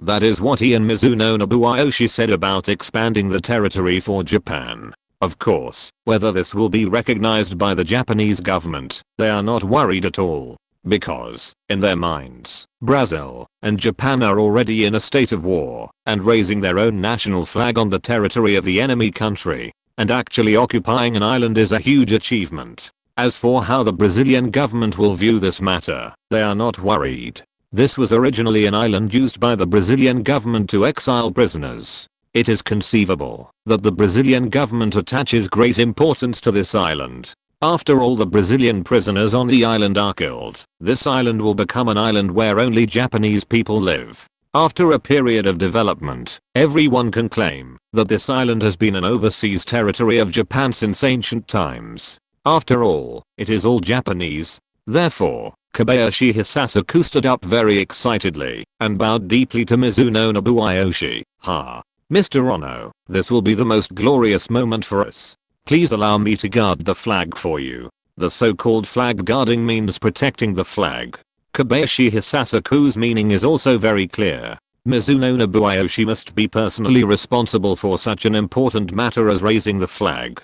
Then he wants to become a flag bearer and assist Mizuno Nobuyoshi in raising the Japanese flag on this island. In his opinion, this is an extremely glorious thing. Mizuno Nobuyoshi did not refuse this request.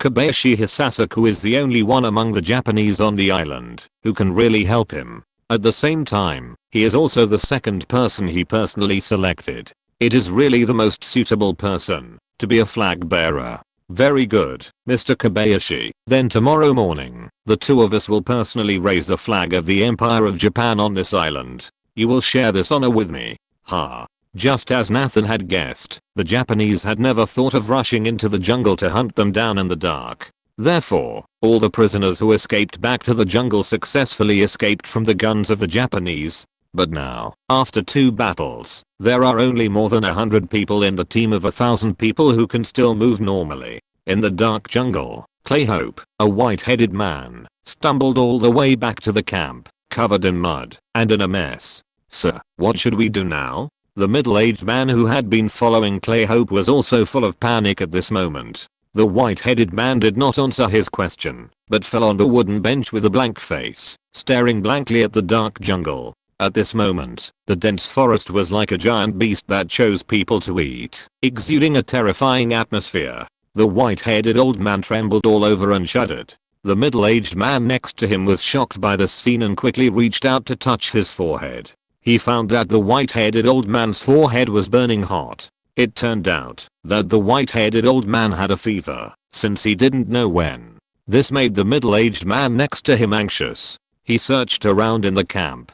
He found a blanket and wrapped the white-headed old man tightly. "Sir, are you okay? Sir, you have a fever. Sir, are you feeling better?" No matter how the middle-aged man called the white-headed old man, he didn't move at all, which made everyone in the camp anxious. Everyone talked about it. They had just experienced such a heavy loss and everyone was in a panic. The only backbone of the white-headed old man, Clay Hope, seemed to be under a witchcraft. This made everyone even more panicked. What should we do now? Let's run. The island is so small, where can we run to? Then what should we do? Are we going to wait for the Japanese dwarfs to come and kill us all? How about we surrender? Will the Japanese accept our surrender? Are you stupid? Life on this island is already difficult. It's not easy to survive, and the Japanese dwarfs are still keeping you as a prisoner? Then what should we do? We can't jump into the sea, right? Wouldn't jumping into the sea be suicide? It's better to fight the Japanese dwarfs. Fight? How to fight? Others have guns. Are we going to fight them with sticks in our hands? Alas. If we had weapons, we would never lose so badly. Aren't you talking nonsense? Where are we? How can we have weapons? Then tell me, what should we do now? So many brothers are injured. I can't even take care of myself. How can I take care of them? The disturbances around him seemed to be automatically filtered out by the ears of the white-headed man, and had no effect on him at all. He just stared blankly at the dark jungle. No one slept that night, and before they knew it, the sky was turning pale. Everyone knew that their situation would become even more difficult once the daybreak came. It was at this time that the old man who had been in a daze stood up, as if he had received some new stimulus. The middle-aged man sitting next to him was shocked. "Sir, are you okay?" The middle-aged man thought he would not get a response, but this time he heard the old man's voice. After a night, the other party's voice had become very hoarse, like the sound of metal rubbing against glass. But the voice was very small, and the middle-aged man had to put his head in front of the old man to barely hear it. "Run, let everyone flee in a scattered manner, hide in the deep jungle. Don't gather together, don't give the Japanese a chance to wipe us all out. Sir, if we hide in the jungle, without food, we won't be able to hold out for long. Distribute all the food in the camp and let everyone take it away. The rest depends on everyone. Hold out as long as you can. Run quickly. At dawn, the Japanese will definitely come to hunt us down. If you don't run now, it will be too late." The old man's voice was hoarse, and these words seemed to be spoken with all his strength. The middle-aged man looked up at the sky, which was already somewhat white, and knew that time was urgent and could not be delayed any longer. He turned around and conveyed the old man's instructions to everyone. When everyone who had not slept all night heard this, they immediately panicked. The camp was in chaos in an instant, and everyone started fighting and scrambling for food. Some people, regardless of anything, ran directly into the dense jungle. The middle-aged man was also a little panicked when he saw this scene, but he still suppressed the urge to turn around and run away, and returned to the white-headed old man and said, "Sir, let's go to Chapter 340 Occupation." The white-headed old man Clay Hope looked at the jungle in the distance with his eyes, as if he had no focus. He sighed silently, and shook his head and said, "No, there are still so many wounded brothers here. I can't leave them alone. I'll wait for those Japanese here. You can leave first." The middle-aged man hesitated for a while, as if he had made up his mind.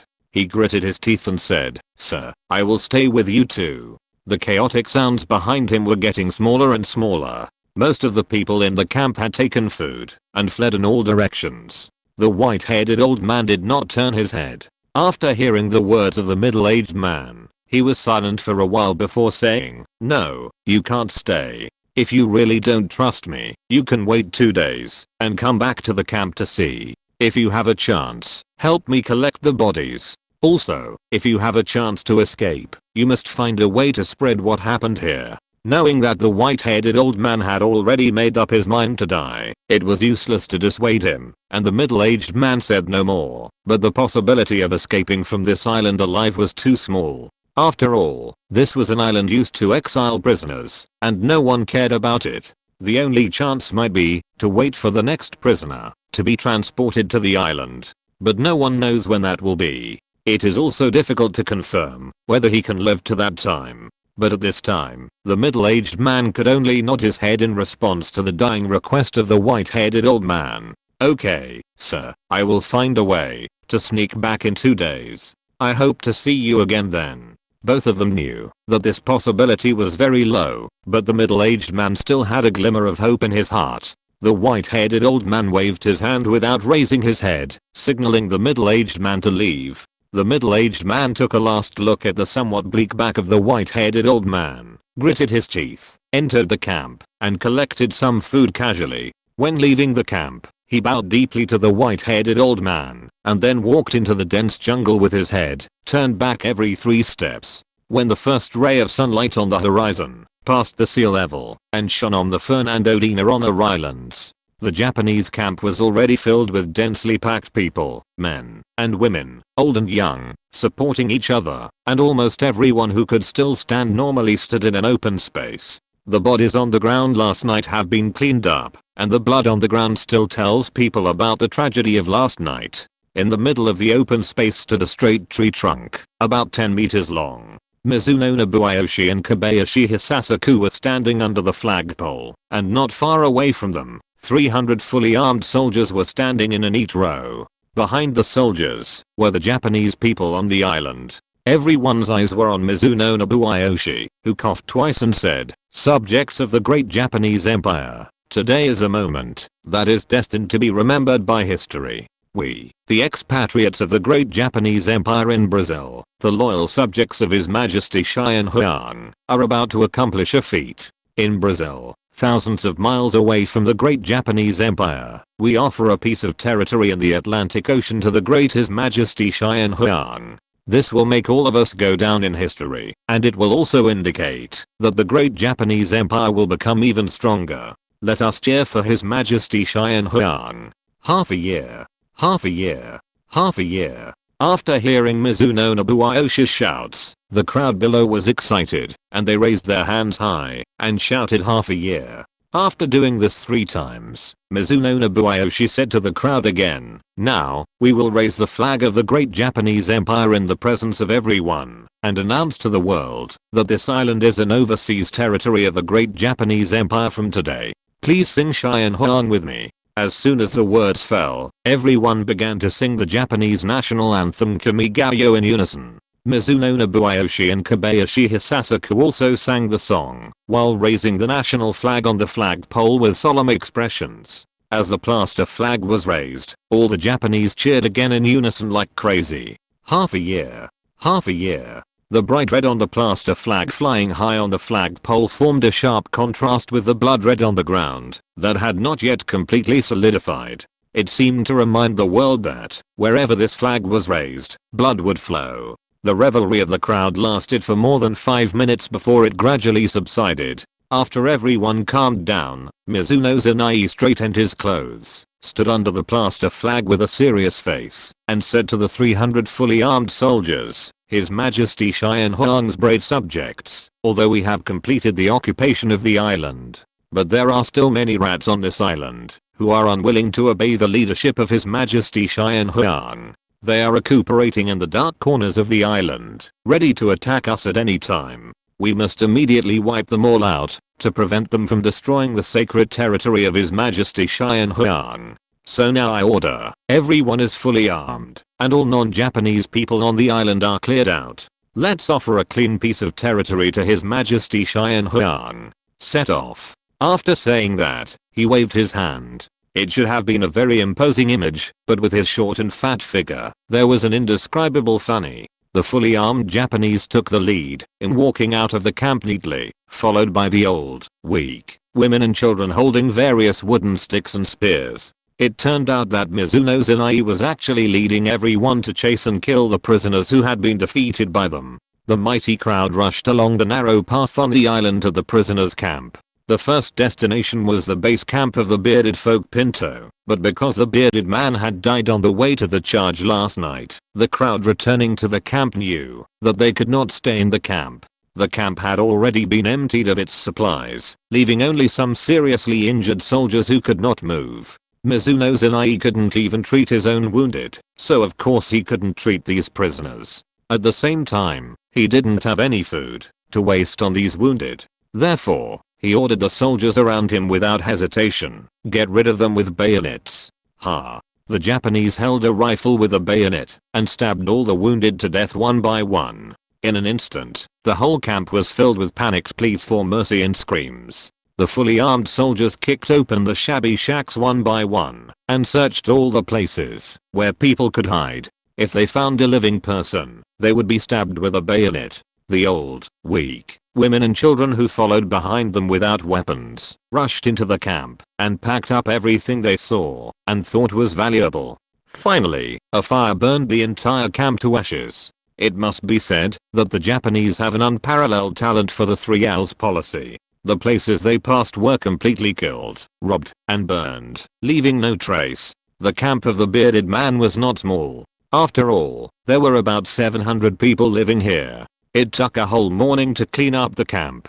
Mizuno Zenai and Kobayashi Hisasaku knew very well that many survivors had fled into the dense forest. In order to cut off their survival, they had already ordered that all supplies in the camp be moved away and everything that could not be moved be burned. Nothing valuable must be left for the survivors. Even if they could not be found out of the jungle, they had to starve to death in the jungle. After cleaning up this camp, everyone drove to the camp of the white-headed man. This island was not big, and everyone knew where the camps of the several forces on the island were. Therefore, everyone quickly surrounded the camp of the white-headed man. From a distance, Mizuno Zenai saw the white-headed man standing outside the camp.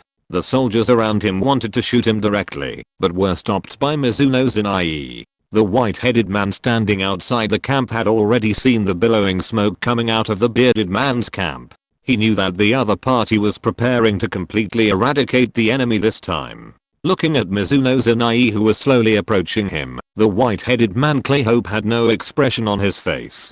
Mr. White-headed man, I didn't expect you to greet me at the entrance of the camp. Mizuno Zenai looked in a good mood and came to the white-headed man arrogantly. No, you are wrong. I'm standing here just to tell you that this is my camp. You are not welcome. Please leave.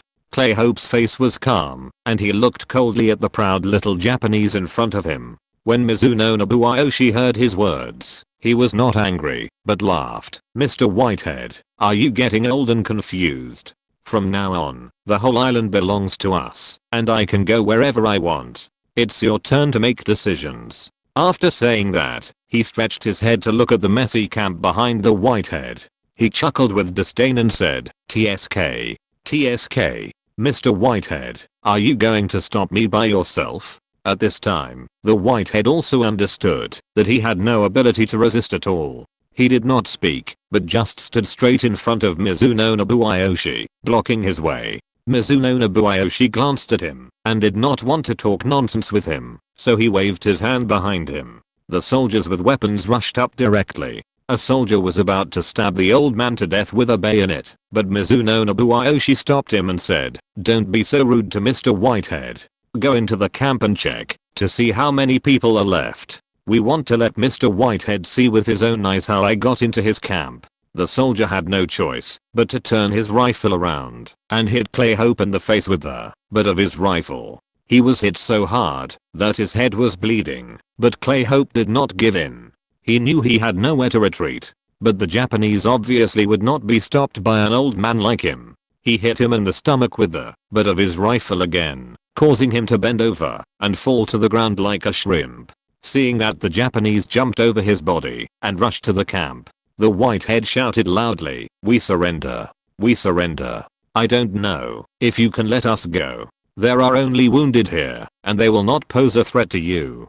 Please, we surrender." The soldiers ignored the call of the whitehead and stepped over him and rushed into the camp. Mizuno Shinji squatted beside the white-headed man and said, "Mr. White-headed man, don't say I didn't give you a chance. If you can get all the people who escaped into the jungle to come out and surrender to me, I can consider letting you go. How about it?" The white-headed man Clayhope, holding back the pain, panted and said, "Everyone has already scattered. I can't find them at all. There are wounded here, please. Let them go." Mizuno Shinji's eyes were cold, and his tone was cold. "Mr. White-headed man, don't blame me. I don't accept your surrender. Then, the white-headed man heard screams and curses coming from the camp. This made the white-headed man's eyes burst, gritted his teeth, and used all his strength to pounce on Mizuno Shinji. But before he could pounce, Kobayashi Hisasaku, who was standing next to him, had raised his hand and shot, directly blowing off his head.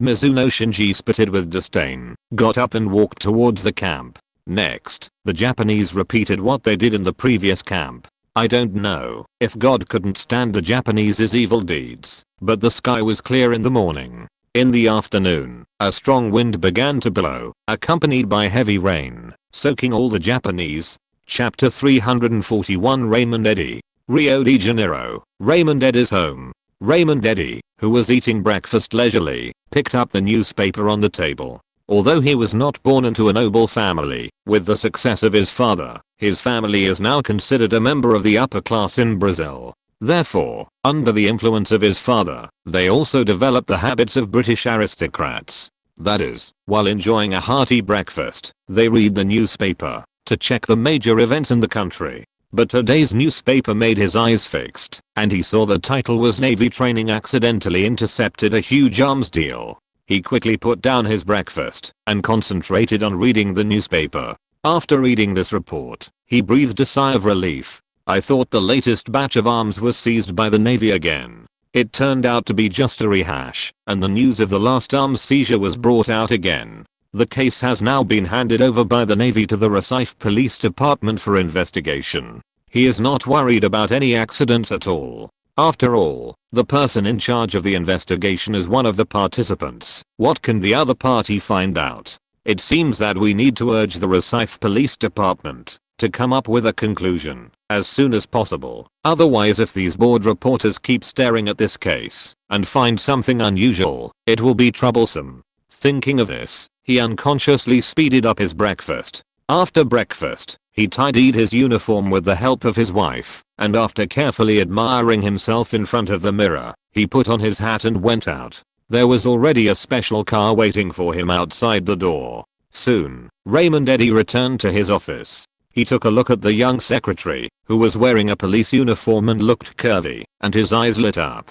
Before entering the door, he coughed twice and said, "Seriana, make me a cup of coffee, and bring it in with 3 sugar cubes. I want it to be as sweet as you, understand?" As he said that, his eyes scanned the secretary's body up and down, and swallowed unconsciously. The secretary didn't mind the look in her boss eyes, that seemed like she wanted to eat him alive. She smiled slightly, stood up, threw a coquettish look at Raymond Eddy and said, "Yes, Mr. Director. But I can't guarantee that I can be as sweet as you." Upon hearing this, Raymond Eddy's mouth curled up, and his eyes scanned the surroundings, and found that no one noticed the interaction between the two. He said seriously, "Then send them all in, so that I can taste them." After saying that, he pushed the door, and walked into the office. The secretary outside the door rolled her eyes charmingly, twisted her waist, and went to make coffee for her boss. After entering the office, Raymond Eddy threw his briefcase on the desk, picked up the phone and dialed out. "Chief Cliftony, I'm Raymond Eddy, the director of the Public Security Department of the police headquarters. Have you read the newspaper this morning? Has there been any progress in the arms smuggling case that was accidentally seized by the Navy last time?" "Yes. It's good if there is progress, so we should hurry up and close the case. We have to give an explanation to the public. Otherwise, these news media always hold on to these small cases, which will affect our image. Do you understand?" "Okay, as long as you understand." At this time, the secretary came in through the door with a cup of coffee. Raymond Eddy, who was sitting in the office chair, raised the corner of his mouth and waved to the secretary, signaling him to come over. "By the way, what's the situation of the person I sent to assist you in investigating this case?" The secretary put the coffee on Raymond Eddy's desk. Raymond Eddy did not take the coffee, but put his empty hand on the secretary's peach and rubbed it back and forth. The secretary was not angry either. She gave her leader a charming look and was about to leave, but Raymond Eddy grabbed her waist, dragged her into his arms, and sat her on his lap. The secretary groaned "ah" and pounded his chest gently with her hand. Raymond Eddy chuckled, and his empty hand began to explore around with ease. The secretary was so angry that her face turned red. The person on the other end of the phone obviously noticed something unusual. Raymond Eddy said, "I'm fine, continue talking. So they have gone out to sea, right? Did they say when they can come back? Oh. Is there a typhoon? Can they return to Recife in a week? Well. Very good. Remember to ask him to report the progress of the case to me as soon as he comes back. Okay, that's it for now. Let's have a good gathering at the next club party.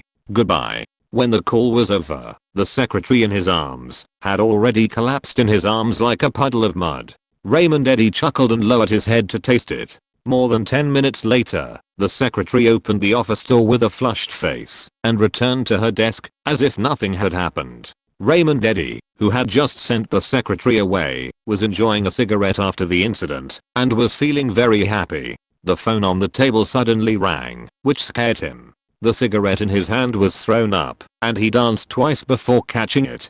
"Hello. Who is it?" "Ah. It's Uncle Thomas. Sorry. I just finished a case." "Yes. Okay. I'll be there right away." After hanging up the phone, he let out a long breath, stood up and tidied his police uniform, took his police hat from the coat rack next to him, and put it on, and went to the mirror to tidy up his appearance again. Seeing himself in the mirror, he smiled unconsciously. He couldn't help but sigh that he was such a handsome guy. No wonder so many women like him. Then he pushed the door open and walked directly to the office of the Brazilian police chief. When the secretary of the police chief saw him coming, he quickly stood up and saluted and greeted him. Unfortunately, the secretary was a middle-aged man, and Raymond Eddy was not interested in him. He just nodded politely. The secretary stood up and knocked on the door of the chief's office. He heard a voice from inside, "Come in." Then he pushed the door open and reported to the inside.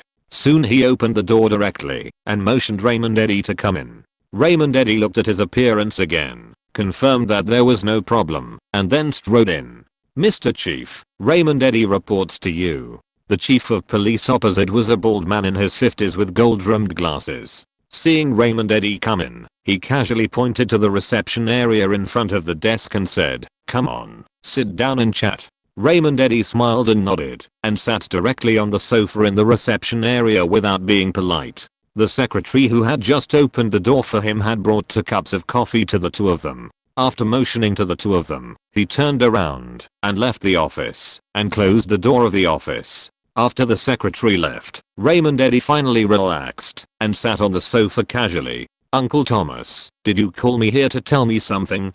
The two were obviously very close. Seeing Raymond Eddy's performance, Thomas's, the chief of police, did not show any dissatisfaction. He just smiled, took a sip of coffee and said, "I called you here to tell you that the new chief of the Sao Paulo Police Department has been confirmed. As one of the only 2 large cities in Brazil, Sao Paulo's economic status is even higher than that of Rio de Janeiro. Therefore, everyone is very concerned about the position of the chief of Sao Paulo Police, although the chief must be appointed by the elected mayor. However, this candidate can only be selected from within the police station, and there is not much room for choice." Knowing the news, Raymond Eddy sat up straight, looked at the chief of police Thomas seriously and said, "Oh. Is he one of ours?" Thomas smiled and nodded and said, "I don't have a deep impression of this person. His name is Laurent Diabate. He is a redneck, and is definitely not one of ours."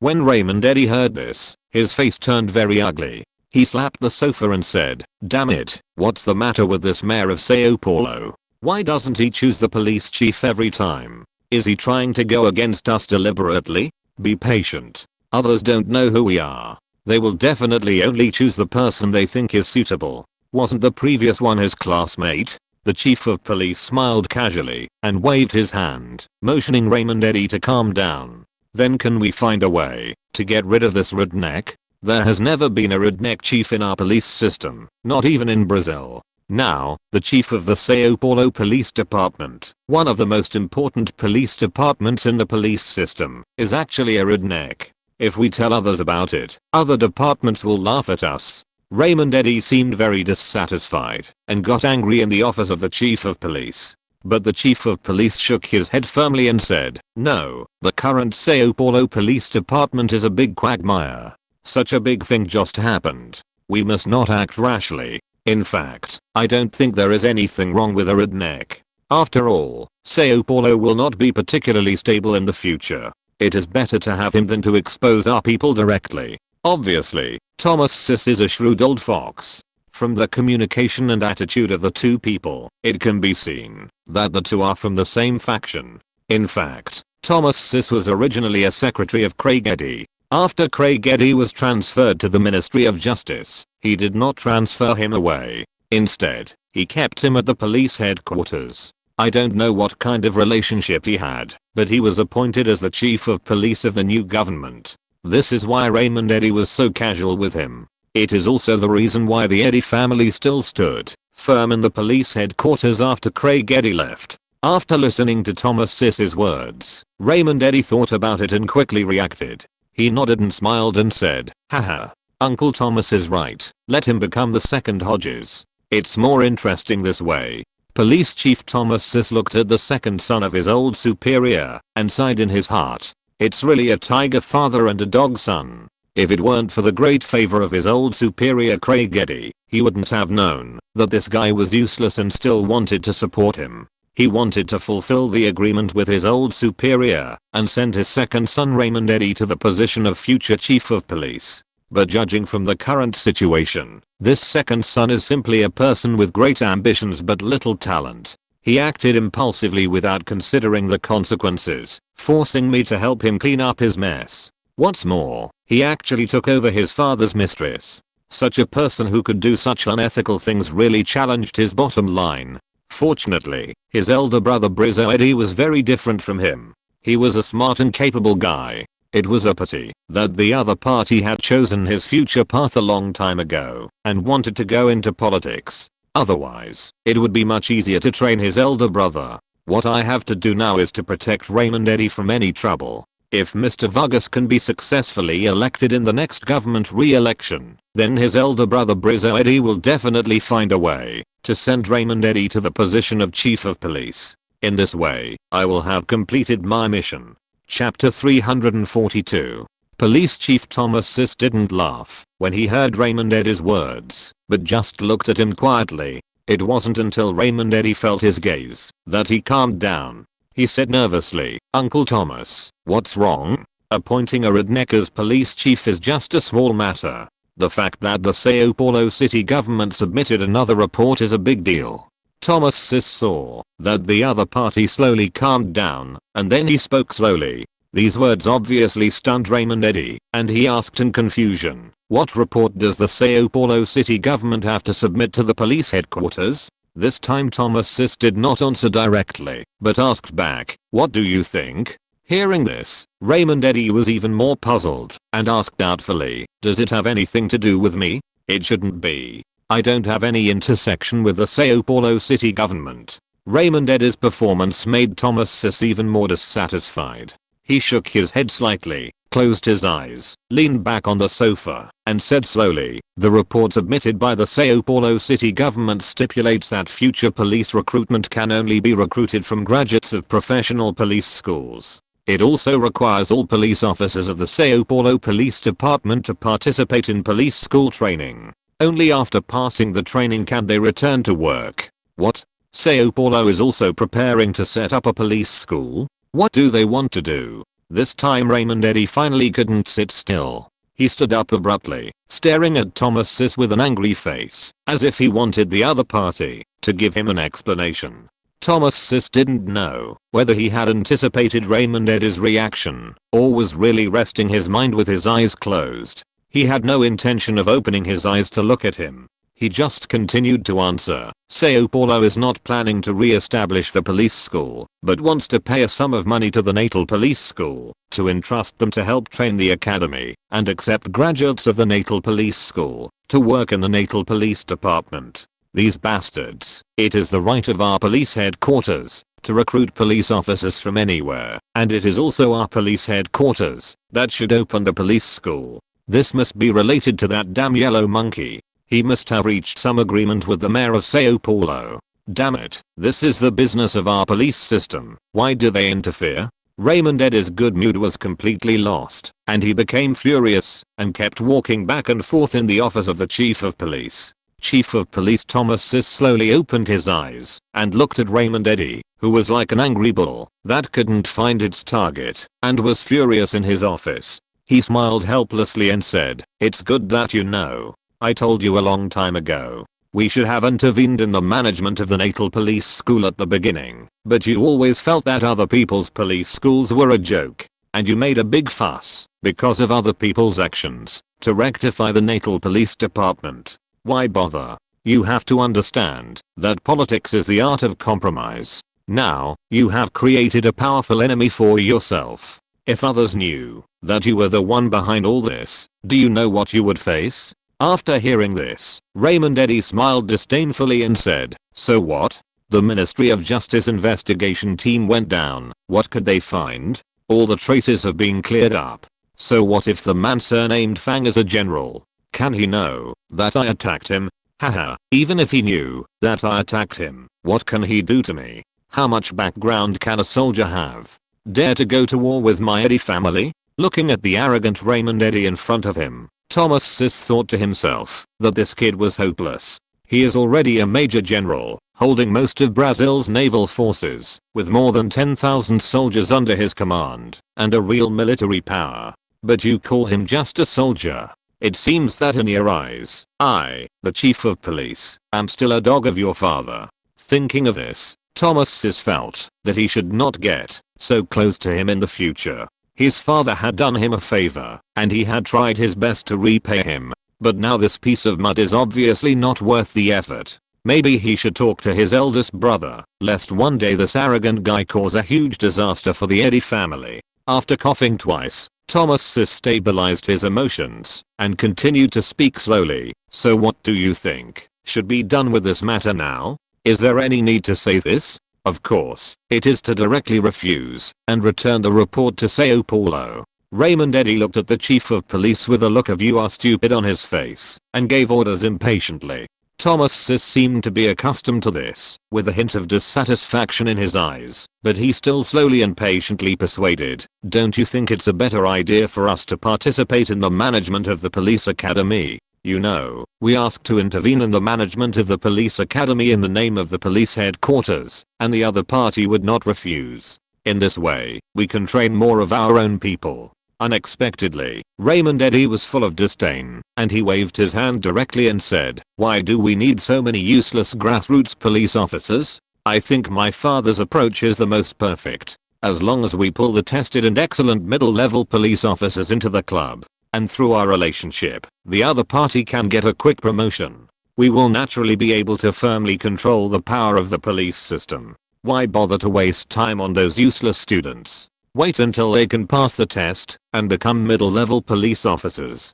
Looking at Raymond Eddy's disdainful expression and self-willed personality, Thomas Sis sighed helplessly again. He shook his head and said, "We can't return this report." Hearing Thomas Sis's words, Raymond Eddy's face was bulging with veins, and he stared at the other party with anger and said bluntly, "Why?" At this time, the Chief of Police didn't want to explain to him anymore. Looking at his expression, that seemed to be cannibalistic, he shook his head gently, took a sip of coffee, and then slowly leaned on the sofa, closed his eyes, and slowly said, "This is obviously the compensation made by the mayor of Sao Paulo to the police for participating in the assassination. We have no reason to refuse." At this moment, Raymond Eddy felt that his father's secretary seemed to no longer obey the instructions of the second son of his family. He felt very dissatisfied and continued to insist, "Why does the mayor of Sao Paulo use the power of our police system to compensate?" Thomas Sis felt that it was unnecessary for him to discuss this issue with the other party. He originally wanted to make the other party wake up and take the initiative to participate in the construction of the police school, but the other party obviously didn't understand his good intentions. Instead, he was so unreasonable that he couldn't grasp the key points and wanted to argue with him to win or lose. With such a character, if he really made him the chief of the Brazilian police, the Brazilian police system would be in chaos. It is estimated that the grassroots police would rebel against him at the first time, but his relationship with their family forced him to continue to explain to him patiently. The reason is very simple. There are policemen among those who participated in the assassination of the other party. This is the action you arranged. Have you forgotten? If we don't go down the slope and keep a low profile, do we have to refuse stubbornly and let General Fang look at our police headquarters with suspicion? Don't forget that our police headquarters is also a management department of the police system. Do you think that, if the other party does not hold our police headquarters responsible, our police headquarters will have no responsibility and no compensation for the other party? If we refuse, once General Fang pays attention to us, how long do you think you, the mastermind, can hide? This actually has some reproachful meaning. Fortunately, Raymond Eddy is just arrogant and self-willed. But he was not stupid. From Thomas's tone, he could also hear the other party's dissatisfaction. This was the Minister of State specially trained by his father to support him. He could not confront him. Moreover, in his opinion, the police school was really a small role and insignificant. There was no need to upset the other party for such a small matter. Besides, what the other party said made sense. Now the hostile relationship between him and General Fang was still in a one-way transparent state. There was no need for him to expose himself to the other party because of this small matter. Although he was not afraid of the other party, it was much safer to sneak attack others in the dark than to go to war directly in front of the gongs and drums. Uncle Thomas, don't be angry. It's my nephew who is ignorant. Then we will do as you say. I don't know if there is anything else. If not, I will go back first. Thomas didn't say much about Raymond Eddy's mood of not wanting to stay here any longer. He just looked at him with a little helplessness. He closed his eyes and waved his hand, indicating that the other party should leave by himself. Raymond Eddy didn't say much, put on his police hat, and walked out directly. After walking out of the police chief's office, Raymond Eddy's face immediately turned livid, and he walked back to the office without saying a word. He didn't even pay attention to the greeting of the cute little secretary at the door. After entering the office, he directly smashed his police hat on the ground, cursing non-stop. He also knocked the things on the desk to the ground. Hearing the movement in the office, the little secretary who wanted to go in for comfort because she didn't get a response was so scared that she quickly retreated to her desk and worked seriously.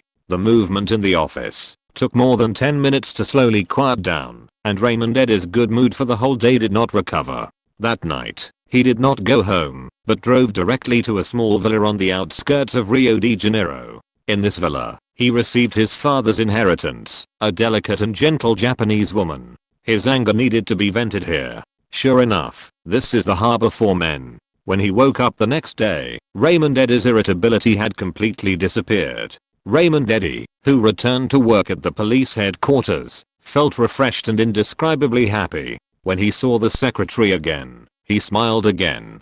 But the secretary's expression this morning was a little strange. The look she gave him was more inquiring and distant. Raymond Eddy thought, didn't he just smash the office yesterday? It's not the first time. Is it necessary to look at me like this? As a grown man, he certainly wouldn't care about these things with a delicious little sweetheart. So, he said nonchalantly, Saliana, make me a cup of coffee, and bring it in, and help me get today's newspaper. After that, he pushed open the door of the office and walked in. He saw that the office that he had smashed up yesterday had been restored to its best condition. He nodded with satisfaction. Chapter 343 Revenge Plan started.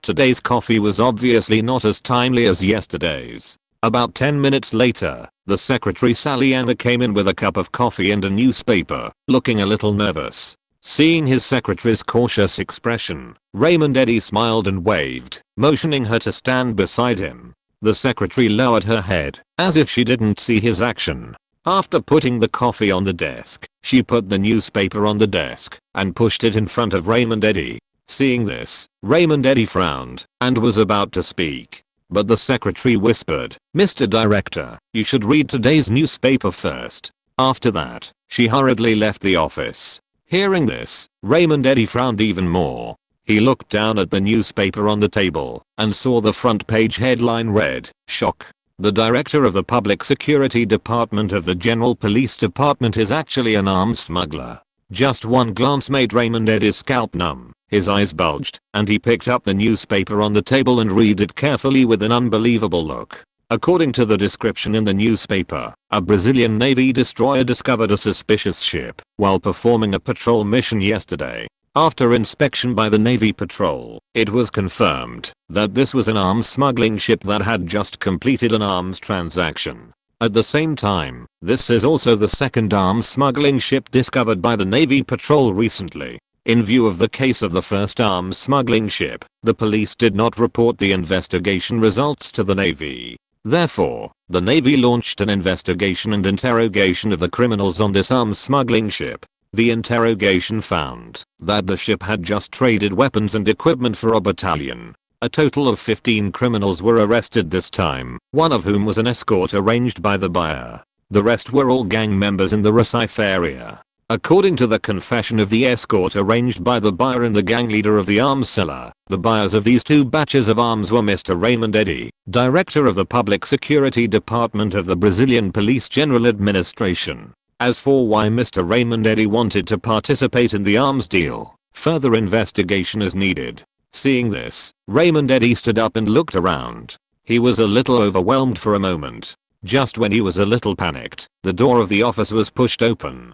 Police Chief Thomas Sis rushed in with a sullen face and shouted, "Raymond, what are you doing? Is this true?" Raymond Eddy was also a little panicked at this time. He saw the crowd outside the office looking around to check the situation here. He quickly stood up and went to the door to close it. Then he stood in front of Thomas Sis and whispered, "Uncle Thomas, listen to my explanation." "Explain? How to explain? I just want to know if the things in the newspaper are true." Thomas Sis was obviously very angry. He waved his hand and interrupted directly. Raymond Eddy didn't know how to answer this question for a while. If he admitted it directly, it would be a heinous crime. Apart from other things, his position as the director of the Public Security Department would definitely be lost. But if he refused to admit it, it would be impossible to hide it from the eyes and ears of the chief of police. As long as he checked it, he would know whether it was true or not. Thomas Sis saw his expression and understood that what the newspaper said was true. For a moment, he felt a surge of anger rushing to his head. With a slap hit Raymond Eddy's face directly. "Idiot, you idiot. You are the director of the Public Security Department of the police headquarters. Why do you want to participate in the arms trafficking? Are you short of money? Even if you are short of money, there are so many legitimate businesses to do, but you don't do them. Why do you want to sell arms? Tell me, why?" This slap directly stunned Raymond Eddy. His own father had never hit him, but today he was beaten by a guy who used to be his father's secretary. Moreover, he heard the other party curse him as a fool without any hesitation. This made him even more upset. His fists creaked, and he raised and lowered them, wishing he could punch back. Fortunately, he knew that this matter still needed to be handled by the secretary of the father in front of him. Now was not the time to offend the other party, but in his heart, he had already made a note of this account. The resentment in his eyes flashed. His actions naturally could not be hidden from the old and cunning Thomas Sis. At this moment, Thomas Sis looked at the second son of the old leader in front of him, and his heart was indescribably sad. He was wholeheartedly for the other party, but the other party not only did not appreciate it, but took it for granted, and had no respect for him, treating him like an old servant. It was really chilling, and he had to sigh again, that a tiger father had a dog son. He hoped that the other party would directly take action and punch him, so that he could directly use this as an excuse to sever his relationship with the other party. No need to be as passive as now. Although the other party has suppressed his anger, the resentment in his eyes is frightening. Maybe the other party will not remember his kindness at all. When the other party no longer needs him, he may have to prepare for his revenge. Thinking of this, Thomas Sis's heart sank a lot. But since the other party held back and did not take action, he must find a way to clean up his ass. After forcibly controlling his emotions and letting out a long breath, Thomas Sis slowly took 2 steps and sat down in the reception area of the office. He said in a cold tone, "Can you tell me why?" Raymond Eddy saw Thomas Sis's look and knew that it was time to discuss how to clean up the mess. In the past, every time he got into trouble, the other party would help him clean up his ass, and this is what he said. Raymond Eddy would never hide anything from his uncle. But this time, his father's lover was involved, and of course the other party knew about this lover. The problem is that, now that he has taken over this lover, if the other party knows about this matter, the other party may get even more angry. He doesn't want to be slapped again. After thinking it over again and again, he decided to hide the real reason from the other party. Anyway, no matter what the reason was, the other party would definitely find a way to help him solve this problem. But he couldn't think of any suitable reason for a while. Just when he racked his brains to find a convincing reason, Thomas Sis had already spoken directly. Since you don't want to say it, I won't ask. Have you considered how to deal with this matter? Hearing that the other party no longer asked him the reason, Raymond Eddy breathed a sigh of relief, because this excuse was really not easy to find. But what he didn't know was that the other party didn't even want to ask the most basic reason. This means that the other party no longer wants to care about his affairs, which means that he is completely desperate for him. But he obviously didn't think of this, but said carelessly, I will immediately ask someone to seal up this newspaper and arrest the reporter who reported it recklessly. This answer made Thomas Sis completely speechless, and he closed his eyes directly, not wanting to see this idiot talking nonsense in front of him again. But he still forced himself to control his emotions and asked, then what? What then? Raymond Eddy didn't quite understand what the other party meant. Do you know what the consequences of handling this way will be? The police chief had a blank expression and a cold tone. Even a fool would know that he must have said something wrong. Raymond Eddy might have realized at this time that this matter could not be handled in this way. He spoke in a slightly lower voice. I don't know. At this moment, Thomas Sis's heart was trampled by 10,000 long-necked animals like sheep. He clenched his fists tightly and then slowly loosened them helplessly. He sighed again, slowly opened his eyes, and said in a calm tone, during this period of time, you should take a long vacation, rest at home, or go out for a trip. Before Thomas Sis finished speaking, Raymond Eddy had already said in disbelief, what? You want me to suspend my post and go home? I'm the director of the Public Security Department of the police headquarters. Just because these newspapers report a few random sentences, I have to suspend my post and go home. Are you making a fuss? As the chief of police, Thomas Sis, looking at Raymond Eddy in front of him, felt completely desperate. If it weren't for his father's support, this idiot wouldn't even be able to be a grassroots policeman. But now he has become the director of the Public Security Department of the police headquarters, and may become the chief of police in the future. Even he finds it ridiculous. He even feels that, if he really lets the other party become the chief of police, it may be a huge irony for the entire Brazilian political arena. This made him start to examine whether what he did was right for the first time. Maybe after this incident, he needs to think about his future position. Now there are reporters everywhere outside the police headquarters, and everyone is waiting to interview you. At the same time, they are also waiting for our opinions on how to deal with the situation at the police headquarters. How do you think you should explain all this to the reporters outside? If you were the chief of police, how do you think you should deal with this matter? Hearing that there were reporters everywhere waiting to interview him outside, Raymond Eddy was shocked. This is not a glorious thing. If his embarrassed appearance is photographed by reporters and published in newspapers, how can he sit in the position of chief of police in the future? As for how to explain to the reporters outside, what is there to explain? Matters within the police headquarters can be handled internally. They have nothing to do with you reporters. But obviously he couldn't say that. But if you suspend me. Seeing Raymond Eddy's hesitation, Thomas Sis couldn't help but understand his thoughts. He shook his head helplessly and said, this is only temporary. We are just giving these reporters and the public an explanation. When the impact of this incident gradually disappears, you will naturally be transferred back to the police headquarters. At that time, you will still be the director of the Public Security Department of the police headquarters and the future chief of police. Raymond Eddy was relieved and said reluctantly, okay, I will go home and avoid the limelight first. Seeing that the other party was willing to accept his opinion, Thomas Sis breathed a sigh of relief. But at the same time, he had some doubts in his heart. This matter was obviously a bit strange. Why were the two arms smuggling seized by the Naval Patrol? Was this a coincidence or someone did it on purpose? If it was a coincidence, it would be fine, but if someone did it on purpose, what was the other party's purpose? No one would be so naive as to think that such a small matter could bring down the Eddy family. What the chief of police is most worried about now is whether General Fang of the Rio de Janeiro aircraft carrier battle group is behind this matter. If so, it means that the other party already knows who was behind the assassination attempt on him last time. In this case, the Eddy family is in big trouble. Chapter 344. Events Fermentation. Although Thomas says, the chief of police, was puzzled, he did not speak directly about this matter. It was not that he did not want Raymond Eddy to know, but mainly because he knew the other party's character very well. Once he told the other party this news, the other party would definitely take action without hesitation. But now all this was his guess, and he could not let Raymond Eddy attack the general again, because of his guess.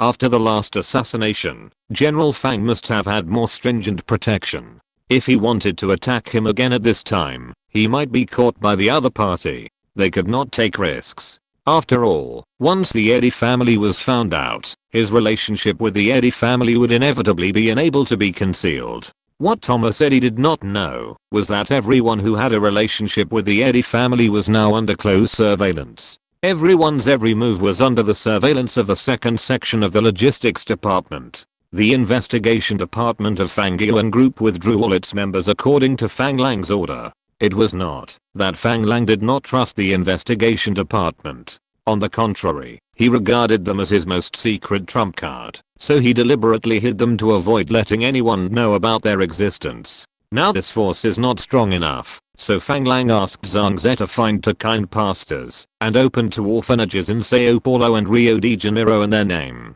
He began to adopt many orphans in the society and selected those with potential from these orphans and sent them to a farm in Rio Grande do Sul for training. Among these orphans are white, black, rednecks, and every skin color. The oldest is only 13 or 14 years old, and the youngest is only 6 or 7 years old. Of course, the procedure is not to simply send people away, but to adopt them in the name of various people, but in fact these adopters do not exist at all. This is a means to deal with government inspections. Maybe when these little guys really start their apprenticeship, there may be a small fire in this orphanage. Some documents may be burned in the fire. As for what identity these orphans will return to society at that time, it is hard to say. At this moment, there are a large number of reporters outside the police headquarters. Most of them are holding notebooks, some are holding cameras, and the most special one is that there are 2 people who are fiddling with a camera.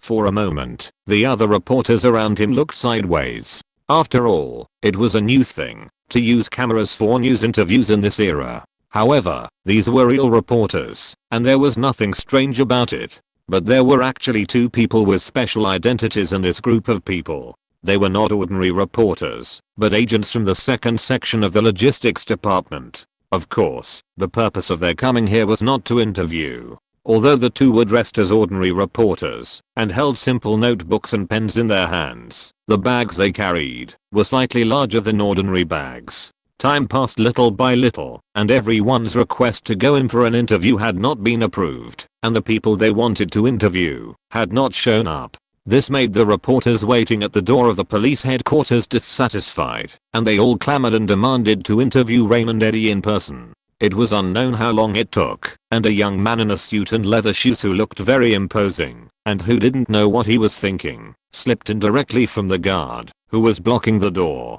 Completely ignoring the shouting of the guards behind him, he ran towards the office building of the police headquarters. This really stirred up a hornet's nest. The reporters who were blocked outside would not allow such good news to be exclusively obtained by their peers. They also broke through the blockade and rushed into the building of the police headquarters. For a while, there was chaos and people were thrown to the ground. The 2 detectives from the second section of the Logistics Department looked at each other and followed the crowd to run towards the office building without hesitation. However, the 2 were completely different from the blindness of the others. As if they knew the layout of the police headquarters, they went directly to a bathroom on the 2nd floor. The 2 dressed as reporters when they went in, and they changed into police uniforms when they came out. The two people who walked out of the bathroom looked at each other and nodded. They started to walk upstairs. When they passed the office of the Director of Public Security on the 4th floor, they saw a group of reporters blocking a large group of police officers at the door of the Director of Public Security. They were chattering and asking something, and the people being asked were the Chief of Police and the Director of Public Security. Just a glance, the two could see how ugly the faces of the people surrounded in the middle were. But in front of the cameras in the hands of the reporters, they had to show their generosity, forcing a smile on their faces and barely answering the reporters' questions. The two looked at each other with a smile in their eyes, nodded slightly, and lowered the brim of their hats. They walked past the crowd, as if nothing had happened, and arrived outside the police chief's office without any obstruction, but saw the police chief's secretary still working outside the office. After the two exchanged glances, one of them walked directly to the secretary and said, "Mr. General is surrounded by reporters outside Director Reddy's office." The secretary was stunned and said in surprise, "How did the reporters get in?" "I don't know. But I saw Mr. General was surrounded inside, and his situation seemed not good. So, I came to tell you, and see if you need help." The secretary didn't think anything was wrong, but when he heard that the leader was in a bad situation, he didn't have time to think about it, and stood up and said, "Thank you for your reminder. I'll go over and take a look now." The young man watched the secretary leave, and the person who came with him had already pushed open the door of the general manager's office and slipped in. Looking at the surrounding environment, the young man came to the rest area at the door of the office and sat down, waiting patiently like a small card awaiting to be received by the leader. By the way, he was on guard for his companions inside. After more than 10 minutes, the door of the general manager's office was opened from the inside. His companion glanced at the young man waiting at the door and nodded to him. The young man looked around and found nothing unusual, so he nodded to his companion. The companion pushed the door open and went out. After the two met again at the door, they went downstairs without stopping and walked out of the police headquarters building. They no longer paid attention to what happened inside. The two walked a short distance and turned into an alley. They came to an apartment building not far from the police headquarters and knocked on the door regularly. Soon the door was opened from the inside. The people inside looked at the two people, nodded to each other, and let them in. The two went directly to a room on the 2nd floor. There was a man looking at documents on the desk in the room. Seeing the two people coming in, the man looked up. It was Silver Carpenter, the Deputy Director of the Naval Police Department and the 2nd Section of the Logistics Department. "Is it going well?" The two looked at each other and laughed. "Haha. Sir, it's going better than expected. The people in the police headquarters were entangled by those reporters. We easily entered the office of General Sis." Hearing that things were going well, Silver Carpenter breathed a sigh of relief. This operation was actually very risky. If he was discovered sneaking into the office of the Director General of the Brazilian Police, the consequences would be very serious. But at this moment, their investigation results showed that the Chief of Police was actually the Secretary General of the police club, and the list of all the club members was kept in his office. If they wanted to know who was in the club, they had to get this list. The Chief of Police could not hand over such an important thing to them. In order to grasp the situation as soon as possible, he could only resort to the worst plan. "Have you found the things?" "Yes, sir. I have taken pictures of all the lists with this miniature camera." The young man who sneaked into the office took out a mahjong-sized camera from his pocket and handed it to Silver Carpenter. Silver Carpenter looked at the miniature camera in front of him and smiled with satisfaction. With this list, it means that all the members of the police club are in their control. As for the people on this list, how to deal with them in the future is not something he can decide.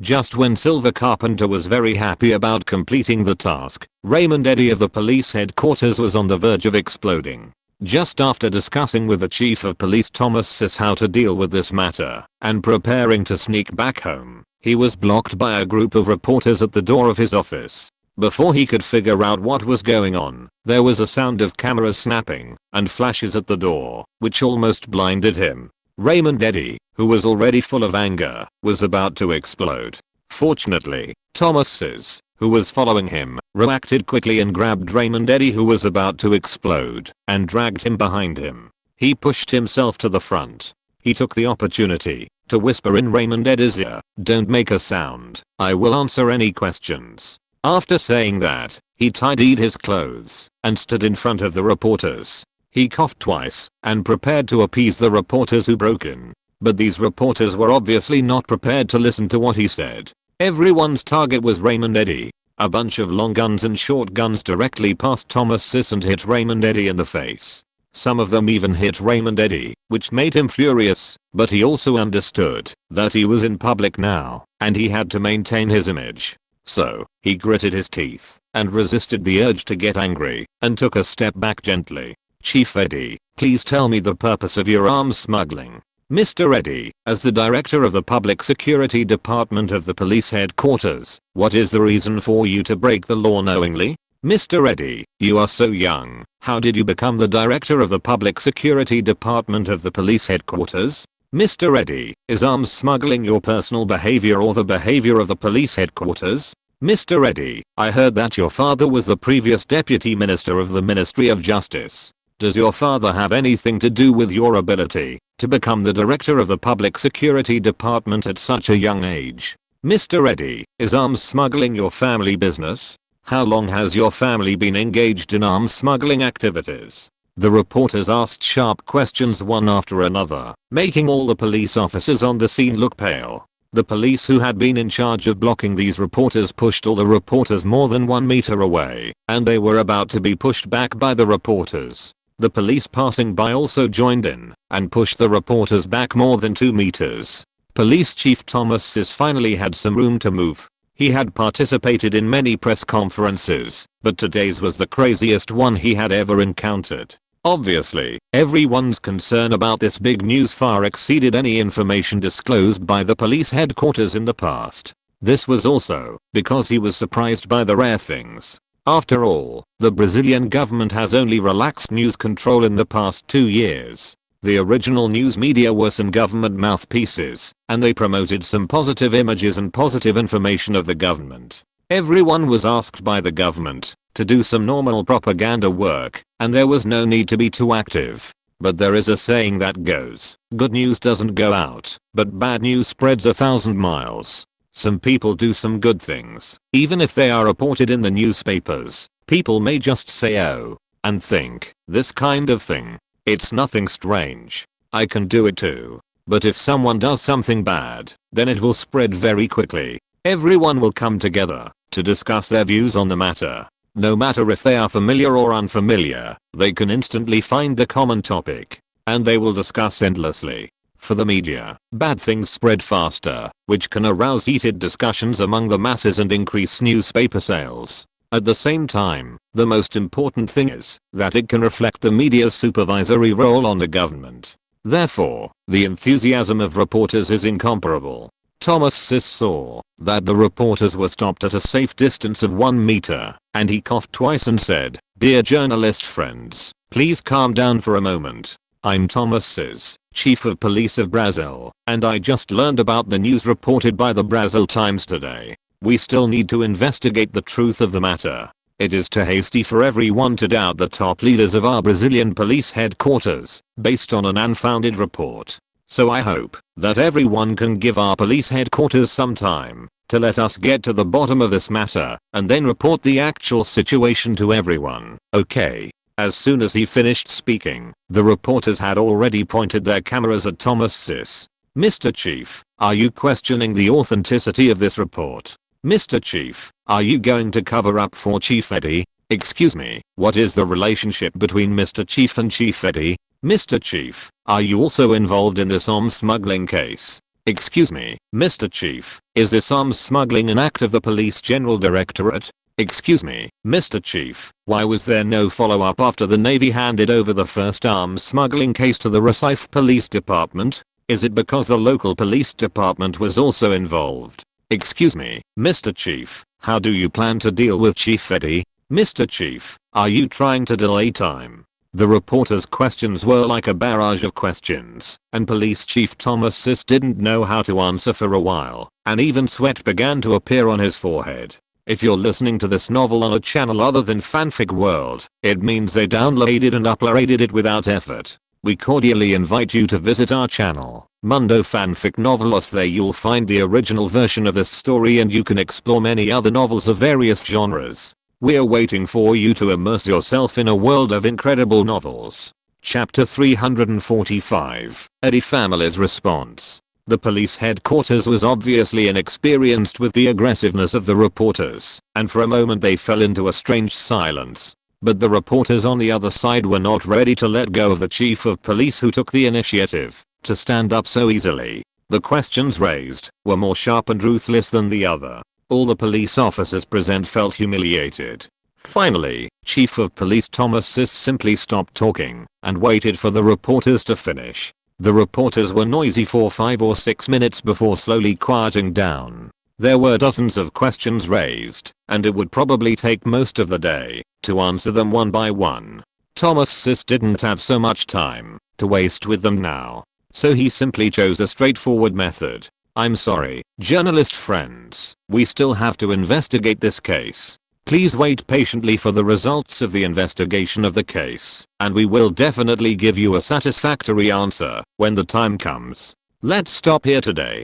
Please make way, and don't disturb our normal work order. After saying that, he directly winked at the police officers around him, and everyone understood, and began to drive all the reporters out. Because the fuss lasted for a long time, many policemen in the police headquarters office building rushed over. After hearing the order from the chief, everyone stepped forward and began to drive the reporters out. The reporters did not get the news they wanted, so of course they were unwilling to leave. For a while, they had a fierce conflict with the police in the police headquarters. Many of these policemen were also diehards of the Eddie family, so they were not polite to these policemen. For a while, there was a fierce physical conflict. Because there were many policemen, the reporters were eventually asked to leave the police headquarters one by one.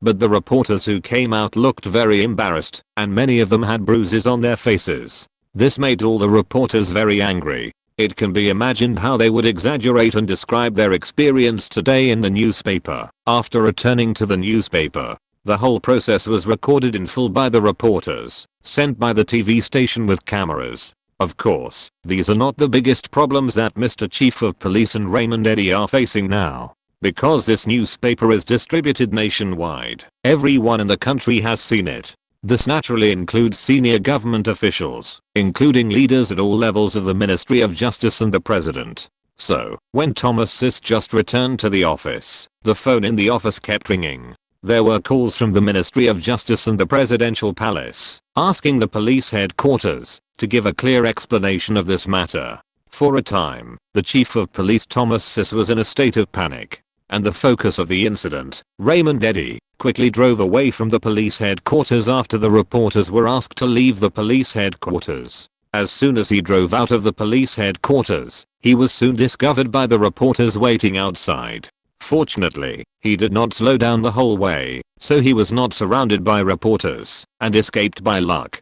But before he could breathe a sigh of relief, he returned home, and found that his doorstep was also surrounded by a group of reporters. This scared him, and he quickly turned around and left, not even daring to go home. He drove the car to his home on Rudy Roy. This 3-story villa was purchased by his father. After his father passed away, it was left to his eldest brother Brisso Eddy. His mother and brother's family all lived here. It is working hours now. My brother is not at home. Only my mother and sister-in-law are there. Seeing Raymond Eddy, sweating and in a mess, hurried home, I was shocked. I wanted to ask what happened, but he didn't say anything. He just called his wife and children, and told them to stay at home and not go out. Ignore the questions from the reporters outside the door, and don't accept any interviews. Then he called his eldest brother. After the call was connected, he received a warm greeting from his eldest brother. The eldest brother didn't even ask whether the matter was true or not, because he knew his younger brother well.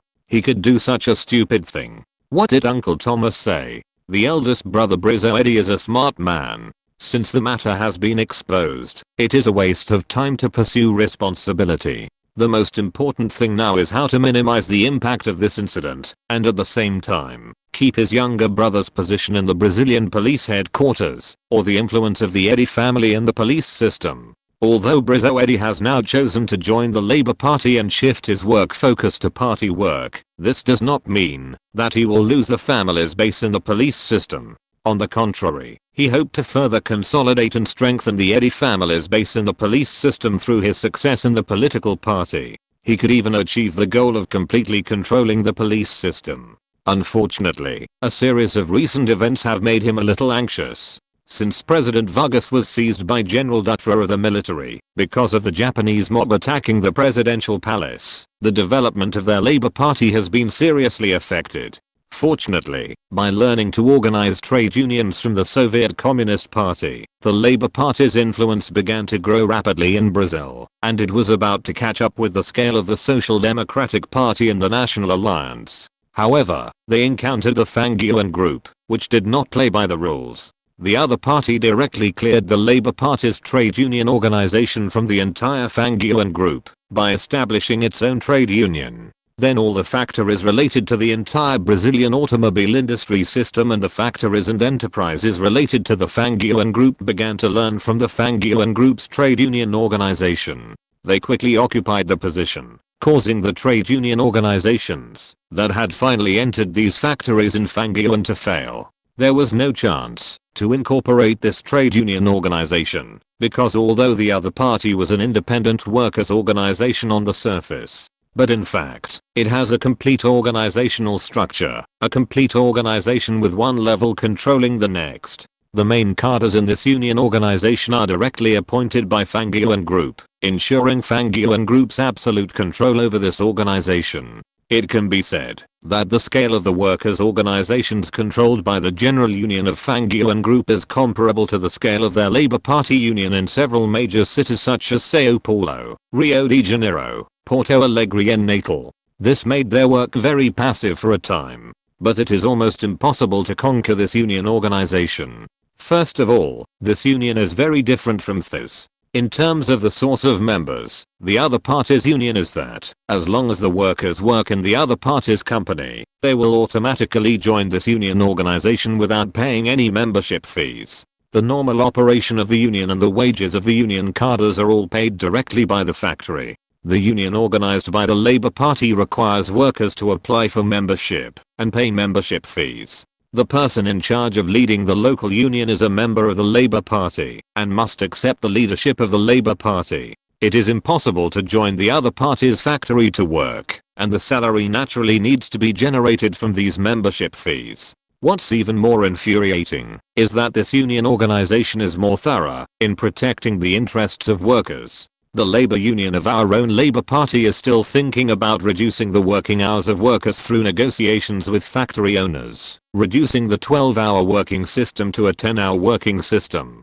But while we are still negotiating one by one, the other party's union has already reached an agreement with the group to reduce the working hours of workers to 10 hours. According to rumors, the other party's union is actually thinking of learning from Ford in the United States and reducing working hours from 10 hours to 8 hours. This is really killing people. This is Brazil. How long have we just been liberated from slavery? You are starting to align with the most developed capitalist countries in the world. If you really make it happen, should our Labour Party's union also keep up? If we keep up, will we offend all the factory owners? If this goes on, the Labour Party will not be able to continue to develop. It is estimated that when participating in government elections at all levels and presidential elections, it will not be able to raise the campaign funds needed. It will directly become the mortal enemy of the capitalists, and then it may be close to the Soviet Communist Party. But if you want to do this in such a close place in the United States, you might think you are not dying fast enough. What's more hateful is that according to the information reported by his subordinates, the reason why Fang Lang Group developed the union organization was that the other party's boss came up with the idea after attending a union lecture organized by his own union staff. Although this small supervisor of the local Labour Party branch in Sao Paulo died of a gun discharge due to an accident, it must be said that this is a great shame. You have to know that this small supervisor is Brizzo Eddie's confidant. When he died in this accident, he was sad for a long time. He also sent people to visit him and compensated his family with a large sum of money. As for this small supervisor, no one knew about reporting a person's whereabouts at that time. His death was a real accident. This is the final conclusion given by the police investigation. Now think about it, if this guy didn't die, I would want to kill him. It's okay that the information provided failed to achieve the purpose, but it also created such a powerful opponent for the Labour Party, which is really unforgivable. It's not easy to help his brother clean up his ass. Before he could catch his breath, he planned how to deal with the union organization. Now his brother has caused such a mess again. How can he not be annoyed? Hearing his elder brother's angry question on the phone, Raymond Eddy looked around carefully. Seeing that no one at home was paying attention to him, he lowered his voice and said, "He asked me to take a long vacation first, rest at home for a while, or go out for a trip. After this matter is over, I will go back to work at the police headquarters." Brizzo Eddy on the phone pondered for a while and then asked with a little doubt, did he say how he was going to deal with this case? Raymond Eddy was a little surprised by his elder brother's question. He didn't ask him about the case, but asked Thomas Sis how he was going to deal with the case. But he knew that his elder brother's brain was better than his, so he didn't need to think so much, and he could just answer whatever the other party asked. No, he just asked me if it was true, and I didn't answer. He asked me to take a vacation for a while. However, when he was blocked by reporters in his office today, he said that the truth of the case is still to be investigated, and the specific result depends on the results of the police investigation. I don't know what Brizzo Eddy was thinking about. He was silent for a while before saying, "Don't you think the news these 2 days is too coincidental? I feel like it's deliberately targeting you." Now it seems that Uncle Thomas has also felt it. Since he asked you to take a long vacation, you should rest for a while. Let's talk about it after the limelight of this matter has passed. Someone is deliberately targeting me? That shouldn't be possible. Is there anyone in Brazil who dares to blatantly trip up our Eddy family? I'll ask someone to check immediately to see if there is someone behind the scenes. Raymond Eddy got angry when he heard that his eldest brother suspected that this matter was not simple and that someone might be targeting him. Are you stupid? Do you still need to check this? Don't you know who owns the Brazil Times? Why did the Brazil Times publish this news? Have you never thought about it? Brother, do you mean which yellow monkey suspected us? I'm not sure yet. After all, this news was discovered by their naval fleet, and it is very likely that this exclusive news was leaked to the Brazil Times. This may also be a coincidence, but you have to be careful. Recently, the other party is a military leader with a large number of troops. If the other party really finds out that we are targeting him, he will definitely take drastic actions. Brother, don't worry. It's not that I'll look down on him. Even if he knows that we are targeting him, I don't believe he dares to do anything to us. The influence of our Eddy family in the government is not something that a small naval general like him can match. Asshole, can you have a little brain? Don't you see where today's president comes from? How dare you look down on people from the military? Are you going to die? Not to mention anything else, the other party can just send a fully armed squad to make you die on the street. Hearing his elder brother's words, Raymond Eddy broke out in a cold sweat and shouted in a stern voice, "He dares." His elder brother's cold words came from the phone. "You dare to attack him? Why doesn't he dare to attack you? Besides, as long as he finds evidence that we started it first, no one can say anything if he attacks you again." Raymond Eddy's voice no longer had the original confidence, and he could only hold on and say, "He can't find us. You know, we have cleaned up all the traces. Is everything alright after cleaning up the beginning and the end? Some things, once done, will definitely leave traces. Although the other party doesn't know our existence yet, can you guarantee that the other party will never know our existence?" Hearing this, Raymond Eddy didn't know how to answer for a moment. Now he can only hope that this incident is really just a coincidence. What they don't know is that all the conversations between them have been clearly monitored. What Brizzo Eddy didn't expect was that there was an insider among the people who participated in the arms deal this time.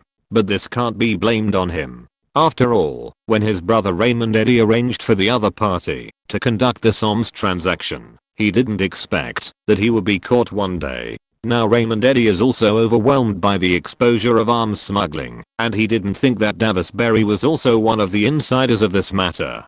Considering the existence of Mizuno Corps, Raymond Eddy did not give a complete account of the whole process of the arms smuggling case, which led to them not anticipating their exposure in advance. Chapter 346 Sequel. Just when everyone in the Eddy family thought that, as long as Raymond Eddy stayed out of the spotlight, the incident would soon pass, the following news completely pushed Raymond Eddy to the forefront of public opinion. Raymond Eddy, who lived in his eldest brother's house, knew very well that he was now the focus of all major Brazilian newspapers, and today's news must be related to him. After discussing with his eldest brother all night last night, he was even more uncertain, worried that this accident was not an accident, and hoped that this time it was really an accident. The conflicting heart made him unable to sleep peacefully, so he waited for the latest issue of the newspaper early in the morning, hoping to see that all the news about him disappeared. When he took today's newspaper from the strange eyes of the newsboy, he had a very bad premonition. But he also knew that he couldn't solve the problem if he wanted to escape, so he could only suppress the uneasiness in his heart. He closed his eyes and prayed for a long time, and then he slowly opened the newspaper after his breathing was completely calmed down. But the front page headline of the newspaper made him stand there like a lightning strike. There was a sensational title in bold black font. Is it the decline of morality or the distortion of human nature? Below it was a smaller font. Raymond Eddy, director of the Public Security Department of the Brazilian Police Headquarters, and the story that his father's lover had to tell. Below was a large picture made up of several small pictures. Raymond Eddy knew that the people in the picture were him and Mizuno Corps after just a glance. There were two people kissing at the door, two people showing their faces at the same time, and there were also pictures of the two people kissing and taking off their clothes from the projection outside the window. The most explosive thing was the clear projection of the two people intercourse on the curtain projection. Raymond Eddy could tell from the picture that this was the scene when he went to Mizuno Corps' house the night before. His first thought was that the reporters had already been targeting him the night before, but he had no idea. He was in big trouble now. Many people knew Mizuno Corps' identity. Even if they didn't know, he could guess without reading the content of the newspaper that the newspaper would definitely describe it in detail. The exposure of this incident will make him unable to raise his head in front of his family and colleagues. Now he can think of it himself. His chances of returning to the police headquarters are slim. No matter how powerful his relationship in the Brazilian police system is, no one dares to risk the world's disapproval and let him return to work at the police headquarters. In this period, when the news media is not as developed as it is in later generations, Raymond Eddy cannot feel what kind of sensation such a report will cause. But at this moment, his mind is blank, and he has almost completely lost the ability to think independently.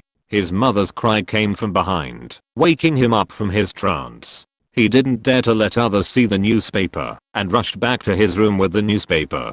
Because of his father's status, Raymond Eddy has almost always lived in the flattery of people around him, so he has developed a domineering, arrogant, and self-willed character. Yesterday's news report seemed to him to be just a small problem that didn't hurt. After the storm passed, he would still be the same. There was no need to care too much. But today's news made him completely panic. This matter is an absolute secret. He didn't tell anyone, and no one in his family knew about it, because he knew very well that once his family knew that he had done such a thing, they would be alienated from him. He didn't even know how his eldest brother would view him. If he offended his eldest brother and gave up on him, he would be completely finished. But escaping would not solve the problem after all. Now everyone in the family knew that something big had happened to him, and everyone was very concerned about him. Seeing him so lost, they were even more worried. So, his eldest brother Eddy quickly came over. Raymond, open the door. What happened? Hearing his eldest brother's call at the door, Raymond Eddy's eyes flashed with panic. He wanted to find a tunnel to hide in. But obviously this would not solve the problem. He knew very well that this matter could not be concealed. Arrogant people are often very proud, and Raymond Eddy happened to be one of them. He didn't want his worst side to be seen by his family, so his first reaction was not to confess to his eldest brother and family. Instead, He fled from this home to avoid being asked this embarrassing question by his family. What was even more embarrassing was that he didn't know how to face his mother. Everyone knew that his father had such a lover, but they all concealed it from his mother. Now that his father had passed away, the media had revealed the news. What was even more embarrassing was that his youngest son had taken in his father's widow. The exposure of this matter would bring shame to the entire Eddie family. It might also have a certain impact on his eldest brother's future. By then, the entire Eddie family would be finished. And the source of all this was because of this report. Thinking of this, Raymond Eddie was directly furious, with red eyes, looking at the newspaper that had been crumpled into a ball in his hand. A crazy plan came to his mind. Do it as soon as you think of it. He turned around and said to his eldest brother outside the door in a calm tone, "It's okay, brother, I'll change my clothes and come out." After that, he began to change clothes. For some reason, he didn't change into casual clothes. Instead, he put on a neat police uniform and carefully adjusted his clothes in front of the mirror. He flattened the crumpled newspaper again, folded it carefully, and finally put it into his trouser pocket after packing it. He rubbed his face vigorously with both hands, which made his haggard face look a little energetic after not sleeping all night. Standing at the door, he took a few deep breaths to calm down his emotions. He opened the door calmly and saw his mother and his eldest brother's family looking at him worriedly. Raymond Eddie smiled at everyone and said, "Why are you all here? I'm fine. It's just smuggling arms. What can the police do to me? Don't forget, we have our own people in the entire Brazilian police station. You go to have breakfast first. I'm going to find Uncle Thomas. I have an idea for a solution and I want to discuss it with him." Brizzo Eddie, as the eldest brother, saw his abnormality at a glance, but after looking at his mother and wife beside him, he knew that some things were not suitable to be said directly. In addition, he didn't think that the participation of his Eddie family in an arms smuggling would bring much trouble to the family. So he patted Raymond Eddie on the shoulder and said, "I'm glad you're okay. I was saying yesterday that you were going to take a long vacation, but why are you wearing a police uniform again today? Have you thought of any solution?" As he spoke, he followed Raymond Eddie downstairs. However, he didn't notice that the other person's face was a little ugly and his eyes jumped unconsciously. Brizzo Eddie, who had just walked down the stairs, suddenly remembered something and asked, by the way, didn't you go to get the newspaper? What did the newspaper say today? Take it out and let me see it." Raymond Eddie knew that he couldn't delay any longer, and his eyes turned and said, "I think I left it on the bed when I changed my clothes just now. You can go up and get it later. I'm in a hurry, so I'll go out first." After saying that, he pushed the door and walked out without looking back. Brizzo Eddie, who was walking behind him, always felt that his brother was a little special today. He felt a little strange. For a moment, he did not find anything unusual. He was just a little curious. Did the news today say something good that made Raymond Eddie suddenly find a way to solve the problem? He and his brother have different personalities. He is not a reckless person. He likes to plan before doing anything. No matter what happens, he must analyze it carefully first. Based on his understanding of Raymond Eddie, he was a little panicked yesterday, but today he suddenly seemed to have regained his confidence. There must be a turn for the better. Seeing Raymond Eddie go out and get in the car, he drove away without looking back.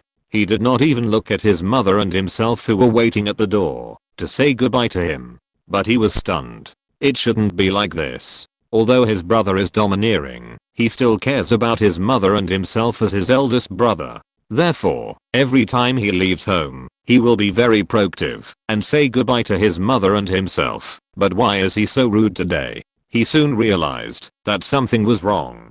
Today, his brother was a little abnormal. Without time to think further, he turned around and ran up to the second floor and pushed open Raymond Eddie's room. "Where can I see the newspaper that Raymond Eddie mentioned?" A bad premonition floated in his heart. It seems that there must be something wrong with today's newspaper. Although he couldn't be sure what his brother wanted to do now. However, as long as he saw today's newspaper, all doubts would be solved. Thinking of this, he ran down the stairs quickly, picked up his coat, and said to his mother, wife, and children, "You have breakfast first. Don't wait for me, I have something to do. When his mother, wife, and children turned around, he had already rushed out the door. He didn't drive, because there was a newsstand not far from his home. It only took less than 100 meters to buy a newspaper. It didn't even take a minute to run there. When he came to the newsstand, he saw the newspaper in the most conspicuous position on the newsstand.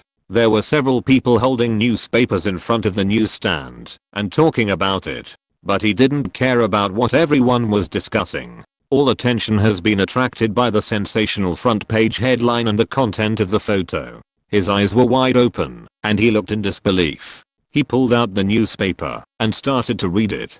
The more he read the content of the newspaper, the uglier his face became. Seeing that he had not paid yet, the newsstand owner had already pulled out the newspaper and started to read it. He said dissatisfiedly, "Hey, sir, I know today's news is very explosive.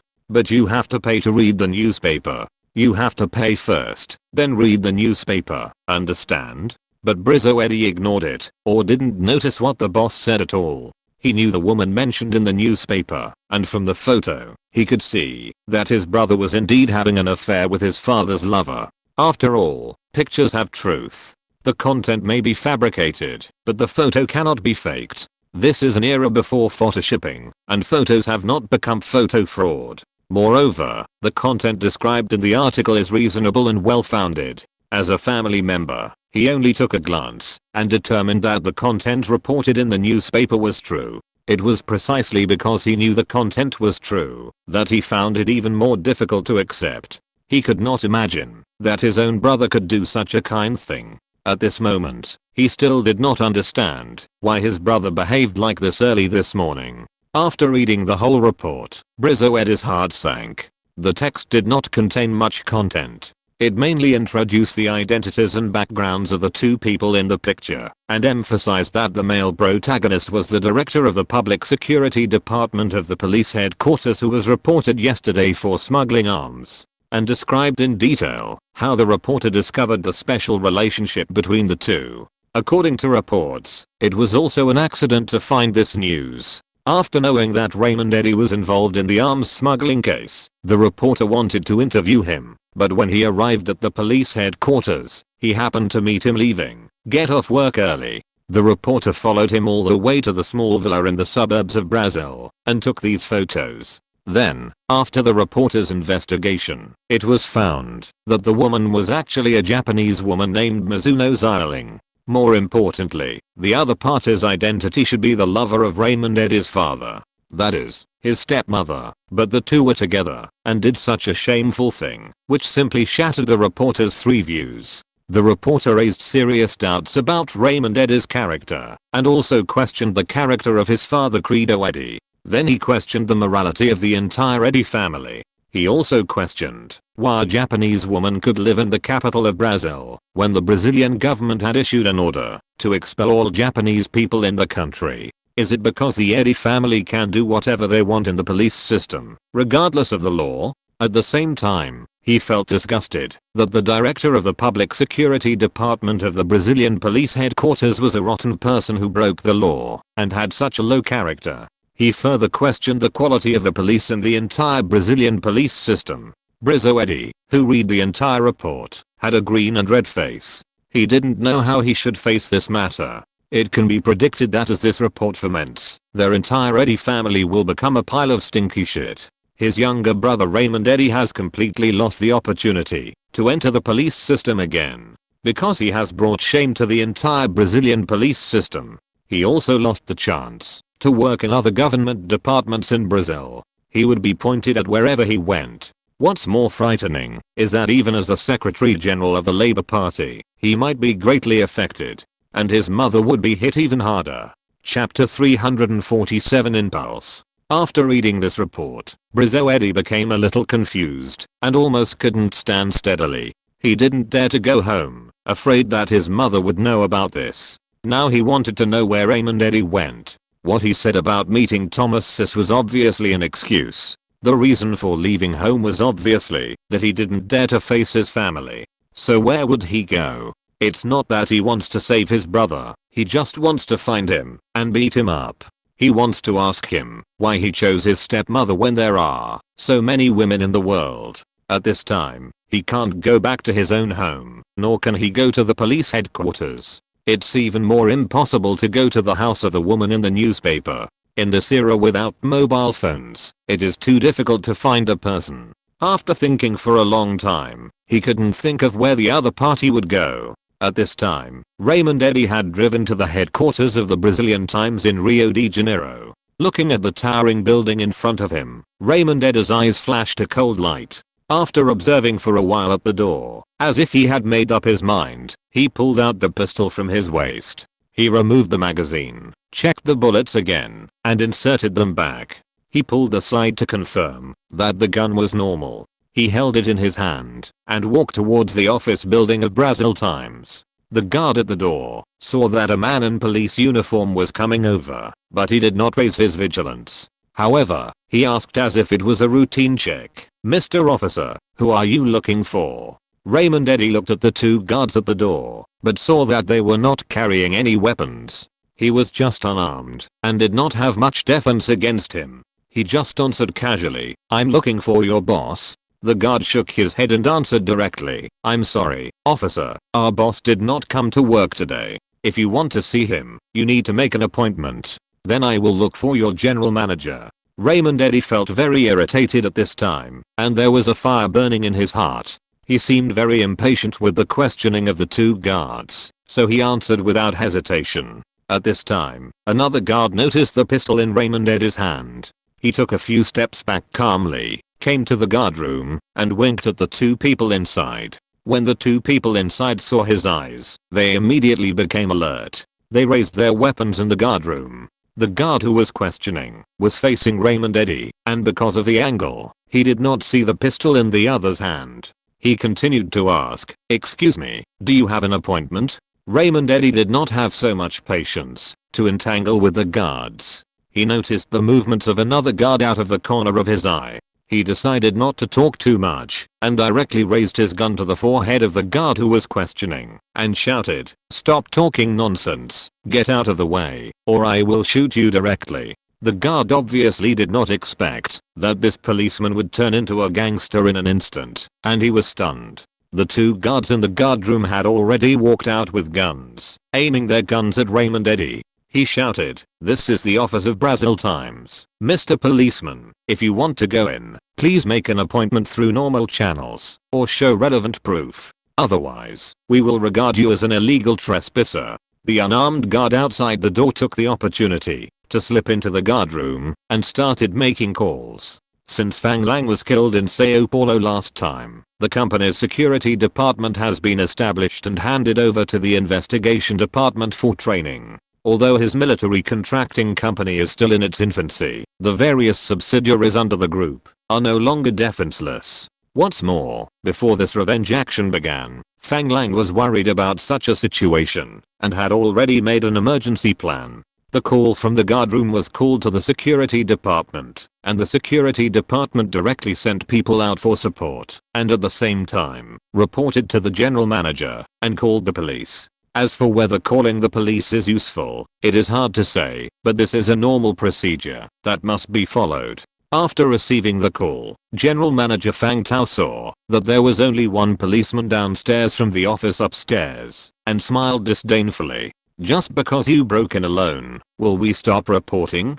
Doesn't this guy understand the situation yet? Or is it that his innocence is so cute? Remain restrained. We can't shoot first. Let's stabilize the other party first. I'll have someone go down to deal with it." After receiving the instructions, the security chief nodded and said yes. After hanging up the phone, he rushed to the scene directly. After Fang Tao hung up the phone, he called the editorial department directly. "There is big news at the door. Bring a camera and record the whole process for me." The voice on the phone was stunned at first, and then overjoyed. "Yes, Mr. Fang."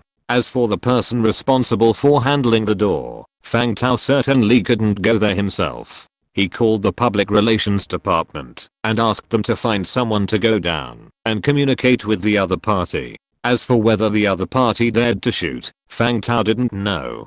but his brother said very clearly that a gentleman does not stand under a dangerous wall and he must not take risks. Fang Tao personally felt that the other party should not dare to shoot. After all, the other party had only one person, while he had many people on his side. One gun against, so many guns on his side. As long as the other party is not stupid, he will not do such a stupid thing. At this moment, Raymond Eddy obviously didn't expect that he would be stopped outside before he even entered the door. Surrounded by a group of security guards, he felt humiliated at this moment. Without thinking, he pulled the security guard pointed at by him and asked him to stand in front of him. He pointed the gun at his temple and shouted at the security guards who surrounded him, "Do you want to rebel? Look carefully, I'm a policeman. Everyone, get out of my way, otherwise I will arrest you all." The security minister of Brazil times was an old man from the Military Control Commission Operations Group specially arranged by Zhangze.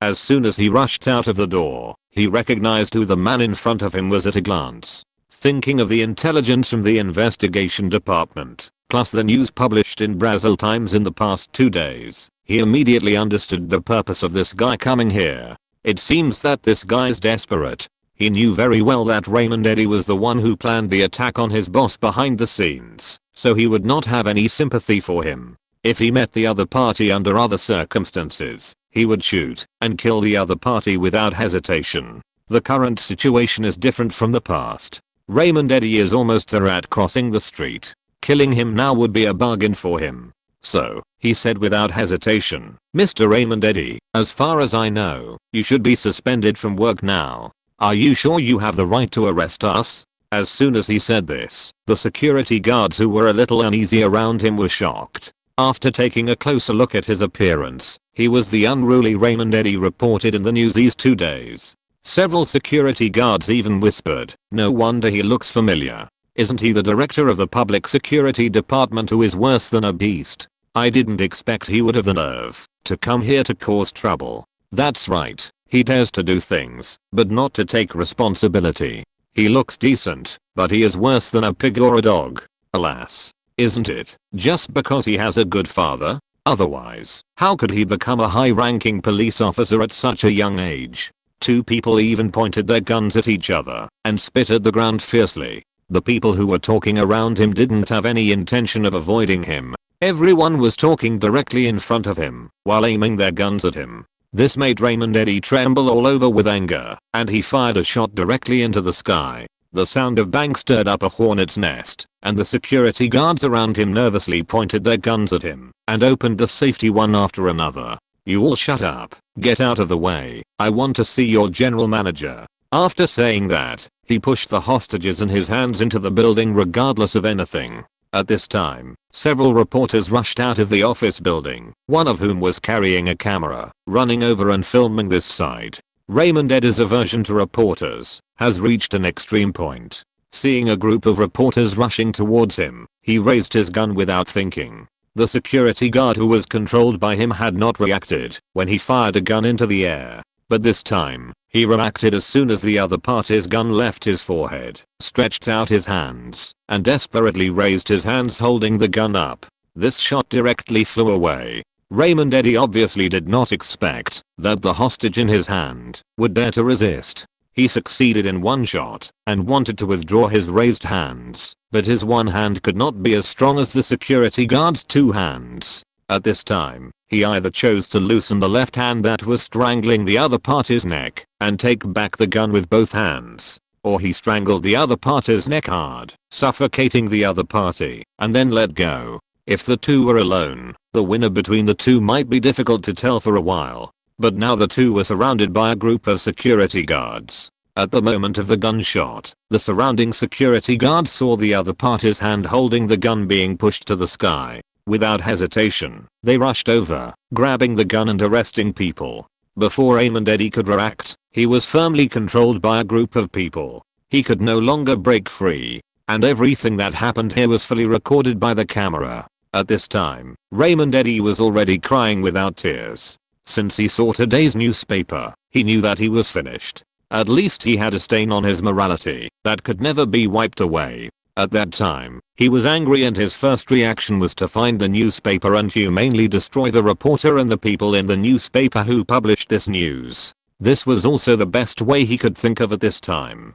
After all, when the problem cannot be solved, solving the person who created the problem is indeed the most effective and practical method. But he couldn't call for help at this time, because he really didn't know how to face the people around him. So, he could only come to the Brazilian Times office building alone. He wanted to rush in and kill them. Unfortunately, he had never received any professional training. He rose to a high position completely relying on the influence of his father. He had no experience in frontline work, and had never even shot someone himself. He rushed in without thinking, and was discovered by the alert security guards at the door. Then he was controlled without even hurting anyone. When the police from Rio de Janeiro arrived, they saw that the door of the Brazilian Times was surrounded by people. Raymond Eddy, wearing a police uniform, was tied up and thrown at the door of the Brazilian Times. People around him were talking about him. From time to time, someone spit at him. Raymond Eddy, however, could not make any sound because his mouth was blocked. He could only glare at the people around him. His face flushed red. The leading police saw the rank on the other party's police uniform and knew that the other party was a senior official. He wanted to stop him immediately, but when he saw the other party's appearance, he hesitated because he recognized the other person at a glance. If it was 2 days ago, he would have pointed a gun at the other person's head and shot him directly. Fortunately, in front of this big shot, he wanted to show his presence and see if he could attract his attention. But now, there was only disgust and disdain in his eyes. No one can say anything about arms smuggling alone. After all, there is no conclusion within the police station. But today's news completely overturned everyone's three views and made everyone feel ashamed. When going out today, the Brazilian people looked at these guys in police uniforms with a strange look. If it was normal, who dared to look at them like this, they would have stepped forward to check and let the other party suffer. But today he himself couldn't raise his head. And all this was thanks to the guy in front of him. After thinking about it, he still stepped forward to help the other party up. Because the other party was now wearing a police uniform. Lying on the ground in such an embarrassing way really damaged the image of the police. He originally wanted to tear the rag out of the other person's mouth so that he could speak normally. But after taking a look at the other person's expression, he had to give up this idea because he was worried that the other person would say something inappropriate. The people around saw the police coming, but they did not leave. Instead, they watched more enthusiastically, and more people gathered around. Seeing this situation, the leading police officer said directly to the police officers, "Send Mr. Director back to the police station first, and we will find out what happened specifically." The police obviously did not want to be watched by others, so they stepped forward to help Raymond Eddy up, took him to the police car, and sent him back to the police station. The leading police officer came to the guard room, asked about the specific situation at the time, and took notes from everyone.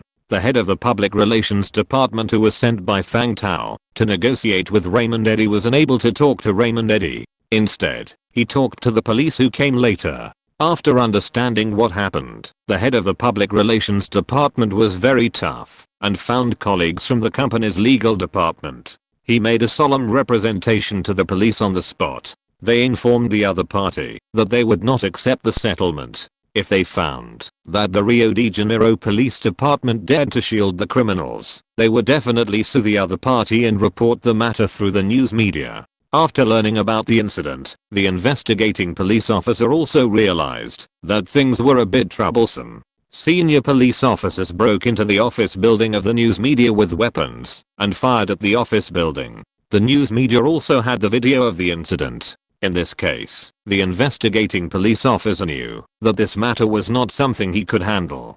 So, after making some records, he left in a hurry. Chapter 348, New Gun. This incident caused a great uproar in Rio de Janeiro. Outside the police station responsible for arresting Raymond Eddy, reporters surrounded it tightly in 3 layers. The reporters were not just here to report on the attack that happened in the Brazilian Times today. They wanted to interview Raymond Eddy and find out how he got together with his stepmother.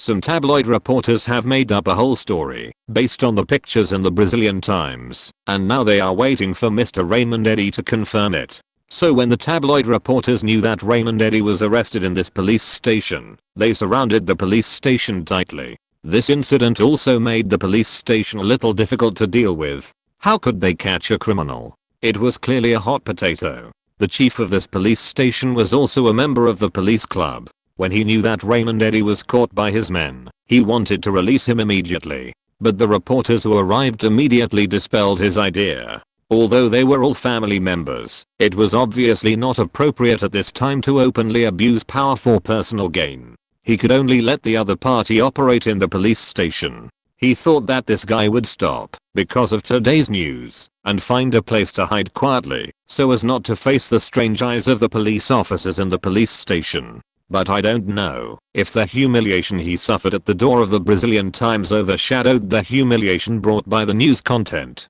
Or maybe he returned to his familiar environment and had some illusion. It may also be that he was nervous that he would be confined to the police station and would be found by his family. Raymond Eddy actually started to make a big fuss in the police station, desperately trying to leave the police station. This made the police chief a little overwhelmed, and he had to ask for help directly from the chief of police Thomas Sis. After Thomas Sis knew what Raymond had done today, he was silent for a long time. Then he sighed heavily and said, "Find a detention room to lock him up and wait for processing." "Yes, sir." The police chief received a clear order and invited Raymond Eddy back to the detention room as ordered. Raymond Eddy, who was locked up, still made a lot of noise in the detention room. The detention room fell into a long silence until Brisso Eddy arrived after hearing the news. No one knew what the two brothers said in the detention room. They only knew that when Brisso Eddy came out, there was a trace of blood on his fist.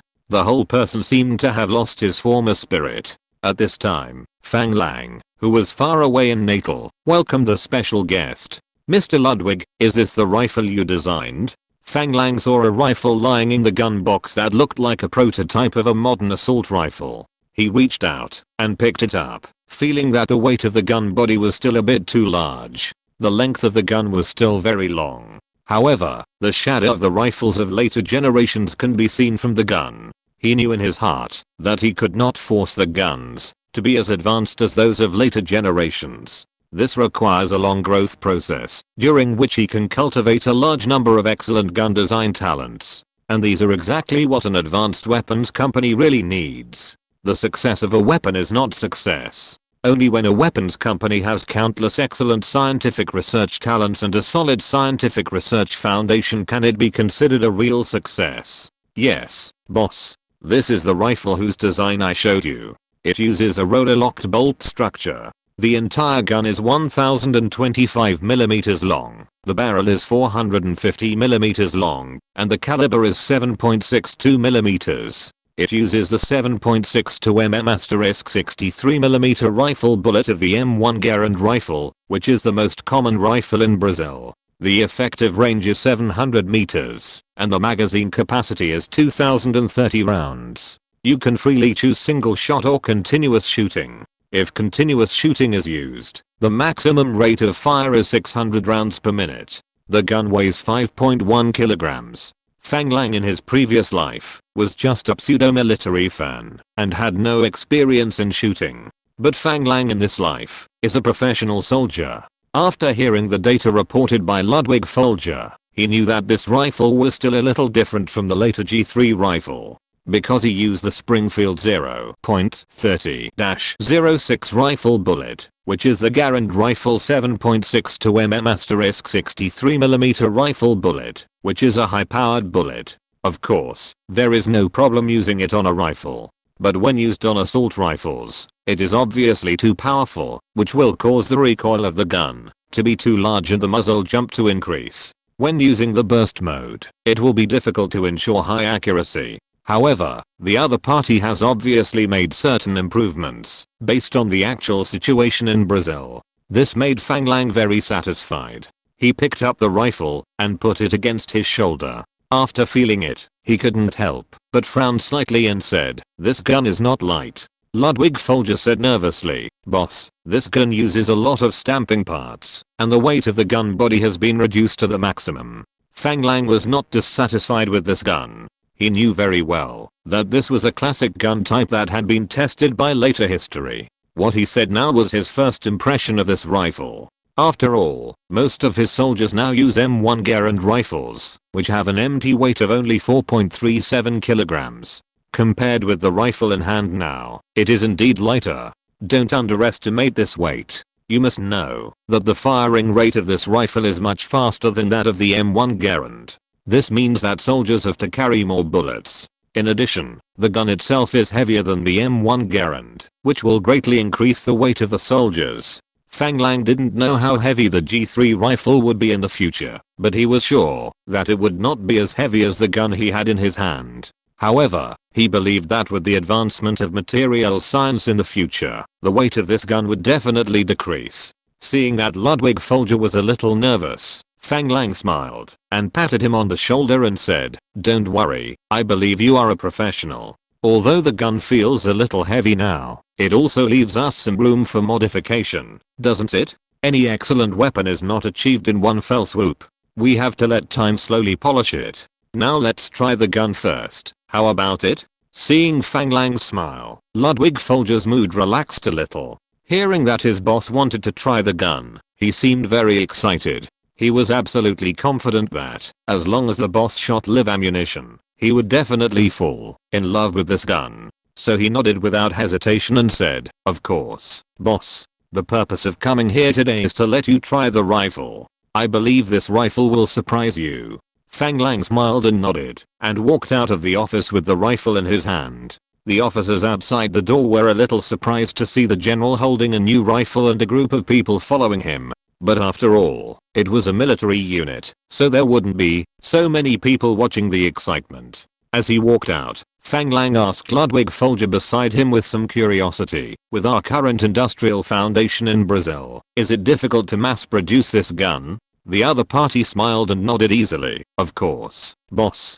Isn't this what I tried out in Brazil? In order to reduce weight, I used a large number of stamping parts and fewer machined parts when designing this rifle. The production difficulty is not great. Not long ago, we customized several machine tools through the machine tool factory within the group, which can fully meet the production needs of this rifle. Now we just have to wait for the test to be completed. After the formal characterization, we can start formal production. Of course, the most important thing is that we need to find a suitable buyer." Ludwig Folger was obviously very confident in the weapon he designed, but he was a little worried that he would not be able to find a suitable buyer for such an excellent weapon for a while. After all, the World War had just ended, and the mainstream of the world was peace. At this time, a brand new rifle interview might be in an awkward situation. After hearing what Ludwig Folger said, Fang Lang smiled and said directly, "Don't worry, don't forget what I do.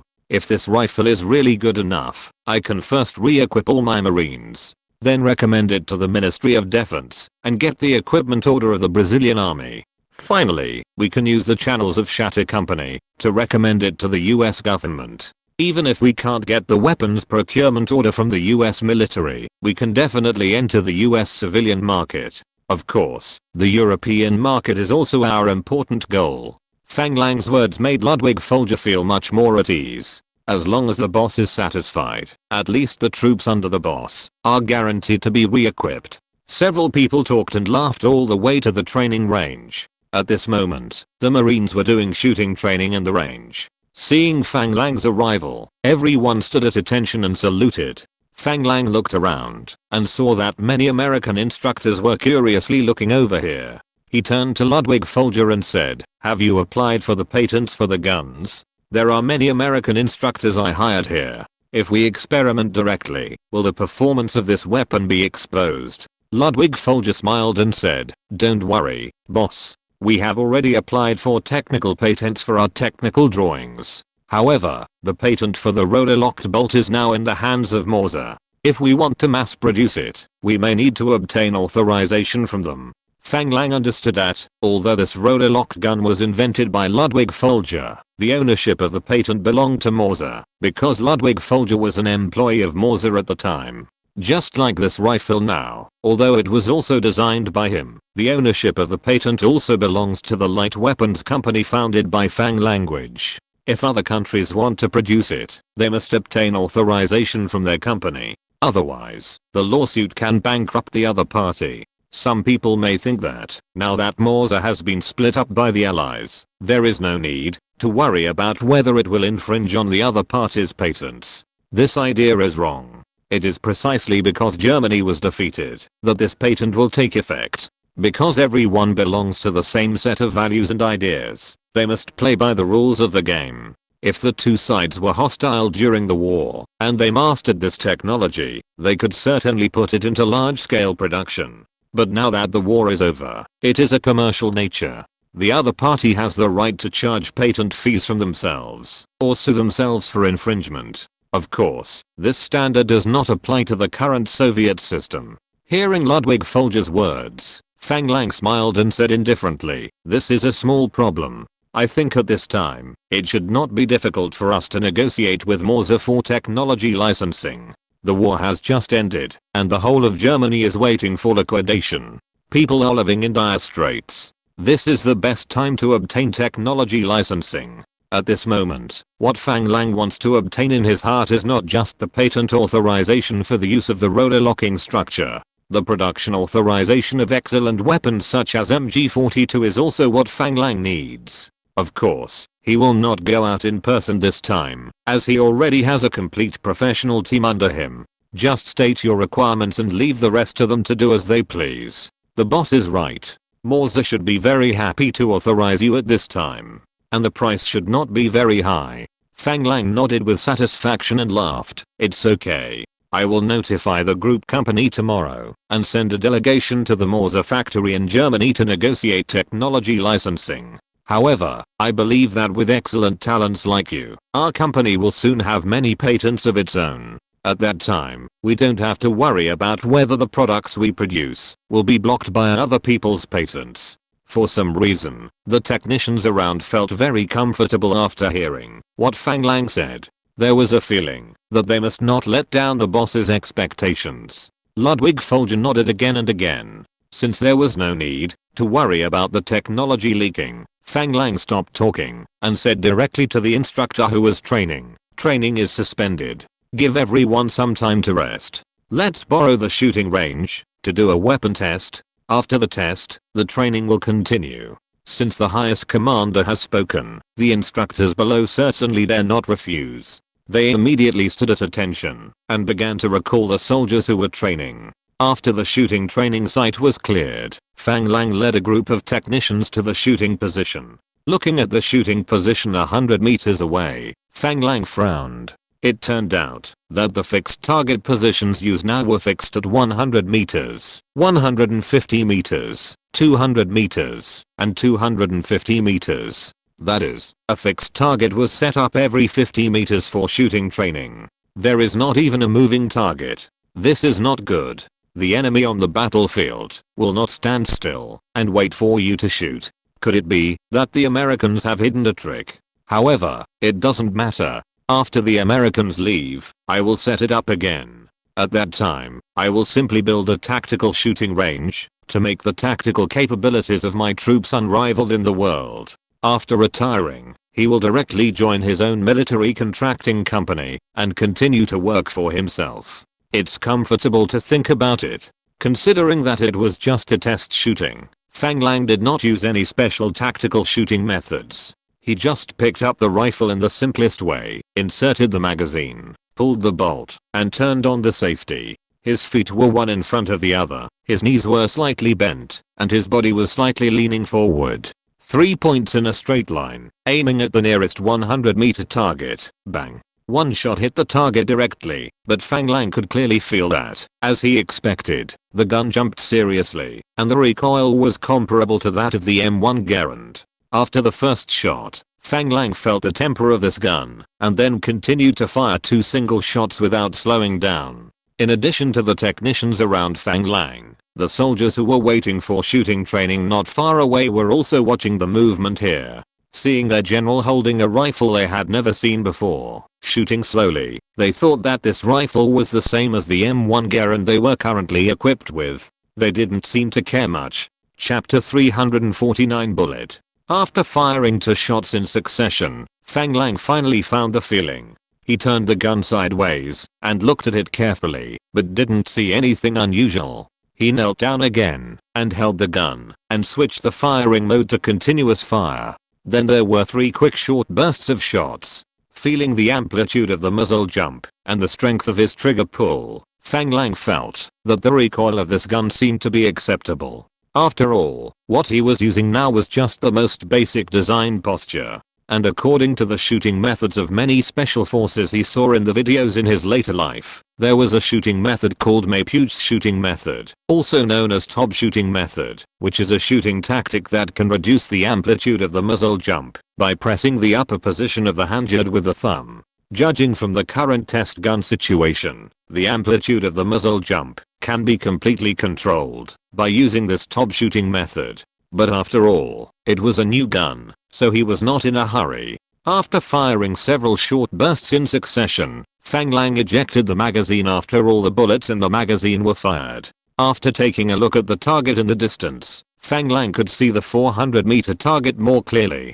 He could guarantee that all 3 short bursts would hit the target. What does this mean? It means that the shooting accuracy of this rifle is very good. At least so far, Fang Lang is very satisfied with this trial rifle. What he didn't know was that the firearms design Ludwig Folger standing next to him was very surprised. He only knew that his boss was a soldier, so it was normal for him to be familiar with weapons. But now seeing Fang Lang easily control a weapon that had just been trial produced, it was still beyond his expectations. After all, this short burst shooting method was something he had never thought of before.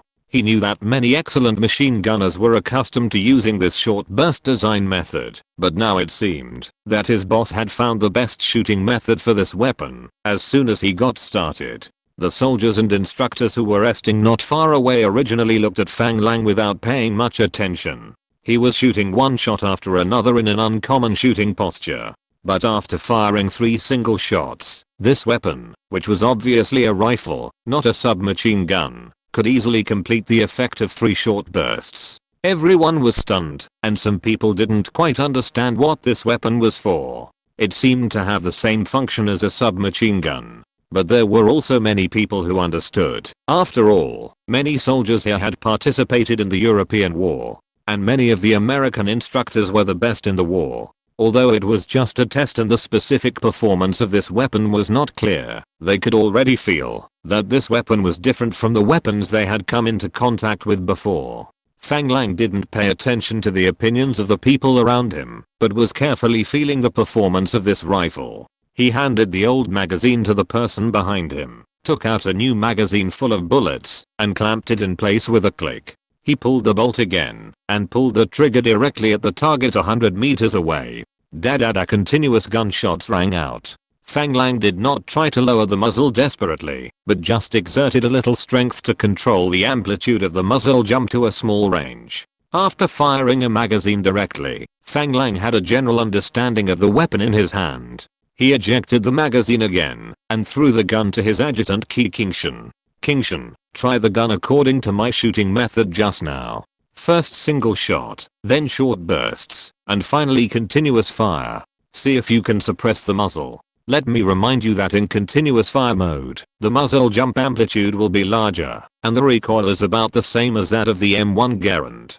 Be careful. Kingshan, the adjutant, is also a veteran who participated in the European War. It is not a big problem to test fire this new rifle. Kingshan, who has been standing behind him, saw Fang Lang shooting, and he was also a little eager to move. After all, men, how many people don't like guns?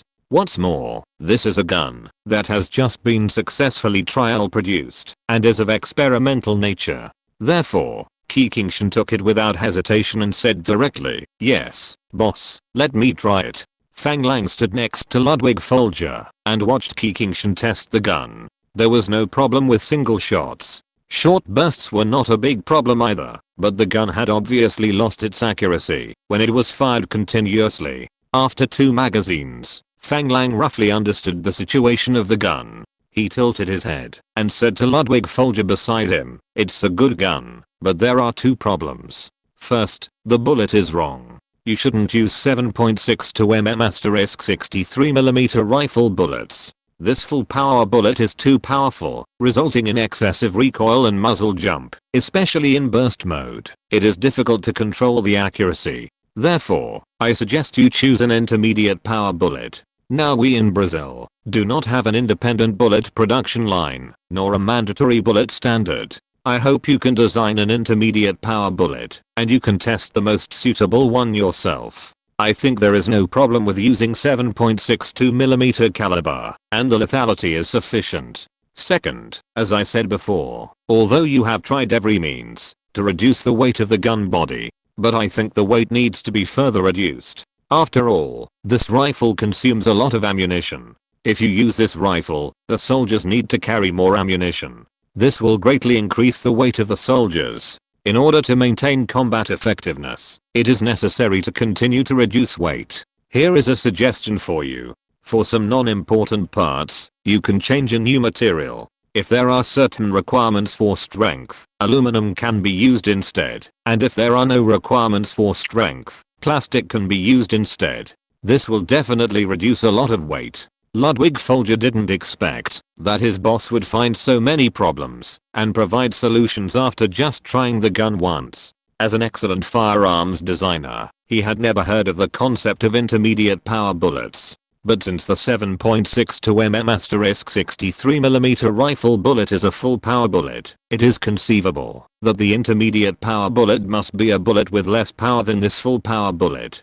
Doesn't the 7.92 x 33mm short bullet used by the German STG-44 rifle perfectly meet this standard? When he first designed this rifle, he considered using this short bullet directly, but now he is in Brazil, and he is very worried that the weapon he designed according to this bullet will be unpopular. So he chose the most common ammunition of the Brazilian army. Boss, the intermediate power bullet you are talking about, is it a bullet like the German 7.92 33mm short bullet? Fang Lang didn't know how the intermediate power bullets were specifically divided in the future, but he had a basic concept. That is, the power between rifle bullets and pistol bullets is the intermediate power bullet.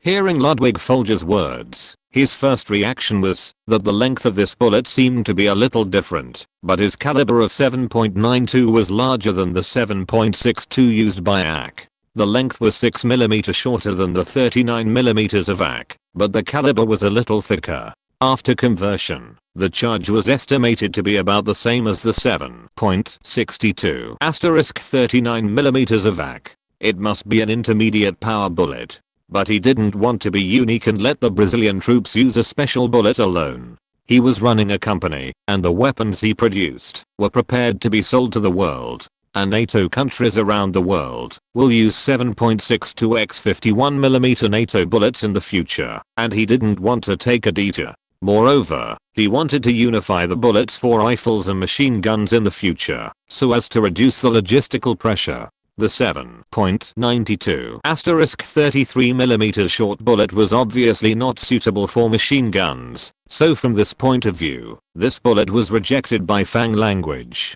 Although the NATO standard 7.62 x 51mm NATO bullet was not developed by the United States until 1950, as a Reborn, isn't this an advantage? Knowing that the entire NATO will use this bullet in the future, why don't I stay ahead of the world and get it right in one step? So, he said without hesitation, Ludwig, the bullet you mentioned is indeed an intermediate power bullet. But the bullet you mentioned is not powerful enough. What I want is to let the troops' rifles and light machine guns use the same bullet. I need you to help me develop a 7.62 51mm intermediate power bullet. In the future, all our rifles and light machine guns will use this bullet to reduce logistical pressure. Upon hearing this, Ludwig Folger immediately understood what Fang Lang meant. It seems that he will have to develop a light machine gun based on this bullet in the future.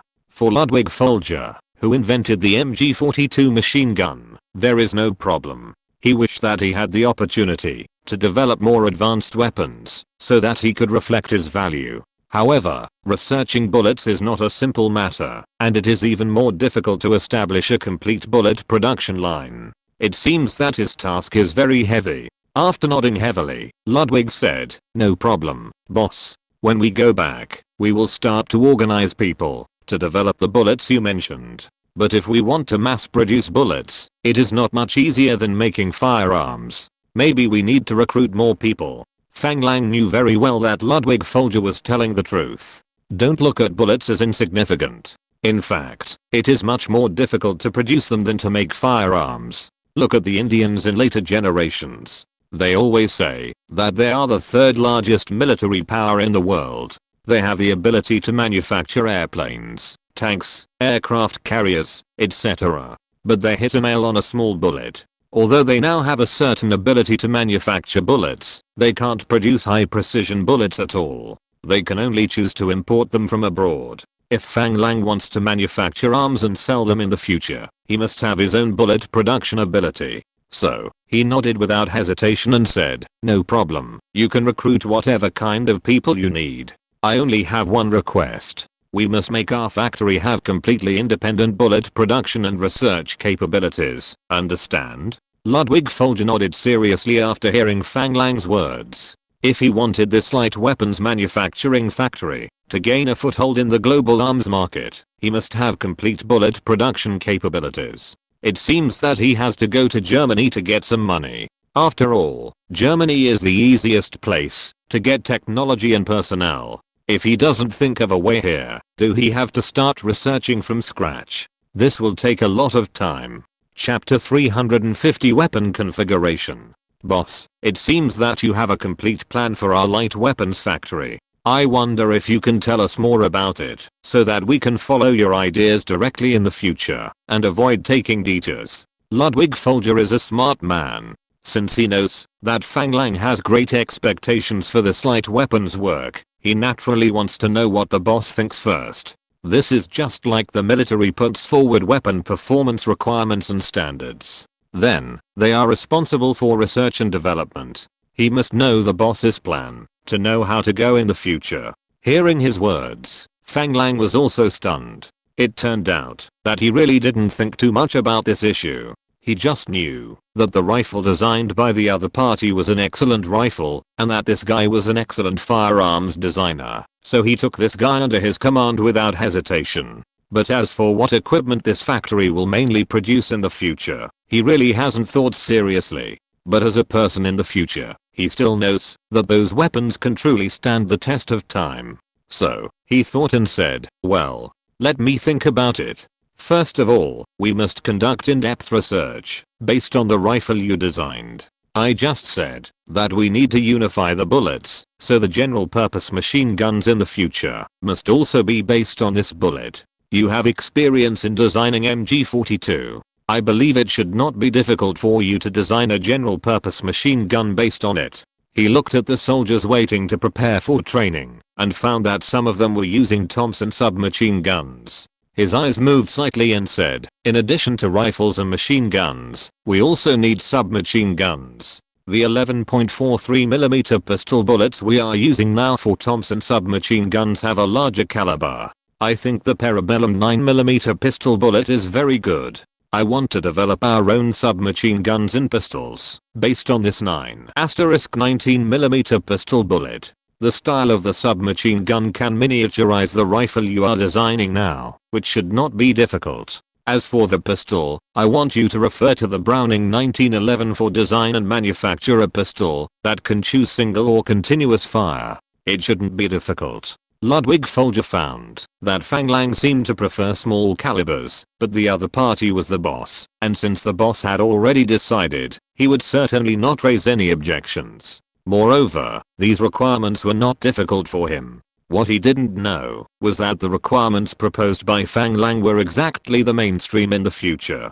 Based on the current rifle, a submachine gun with a miniaturized design, and using the Parabellum 9mm pistol bullet will be the famous MP5 submachine gun in the future. This is the submachine gun of choice for major special forces in the world. Needless to say, being favored by major special forces around the world shows how good it is. And there are even more excellent pistols using this pistol bullet, such as the famous Glock 18, HK's P7, Beretta M92F, etc. Although Fang Lang only proposed to develop around 2 types of bullets, these 2 types of bullets have obviously been tested by history. As early as 1902, the Parabellum 9mm pistol bullet was used on the Ruger pistol. Now they are mainly researching the 7.62 *51mm intermediate power bullet. Fang Lang believes that, as long as these weapons are successfully developed according to his own plan, then his little-known light weapons company will become a world arms giant in the future.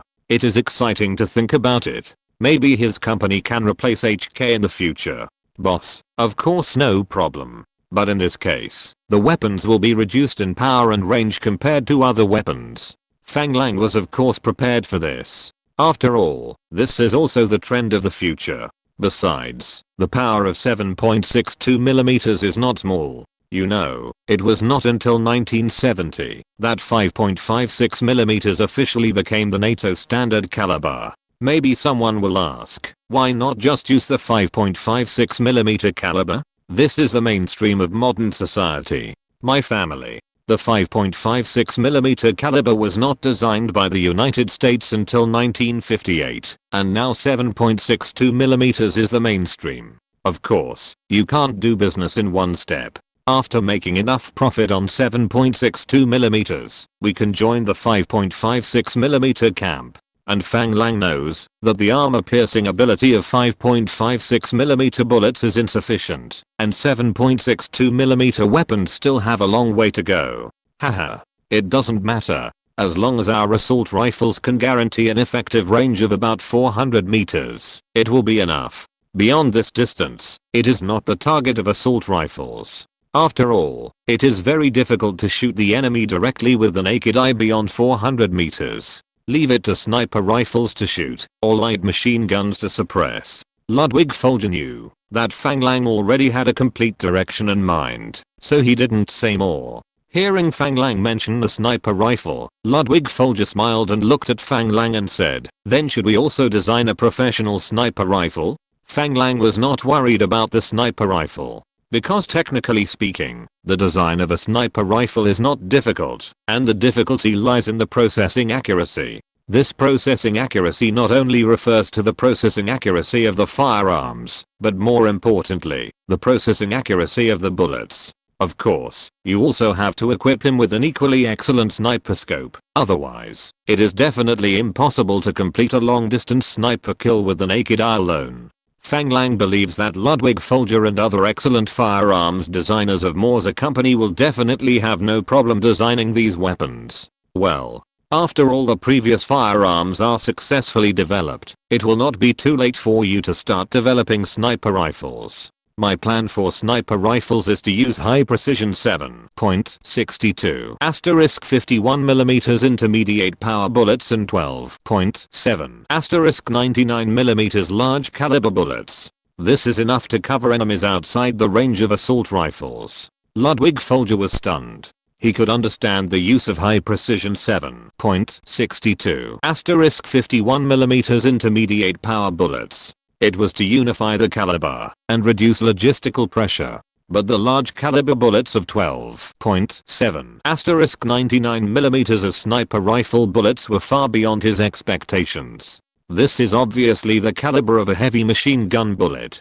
The range of such a bullet is more than 1000 meters. It seems that the boss wants to make a sniper rifle that can directly snipe the enemy from 1000 meters away. For such a rifle, both the processing accuracy of the firearm and the accuracy of the bullet must reach a demanding level. To achieve such accuracy, you can only use a rotating rear pull bolt, abandon the rifle's continuous shooting function, and use semi-automatic or manual mode. What is more terrifying than the range of such a sniper rifle is that, if the bullet hits a person, half of the body can be shattered. This is really scary. After swallowing his saliva, Ludwig Folger tentatively said, will this caliber be too large? It can be used as an anti-tank gun.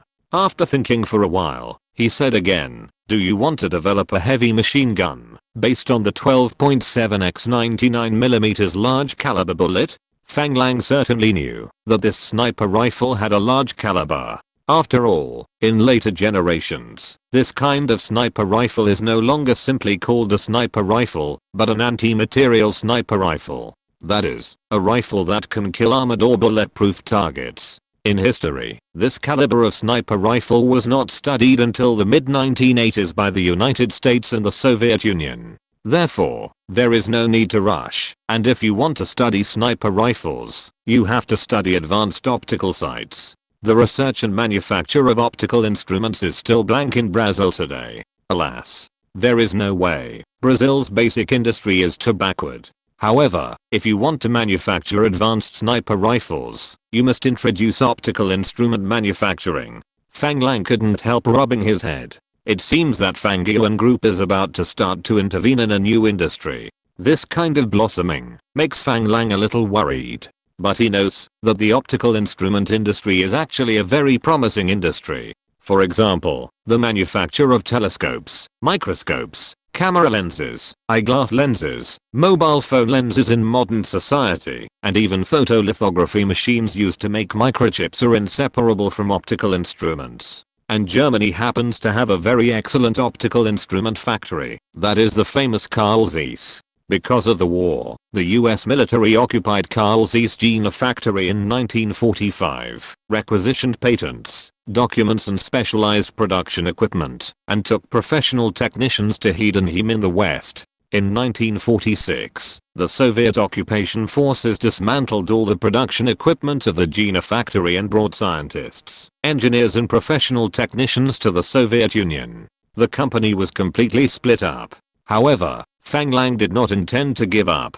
He believed that there must be many professional technicians of Zeiss in Germany hiding. Otherwise, how could the future Carl Zeiss company recover quickly? For such a company, Fang Lang planned to adopt the same joint venture method as the automobile industry system. Directly find people from Carl Zeiss in Germany to cooperate and set up a branch in Brazil. He only needs to have a certain share, and the Brazilian electronics industry also needs the help of this company. Thinking of this, Fang Lang silently wrote down the matter. This time he was no longer going to do it himself. Now he has many German partners, and he just needs them to help him pass a message to the people of Carl Zeiss. He can send a professional negotiation team to Germany. Fang Lang also smiled at Ludwig Folger's words, that the caliber was too large. There is no need to rush for this large caliber sniper rifle now, we can take our time. I want to make such a large caliber sniper rifle, mainly targeting the enemy's likely armored targets.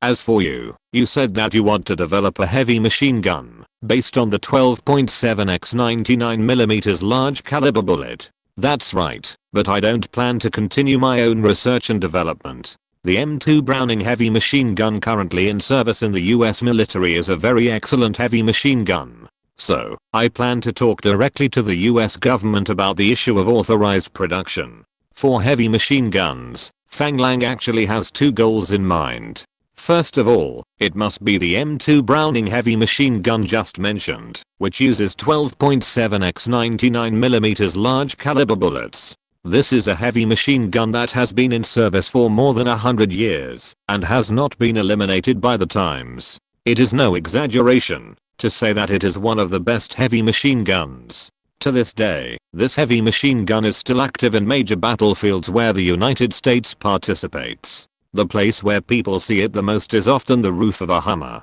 The other one, of course, is a blue flaming Gatling gun that everyone loves to play with. Unfortunately, the technology of this era cannot reach the level of the future generation that uses laser superposition technology to shoot down drones. If you use a motor, you have to add a battery, which is not very convenient. And the weight is too large, so it is only suitable for use as a fixed weapon platform.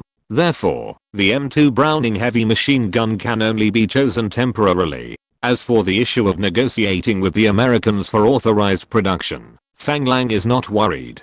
Because, with the current relationship between Brazil and the United States, it is not difficult to obtain authorization. What's more, with the current relationship between the Fang family and the Morgan family, such a small matter can be easily resolved. Hearing that Fang Lang was going to introduce the M2 Browning heavy machine gun, Ludwig Folger was obviously a little unconvinced. But throughout World War II, Germany did not develop a large caliber heavy machine gun. Whenever the Germans were suppressed by the large caliber machine guns of the Allies on the battlefield, they would go straight to the artillery. The ordinary infantry division of the German army would be equipped with 12 20mm flak 30/38 anti-aircraft guns. This anti-aircraft artillery that can fire horizontally is extremely powerful and can directly destroy the heavy machine gun positions of the Allies. Therefore, Germany does not have large caliber heavy machine guns. Boss, I think I have the ability to design a better heavy machine gun than the M2. If you can give me a chance, I will definitely not let you down. This made Fang Lang speechless for a while. This technical expert really has his own persistence. But after thinking about it, he could understand it. After all, it is normal for a great man who can design a machine gun like the MG42 to have such a spirit. For such a genius, Fang Lang certainly cannot discourage his enthusiasm.